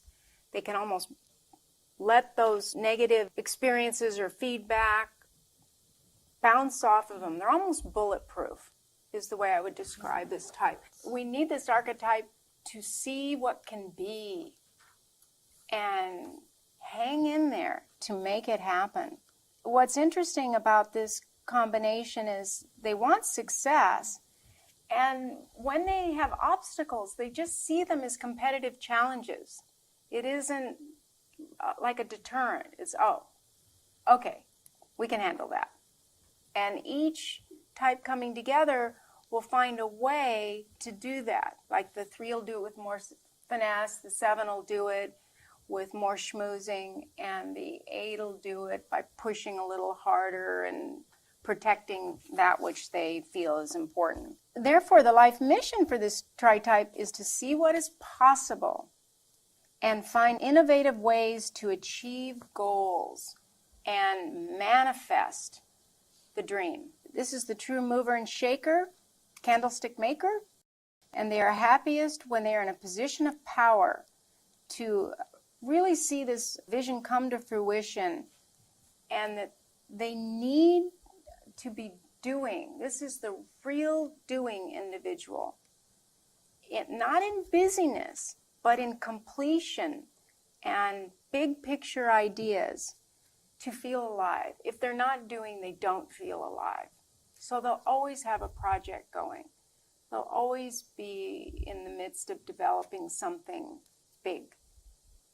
And if they don't, they quickly find something to work on. They will not stay in a state of apathy. Even if they hit a rough spot, they rebound. This is the rebounder.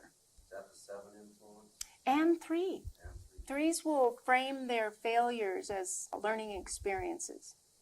7s will frame their disappointments as opportunities. And the 8 will just go to denial and say it didn't happen and find a better way of doing it. The 8 won't fight with success. They will go with what works. And this Tritype can see that more than any other. The vulnerability is that they can overwork and be overcharged and overbearing. And actually, the blind spot is they can be so expeditious, assertive, and results-oriented that they miss their impact on others. I mean, if you're moving towards a goal full speed ahead, this is like the locomotive that is on a mission, that they can really miss their impact on others. They will identify with being protective. They will identify with being inspirational and getting things done. So they'll be deeply hurt when others feel run over by them, because it isn't their intention. But what the 3-7-8s will say to me once they understand this Tritype is that they really had in their mind the best interests of others at heart and wanted to get the result so that people could benefit,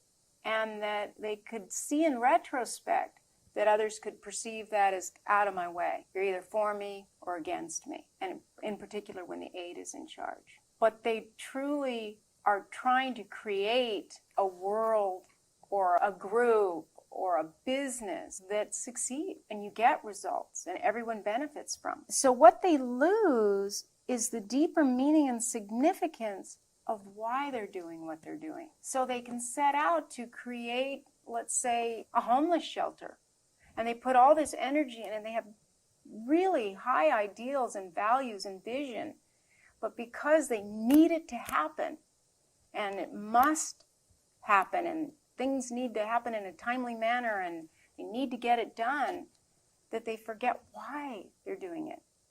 And it was because they cared so much to begin with. And that's why their feelings get hurt, because they miss that connection to themselves when they're in the compulsive part of this Tritype, which is to get it done. This particular Tritype stop really listening to their own feelings and their sensitivities and their intuitive connection to themselves. No part in a way that is going to get them there. There's no doubt.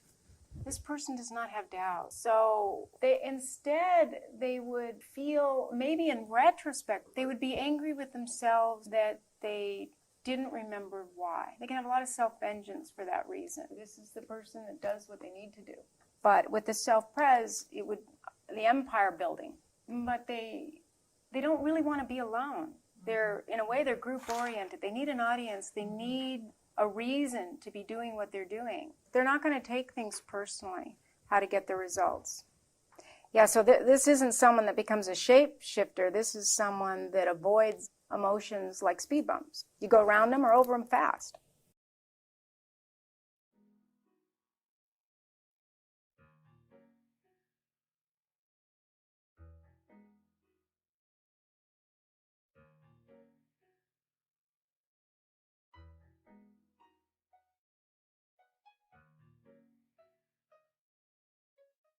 Three, 7, 9. Ambitious individual that is also assertive but wants happiness and harmony. They're innovative, but they're very accepting, and they want things to be upbeat. They want harmony. They have to meet their goals. So you have an individual seeking subtle ways, pleasing ways to be successful. They're still driving towards that goal. They like people, and they're very outgoing, even if they're shy. Like sometimes when the 9 is in charge of this Tritype, They come across as shy, but their eyes are connecting to you. There's a sweet smile. The energy is moving towards you. This is someone that wants people. And in that shyness, they're still making efforts for you to see where they're going and what they're doing. And they want to make a difference in the world.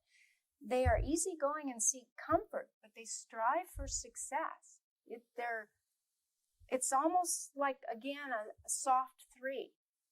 It's someone that's goal-oriented, and they need at the end of the day to have an image of success, but they're going to do it in a way that is more subtle.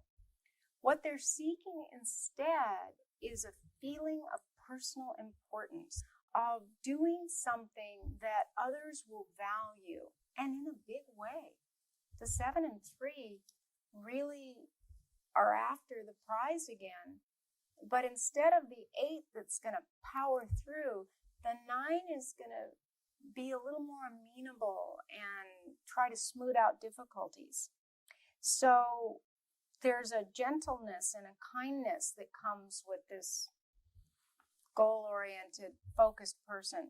So the life mission is to find compassionate and effective ways to create change and bridge differences. This is the true ambassador of goodwill. This person is not deterred by difficulty. They're going to find comfortable, easy ways to bridge differences with people and create harmony, establish rapport, and develop the potential of whatever they're involved with. They are true diplomats, and in any organization, you need the person that's going to keep their eye on the prize, but make it so that disparate ways of viewing things are managed. So they're trying to avoid conflict. You see the 7 and 9, but they're not going to sacrifice the need for the goal. So it's a very ambitious person. And then if you add social, the ambition is even greater, and they will often be in public service in that way. They're appreciated for their easygoing approach to things, but try to stay on task. Where they can get into trouble is they can be so focused on what is positive, not unlike the 2-7-9. This person wants positive as well, but they're not saying, oh, we must be upbeat. It's more that if they can't bridge the differences up front, they avoid them. And conflicts that need to be managed are avoided and not dealt with early on. And they, not unlike the 2-7-9 and other types that have 7 and 9 together, this blind eye can happen, but it will be for the sake of ambition, for the sake of success. So where they can go awry is they can believe that avoiding the problem will make it better, but it really is like the thread that then comes undone. And they can be so uncomfortable with negative emotions that they don't see the value of working more deeply with those differences. Remember, they're really good at dealing with them on the superficial level so that people are comfortable with one another. But if there's true need to delve deeply and go into the problem, this tritype struggles. And the sexual subtype will have a little more ability to do that. Self-pres will not want the discomfort, and they will strive for the success, and they will go to the tasking rather than the interpersonal.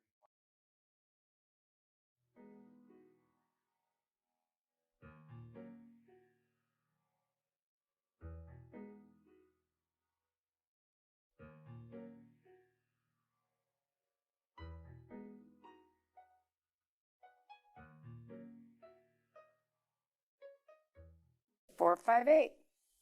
Yeah, notice how it gets a little more intense. The investigator. We have one of the more intense types on the Enneagram. Introverted in the intensity. There isn't as strong a need to be in relationship with others the way the 4, 6, 8 needs. And it's provocative, but more privately so. This is the person that's seeking the puzzle, wants to answer the questions of life. This individual is intuitive, knowledgeable, and protective. And they want to be original, wise, and straightforward. This person often sees things in a totally unique and distinct way. They study what makes people tick, and they form strong opinions about what they learn.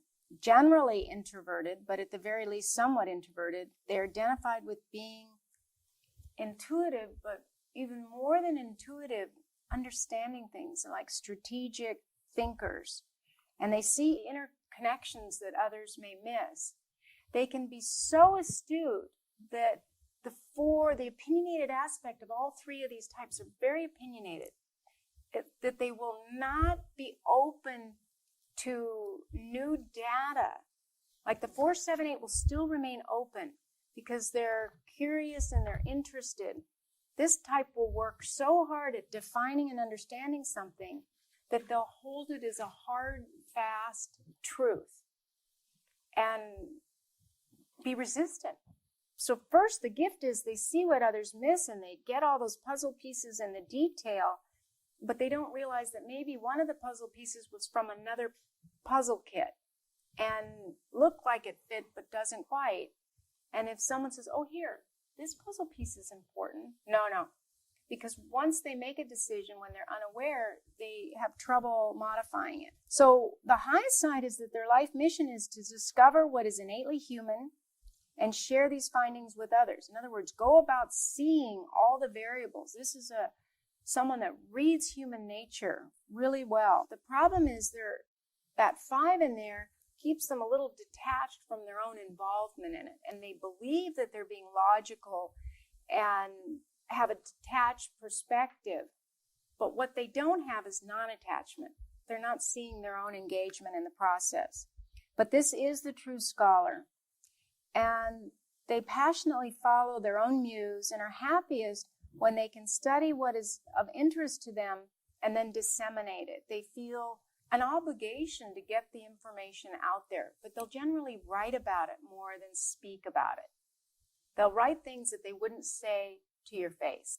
They can be much more absolute and detached in the written word. And they do quite well in speeches, but often feel ill at ease talking about these things. They'll either get too emotional or feel like they need time to think about it and discuss it. Now that 8 will help them override that and those opinions will come out, but they can come across as too opinionated and, as I said, resistant.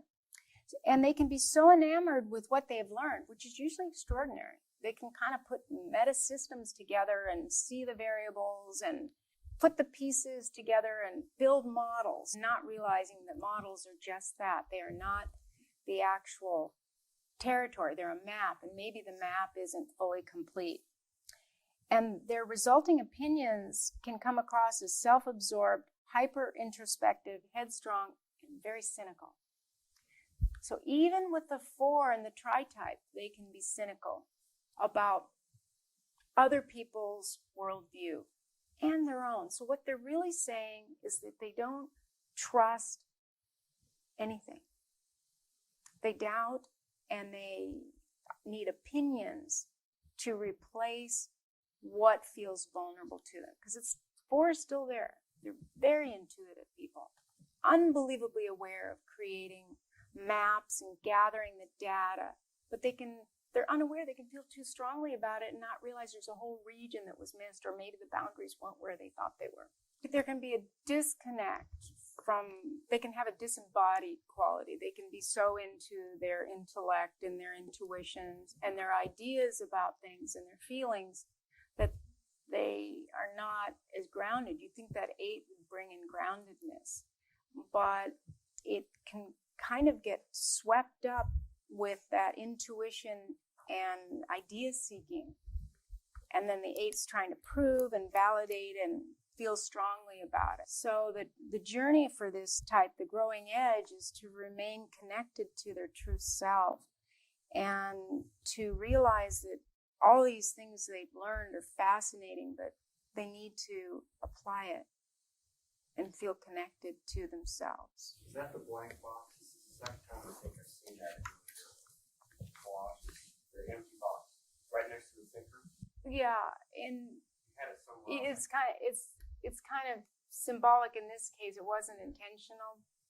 It's more complicated than that, but I think there's a piece that isn't known that it really should have a puzzle piece in it, like up there, because it's the unknown puzzle. I find that when this tri-type connects to their essential self, their soul, that which is intrinsic and continuing, then everything they've learned is less twinkly and felt. A felt sense of the meta models that they've created. And it can be quite transformational. It's funny, when 5 and 8 come together, you really have to look at seeing the world as somewhat bleak.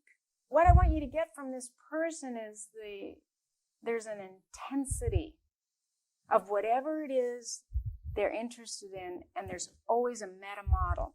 So systems and understanding there's like an overconfidence around it. This person can be withdrawn, but it's more that they're identified with the dark side of life, and they're realists. They see themselves as realists. It's in their mind.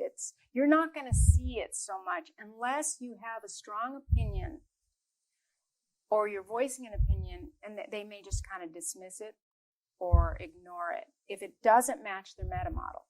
The high side is they're giving you a map that's pretty extraordinary. And they just may not know that there was a washout on one road that they're suggesting you travel, and they're staying with the same map instead of checking out whether or not that road is one that you can drive. They map things better than any other type, and they have to find their connectedness to their essential self. And then a lot of those interconnections become really extremely valuable.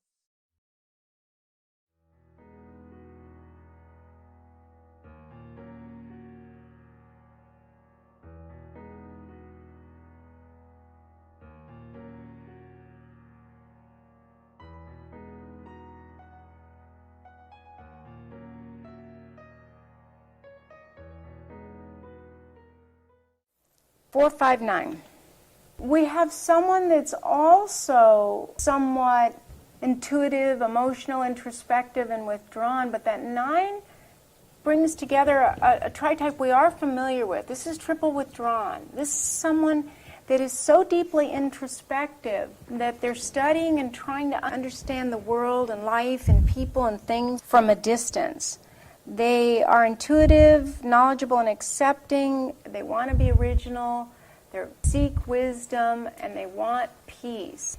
They can be so vulnerable to the energy and the influence of others that they withdraw. And in the withdrawing, they don't recognize, and what's not clear to them is that they're choosing to do that even if it makes other people uncomfortable. There isn't anything in them that says, ooh, I need to help this person understand I'm not withdrawing because of them.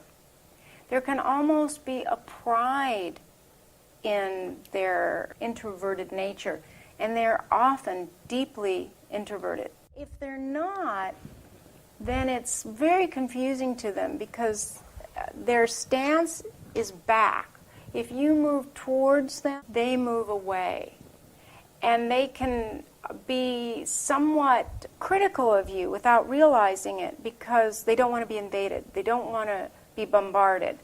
So they will send out energy and like little barriers to keep you from invading their space.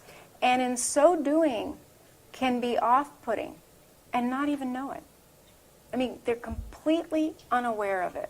They're easily flooded with emotion, and it's difficult for them to voice their ideas and feelings. So they want to tell you what's going on. They want to share what their insights are, but they can feel really inhibited. especially if they have a Myers-Briggs type that complicates that. Their life mission is to delve deeply into the mysteries of life and share their insights with others.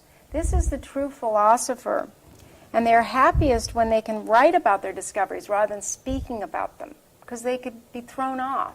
Whereas the 8 will say, nope, this is my opinion and this is why, and I'm not listening to another viewpoint, or this is what I've learned. The 9 creates a dynamic where the person is more uncertain and slower in pace and not as comfortable sharing what they've discovered, but they can write about it, and quite well. And they're trying to make sense of the world. For them, it's a never-ending quest. This is also true with the 4-6-9, who's trying to understand themselves and like, who am I? Well, this type, it's not as much on who am I, although that's an important piece. It's the mysteries of the world.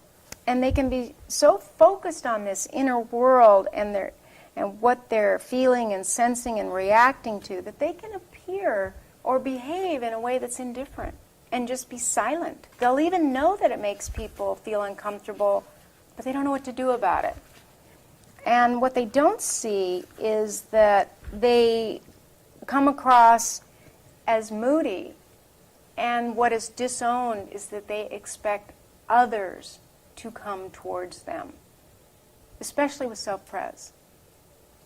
And they're almost a little irritable when others don't, even though they're also putting up these signposts saying, do not cross this line. So that's what's confusing to them and to others. They're the most introspective type on the Enneagram. They think deeply, deeply about everything and are quite wise in a way that the other types might miss because they're so internally focused. They can also, as kids, feel really picked on because of that triple withdrawn nature, and yet internally they're screaming, leave me alone, I didn't do anything to you. But they don't realize that not responding can make people that are overly in need of response act out against them. The same can happen with the 4-6-9. We'll see this with both. And yet the scream will be internally. They really are the scream because they won't voice it unless they're in a really private, safe situation, regardless of the instinct. And so you can see there's a lot of hiding that goes on. Yet at the same time, they want the finer things in life, but they're identified with their shyness.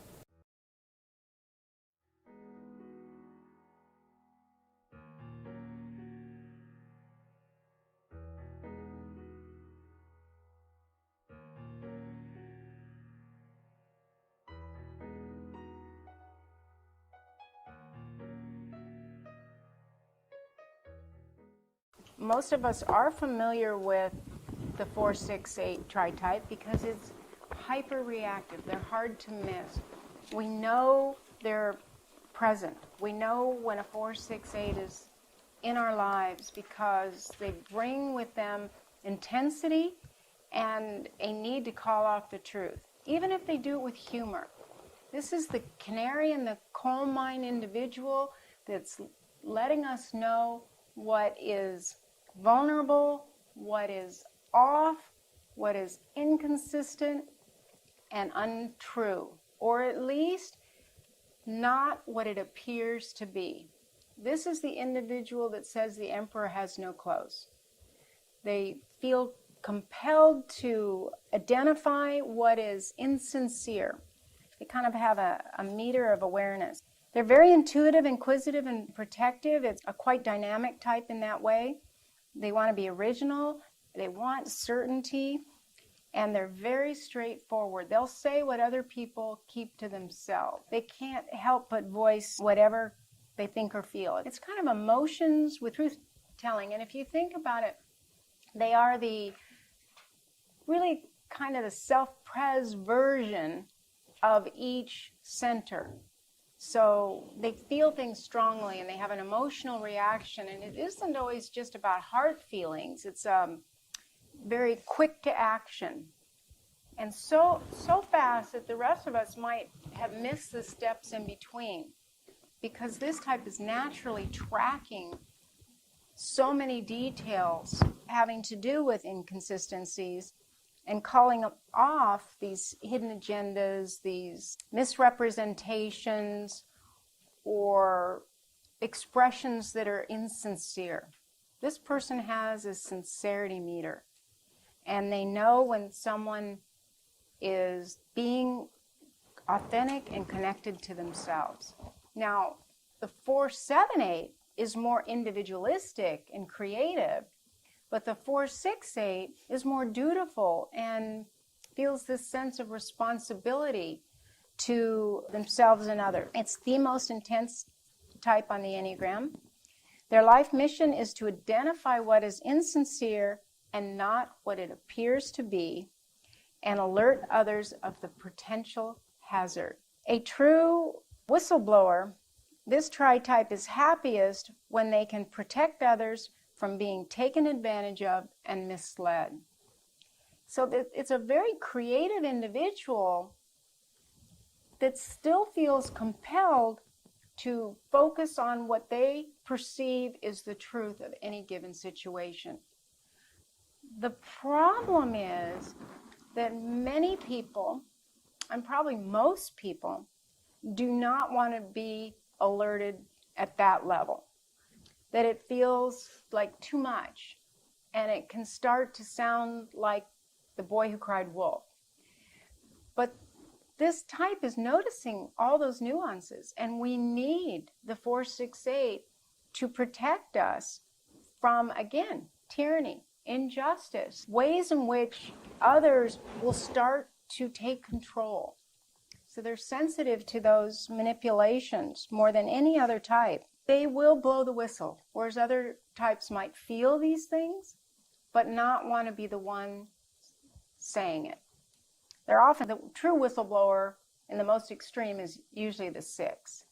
But even if this 8 is in charge, the 8 will want to kind of rip off the mask and expose falseness, and the 6 and 4 do it in their way as well. So they can be so focused on what is missing.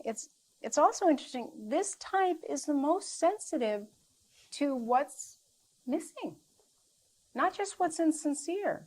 So they are, in many ways, 4-ish, even if they're an 8 or a 6, because they notice what's left out. That they can be overly distressed and naming what's missing to the point of being uncomfortable or being experienced as uncomfortable by others that want a more pleasing, let it go view of reality. They also call off what's threatening. They want to know what others are doing and why they're doing it and whether it's a potential threat. It's also a very loyal person, and when 4 and 6 come together, you get an interesting relationship to loyalty. You get someone who wants to be an individual but a part of and belong to others. And these emotional truths can be so critical to the 4-6-8 that it can feel tyrannical to those that have a different viewpoint. It's intense. It's not like, oh, I think you might want to be aware that this could happen. It's like, ding, ding, ding, ding, ding, ding, this is going to happen, this is going to happen. So it can raise the alarm system in others in a way in which feels uncomfortable. But if we look back at whatever the 4-6-8 has identified, it's pretty accurate most of the time. It's whether or not it needed that level of intensity. And that's what is the growing edge for the 4-6-8. Because as a result of this blind spot, they don't see their impact on others. And they can miss what's truly important of those alarming situations. That you have to put them in a hierarchy. And 4-6-8s that are unaware don't put them in a hierarchy. Every potential threat is communicated with the same velocity, the same intensity, which is high. So what hurts them is that in missing their impact on others, they don't realize why people then either move away from them or want them to stop or stop listening. And it's really quite tragic because if you think about it, this is the person who's really seeing what can go wrong. This is the type in each center that's calling off a truth. Emotional truth for 4, manipulating, mental manipulation truth of the 6, and kind of the motivation from 8. And let me add that later when it happens, no one says, because it's so early in the vision of the 4-6-8, that no one says, remember when you said that, or, oh, 4-6-8, you alerted us to this 6 months ago. I'm sorry that we didn't pay attention to you. It doesn't happen because it's so far in advance of what others are tracking. This is the person that can see the slightest bend of the leaf and can follow a trail that others wouldn't necessarily either notice or spend time doing. But they're true skeptics. They're also very skeptical and cynical in a way because they have 6 and 8 coming together, and then the 4 is depending on their intuition, so it amplifies the cynical nature. So we can get someone a little more pessimistic, but that would stand to reason if your focus of attention is on what's off.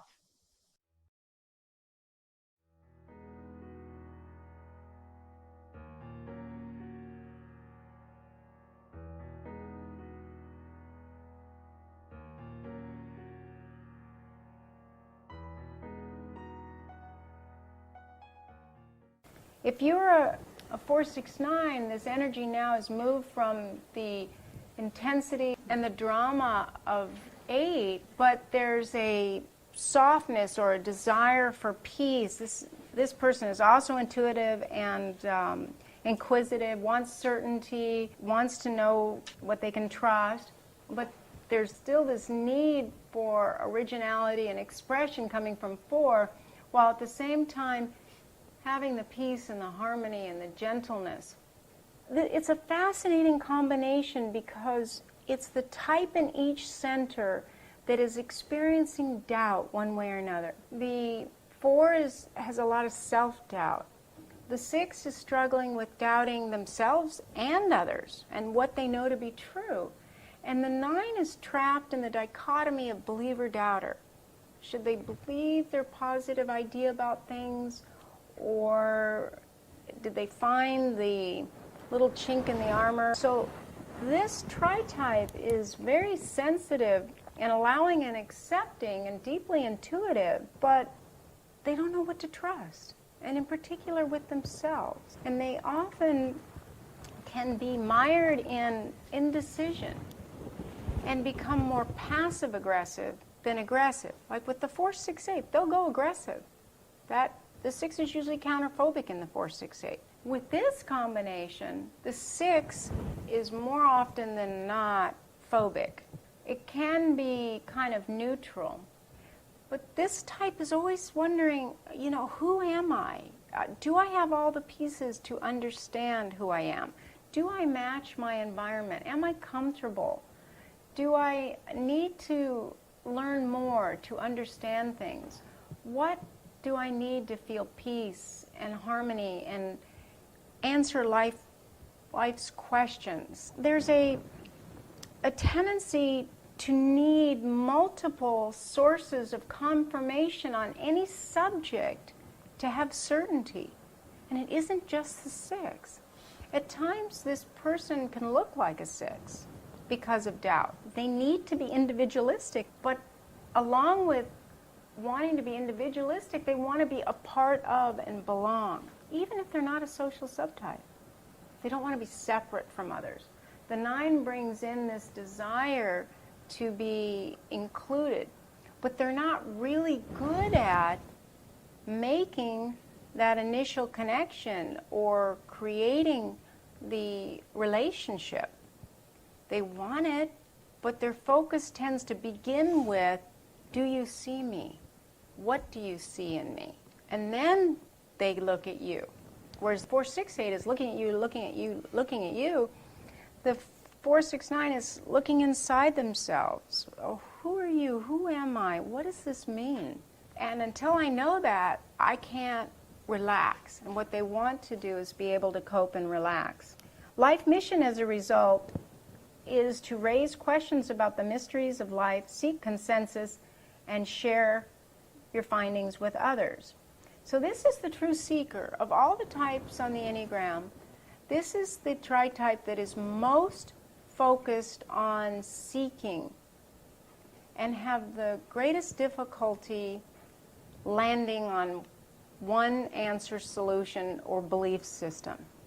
And we really need people that will continue to raise those questions. It can be a little frustrating at times for those of us on the outside when we say, make up your mind. Or, you know, what is it you feel? Or take an action. And this type is reluctant because the very strength of this type is to remain focused on the questions. They really want to know and discover what's truly important so that they have the opportunity to fully express themselves. What we'll find with this tritype is they're holding back who they really are because they feel like they're a work in progress, that they haven't quite gotten all the pieces together. And yet they have so much to offer, and they are helping others raise the questions that need to be asked.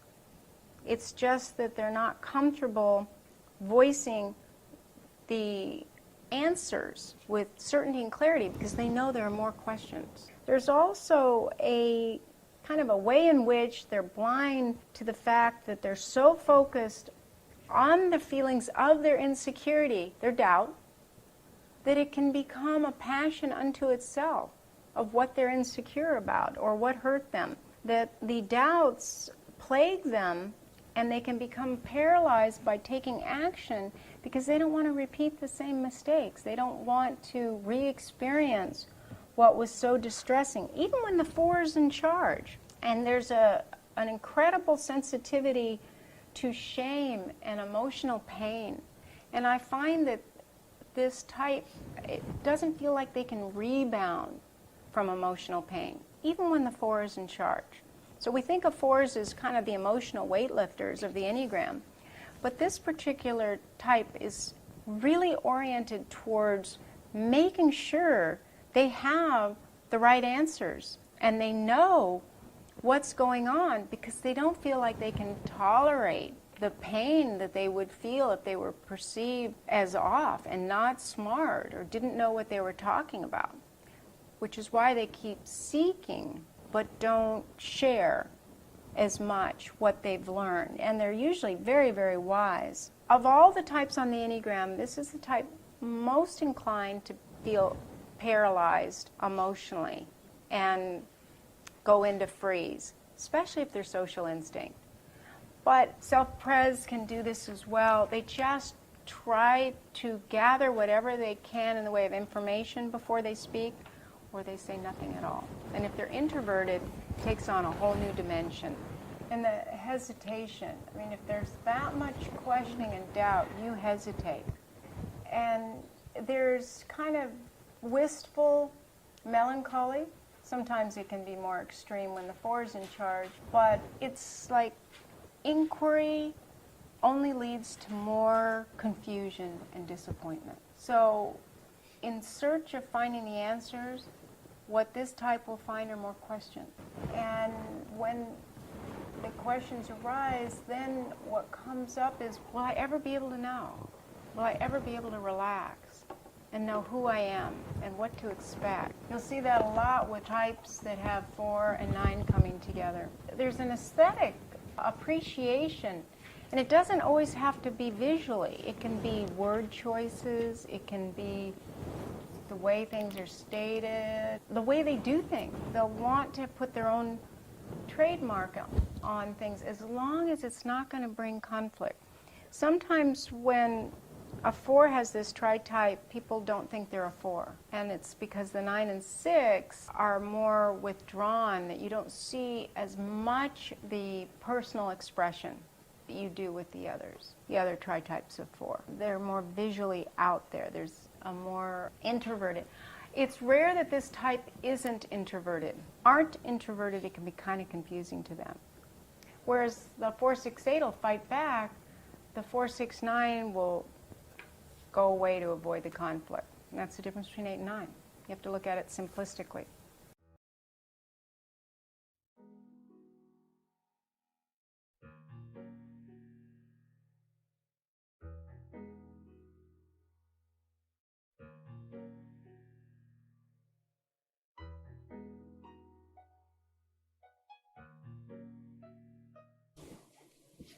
Four, 7, 8. Now we have someone that is the creative type in each center. This is the person that wants change, wants character, and wants to be themselves. So you have a triple individualistic combination here. They're intuitive, innovative, and protective. You can see that with the 4, 7, and 8 coming together. They want to be original. They want to be innovative and straightforward. And they are. It's the most innovative tritype on the Enneagram because they want to see things from a new and novel way. They want to know who they are, they want to know who you are, and they want to know what's happening. They see possibilities, they see new ways of doing things. It's almost like the attention is overly focused on the cutting edge. They are really cutting edge trackers of both the internal and external world. See them as matching any particular archetype exactly because it's whatever interests them. You will see a creative touch to whatever they do. And generally speaking, you will see it in the way they dress. It will be in the way they speak, the way they dress, what they go after. Creativity is everything to them. They may not even be an artist, but they will have artistic sensibilities. They will want things to be pleasing. They will care about details that are artistic and creative. This is really not only the unconventional person, but the most passionate and self-possessed. We see the 3 as self-possessed, but it's a different way. It's more that the 3, 7, 8 is fulfilling a role. This person is not filling the role. They are creating a sense of themselves based on all their interests. Now, the 4 in charge would have a little more identification with the role simply from being a heart type. But even when the 4 is the dominant type, there's still this focus on the creativity over what the audience wants. This type does not play to the audience. They should. It's actually their growing edge is to recognize what people want from them. And they can learn to do that. But it's more that they're noticing the slightest bit of change and seeing how it fits into the big picture. The 4 is tracking kind of what's innately human. The 7 is seeing how peers work together and then they want to lead the group, see how to move from one group to expanding into greater understanding from an intellectual perspective. And then that's the magical part of this type. And then the 8 is like, what makes people tick and why? So you have a true individualist. However, even though there's the self-possessed master of solution, outwardly they are confident, even if they're 4. Inwardly, regardless of who's in charge, they feel vulnerable and emotionally uncertain. The 8s do, the 7s do, and then the 4s really do when they have this tritype. It kind of amplifies it for the 4. So what you see is what you get on one level, but on an emotional level, this person is so focused on the innovative way in which they're viewing the world that you don't see their emotional vulnerability unless they're the 4. You won't see it with a 7 or 8. You'd have to look really closely and track the micro expressions. But they're magical and they're intense. And not unlike the 4-6-8, but they're more charismatic. The 4-6-8 is calling off what is, and their energy is visceral. This is like the visionary. This is the person that is the messenger that needs to get whatever they've discovered with these changes that they observe and the formula that they create to understand these new and novel things. That's what they need to share with others. And so they become like the messenger of what's new and the meaning and significance of what's new. So the life mission of this type is universal truths, to communicate their findings and manifest vision, a true messenger and catalyst for change. This tritype is happiest when they can use their creativity to find compassionate ways to understand themselves and to empower others. This is really someone that's focusing on how to empower others, not necessarily to help in the traditional way, but it's more with the inspiration of 7 and the protectiveness of 8 and the insight and intuition of 4. The blind spot is that this tritype can be so focused on their opinions and their insights and what is new and profound that their freedom-seeking nature will refuse to see the ways in which they're not cooperating. They feel like they've put themselves in a pretzel, and I can speak from my own experience. I know times when I felt like I have cooperated beyond anything that felt comfortable to me and given of myself in a way that was hard for me to do, and then received feedback that I wasn't cooperative. So remember, the internal experience is very different from what others experience. And in our blind spot, wherever it is, we don't see it. We're not trying to keep it from others. It's a way in which we believe our own reality because we're not aware. The types within our tritype collude and say that's not important information because it would stop us from doing whatever it is we need to be doing, the focus that we need to have. So this tritype can come across as arrogant, resistant, and uncooperative.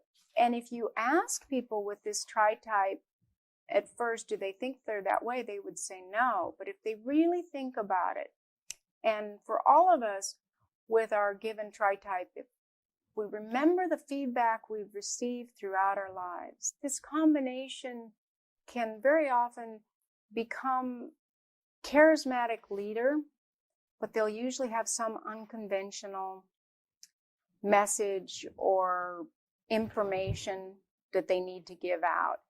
So they can also receive a lot of negative feedback. People will consider them undeniably inspirational, but they may challenge the status quo and be willing to add new information in before people are ready, but they won't be deterred. So the high side of this tritype is it won't stop them. They won't say, oh, people don't like that, so I won't go that direction. They will follow their vision.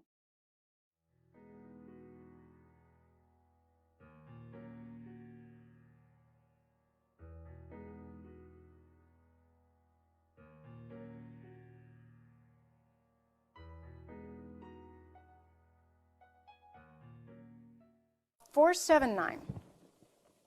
This archetype is like the 4, 7, 8, but with a soft edge. In fact, that edge can end up being so soft that they're kind of ethereal.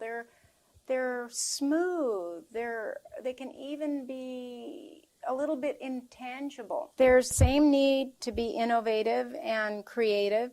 They're highly intuitive and want to be original. They're very positive, but they want peace. They want harmony. They want ease in relating. They see all those incredible, insightful details that the 4, 7, 8 does, but they can't risk being at odds with others. So they temper their need to voice their insights and remain focused instead on the unity, on coming together. And what is really noteworthy with this tritype is the magical thinking. They can have such a idealistic viewpoint without the hard, fast values that go with it. Like when it's the 471, there are values and ways in which you need to execute this. But with the 479, it's more fluid, more intangible. It's not as structured. However, they're extraordinarily good at seeing what people need and what will make people happy. And it's so important to them that they won't even voice anything that could be contentious or difficult for fear of being rejected. So this type has 7 and 9 that don't want conflict, with deep intuition. They hide their pessimism and come across as optimistic. And for the most part, they are optimistic. But they don't allow any of their pessimistic side to be viewed by others, because they feel like they will be emotionally cut off or not desirable if they share it. And most will report an experience where that happened. But I'm of the belief that they were going to be sensitive to that. They see the wonder and beauty in the world. They're gentle and lyrical. The way you'll recognize them is that there's something so fairy-like, and not in a sprite sort of way. And they're just as idealistic, as I said, as the 471, but they're more allowing and accepting. So their life mission is to identify what is truly meaningful in life and help people transform negative feeling into positive change. So you can see why they also can't allow that pessimism, because the whole driver for this particular tritype is to move towards transformational change, which is perceived as positive. Now, we do know that sometimes transformation is letting in what feels negative and getting to the place of neutrality rather than positive.